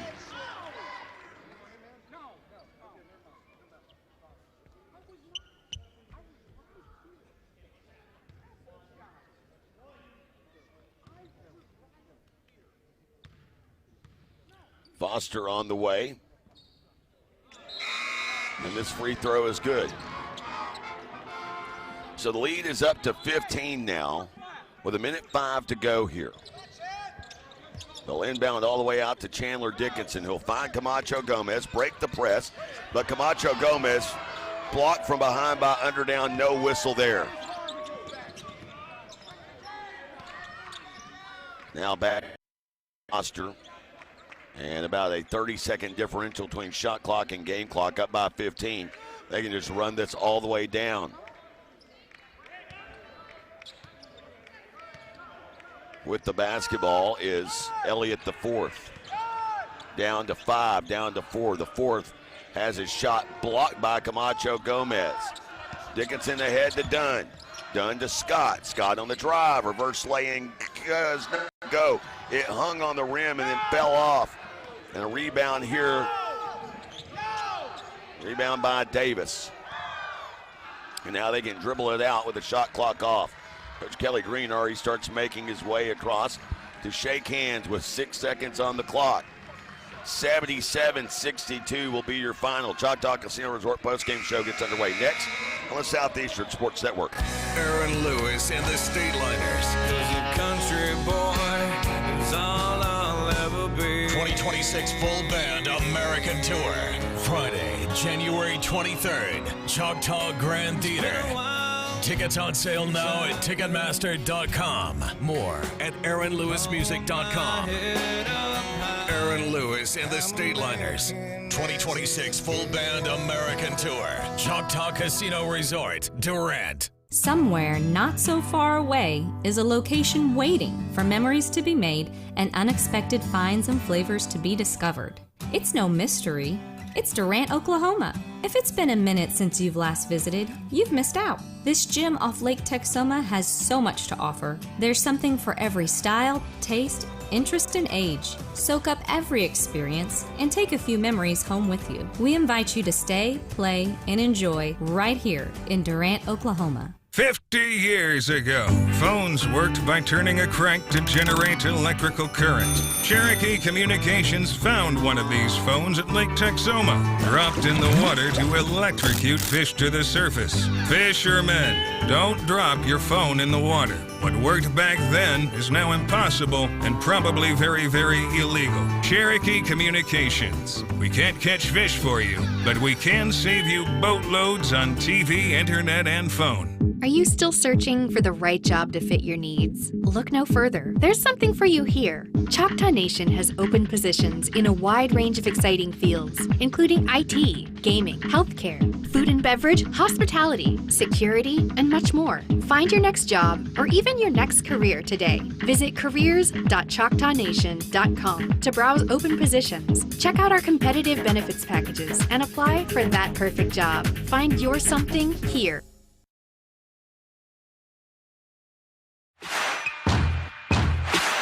Welcome in, Choctaw Casino Resort post-game show. We'll look at the final numbers here in just a little bit. Savage Storm, though, after cutting it to 9, they eventually fall 77-62. Let's take a look around the Great American Conference scoreboard, beginning with women's action earlier today. Southeastern women, they fall 96-71, while Harding outlasts East Central in the women's game 59-52. In other action, upset in Magnolia, Southern Arkansas defeats Northwestern. Now there is a tie atop the Great American Conference women's standings as Mule Riders 58, Lady Rangers 51. In other action, Arkansas Monticello women pick up their first conference win of the season, 71-59, while it was Henderson State boat racing Oklahoma Baptist 78-61. And Southern Nazarene holds on for dear life. They win 84-83 over Ouachita Baptist. In other action, men's league action, Harding runs away from East Central, 96-62 the final in Searcy. They're winding down in Magnolia where the Rangers lead 67-62 over Southern Ark. It is Southwestern leading Arkansas Monticello, 4:23 to go in the second half of that one, 57-44 the score there. And Oklahoma Baptist, they're going to defeat Henderson State 72-61, 14 seconds remaining there. And they are midway through a tight one between Southern Az and Ouachita. Ouachita men taking their first conference loss of the season on Thursday night, 56-54, Southern Naz leading the Tigers with 11:21 to go in that one. The final of this one, Tech 77, Southeastern 62. Our post-game conversation with Kelly Green coming up in just a bit. It is the Choctaw Casino Resort post-game show on the Southeastern Sports Network. Shamrock Bank is an employee-owned company based in southeastern Oklahoma. We are a proud sponsor of Savage Storm Athletics. Many of our employee owners are alumni of Southeastern and know firsthand the opportunities higher education can bring. Our success is tied to the success of the communities we serve. Come see the difference employee ownership makes. At Shamrock Bank, you are more than a customer, we are more than a bank. Shamrock Bank, member FDIC. My name is Jessica Williams, and I am the Dental Hygiene Coordinator at Westside Family Dentistry. Westside Family Dentistry has been serving Texoma for over 50 years. I think the thing that I love the most about my job is seeing a patient come in who is down in the dumps about their smile, not happy with it, or embarrassed of it, and they come in, we make them feel comfortable and leave with a beautiful smile, and to see them walking out the front door smiling is just a really cool thing. Westside Family Dentistry, 2915 Westside Drive in Durant, and westsidefamilydentistry.com. We recently hung out at Taco Casa to find out how Casa fans eat their casa. 2 tacos and a bean burrito. Do you use the sauce? Yes. So do you put it off to the side, or do you like soak your burrito in it? How do you use the sauce? I soak it up as much as I can. I pour it on there, on the tacos and burrito. When it's real fresh, real food, and real good, there's no wrong way to eat your casa. Be sure to visit Taco Casa, 1st Street in Durant and southbound 75 in Calera.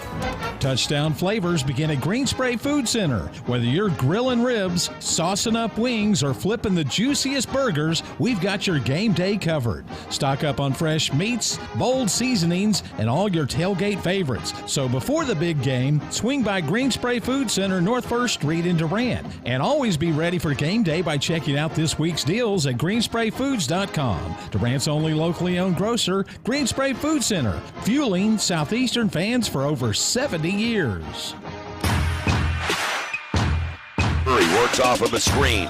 Kick to the corner. Done for 3. Splashes it through. And a quick timeout taken by Coach Kelly Green in Southeastern. So close as they could get it with the 3 made by DeAndre Dunn. They had trailed by as many as 23. They would get it down to 9, but were unable to close it out. As we're now joined by Coach Kelly Green here in the Choctaw Casino Resort post-game show. Coach, looking at the numbers of this one, got some surprising scoring in this game from Santiago Camacho Gomez, and Ethan Scott gets loose for 14 points, and DeAndre Dunn finishing with 10 in this game, but just really too many lulls shooting the basketball. And again, another one of those games where you look at what they were able to do on the rebounding side of things. They out-rebound you by 8 in this game. Just how do you kind of reset after this Northwest Arkansas road trip? Well, you just do. You just do. Once we cross over state lines, we forget we were here. And, but that's one thing we talked about. We go rebound the ball with one hand. And you got to go with 2 hands. The good Lord gave them all 2 hands. They got to go get the ball with both hands. One hand doesn't work, but we want to try to hold off our guy, and we can't hold them off. They're bigger than us. They're more fit. They're quicker. So you got to get in front of them, and then you just got to go get the ball, chase the ball. And, I mean, that's what's disappointing. I mean, I continue to see guys try to hold somebody off like we're playing a bunch of 7th graders and we're just taller than them and we're going to hold them off. And so you're talking about the rebounding deal. The crazy thing is we get 11 offensive rebounds, and I swear we could have probably got 15 to 18 if we just go chase the ball. Yeah, there were a couple of times there where the ball would get out and you weren't able to track it down. Whenever you look at the effort coming back, I mean, it's been really easy at one point in that second half, down 23. It'd be very easy for a team to tuck its tail, get ready to get on the bus and head home. Instead, you got to fight back. You get it to single digits late. Just your thought on sticking with it, because it could have very easily gone off the rails there early in the second. Well, it could have, and and even in the first half, I mean, we come down in the first, I think, 5 possessions, and we turn the ball over 3 times, and we just get ourselves in a hole. We're down 8-0. Yeah, right off the bat. And then 20-5. Well, we got some open looks. We go 5 for 20 from the 3 in the first half. And I think we cut it back to 14, and you think, okay, that's 15 shots. We're not asking for 8 of them. Just give us 3. Yeah. And because we shot open. I think we shot 1 that maybe was contested, and the rest of them were open shots. And that's what we told the guys. I said, guys, we're good shooters. You got to keep taking the shots when you're open. If you're open, you shoot it. If you're not open, you're not on balance. Now we don't shoot that. Now it's a bad shot. And I thought we did a decent job of that. We did a decent job of attacking. I was about to say, and I was going to get you out of here on this. You talk about attacking. A guy that, and really I guess 2 of them kind of stood out today in that role. And at least it's not something we've necessarily seen. I'd say 2, hell, 3 of them. We saw Ethan Scott, as your shortest player on the floor, attack the rim and be rewarded with a reverse lay-in on 1 attempt. We saw Camacho Gomez do the same, be rewarded with 4 free throw attempts. And then DeAndre Dunn as well, getting those guys active in attacking the basket. That had to be nice to see, even though you come out on the wrong side of the scoreboard today. Well, and that part is good. What happens though? You got a couple choices when you get down big like that. A lot of times now you're playing with, you want to say you're playing with house money or whatever the quote is. But it's like, okay, well, there's no pressure on now. Well, because everybody likes to play, when there's no pressure on, it's easier to play. Well, and that's what we just talked about in the after the game in the locker room just now. Like, guys, you can either do exactly what you said, Jay. You can quit, and then we can just get embarrassed. Or you can go ahead and just get out there and start flying around and competing a little bit and playing a little bit harder because, hey, I got nothing to lose. I'm going to go move the ball. And the other team's in a little bit of they're in prevent offense, prevent defense, whatever. And so, you have a chance to chip back away. But, hey, can't go to the line. Everything's got to go right for you to get back in. Yeah. Can't go to the line, make a great play, drive into the basket, get a foul, and then go to the line and bone 2 free throws. Yeah. You can't, whenever the ball's loose in the middle of the lane, bend over and pick it up instead of falling on it, and where your team gets the ball. Instead, it's their ball, and they score on out of bounds. So, I mean, there's a lot of little things like that. When you get down, everything's got to go right. And as we all know, most of the time, everything doesn't go right. Exactly. Except one time. One time. We need to revisit that. About 8 years ago. 10 years ago. One time. Everything went right. Even had you doing a happy dance in the locker room Everything afterwards. went right. Again, Coach Kelly Green, our post-game conversation. Coach, as always, appreciate safe travels back to Durant. We'll do it again in Ada on Thursday. Same to you, Jay. Of course, right there, Coach Kelly Green joining us in the Choctaw Casino Resort postgame show. Final here, 77-62. Final numbers rounded out like this. Tech, there's 77 points coming off of 27 of 56 shooting from the field, a 48% clip. They were 8 of 20 from beyond the arc at 40%, 15 of 19 from the free throw line at 79%. Southeastern, tough shooting day, as you heard Coach Green lament about. They go 18 of 61 from the field. They shot 30%. They actually were better from 3. They had more three-point attempts. More than half of their attempts were from beyond the arc. 12 of 38 this afternoon for 32%, and were 14 of 17 from the free throw line. Aiden Underdown missing out on his first career double-double, but he does come up with a career-high 17 points in the win. He and Connor Davis leading scorers today for Arkansas Tech, as Underdown 8 of 12 and 1 of 1 from beyond the arc. Davis was 6 of 11 from the field and 3 of 8 from downtown with his team best 17 points. player in double figures today, and time to hand out some hard hats. So your Durant Lumber Hard Hat Award winner today from the men's side, Santiago Camacho Gomez, second leading scorer on the team. He had 11 points, was 3 of 12, not great there, but 3 of 7 from beyond the arc, 2 of 4 from the free throw line. He also had 5 rebounds, no turnovers in 31 minutes of action. Other double-digit scorers today, Ethan Scott, 14 points in the game. 4 of his 5 makes came from beyond the arc. He also had 3 rebounds, and DeAndre Dunn with 10 points, 3 of 10 from the field, however, and 2 of 7 from beyond the arc. One other notable to pass along, Chandler Dickinson, his double-digit scoring streak ends at 10. He finished today with 7 points while going 2 of 8 from the field, 0 for 3 from beyond the arc. He also had a team-best 7 rebounds in the loss. Coming up, we sign off from Tucker Coliseum in Russellville, as we'll be back after this on the Southeastern Sports Network. When I share my story, it's about more than solving the mysteries of our solar system.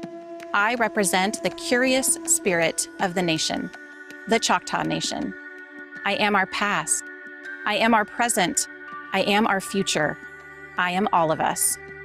When we share, we become one, because our stories make us more. Stories keep our culture alive. See them and share them at togetherwe'remore.com.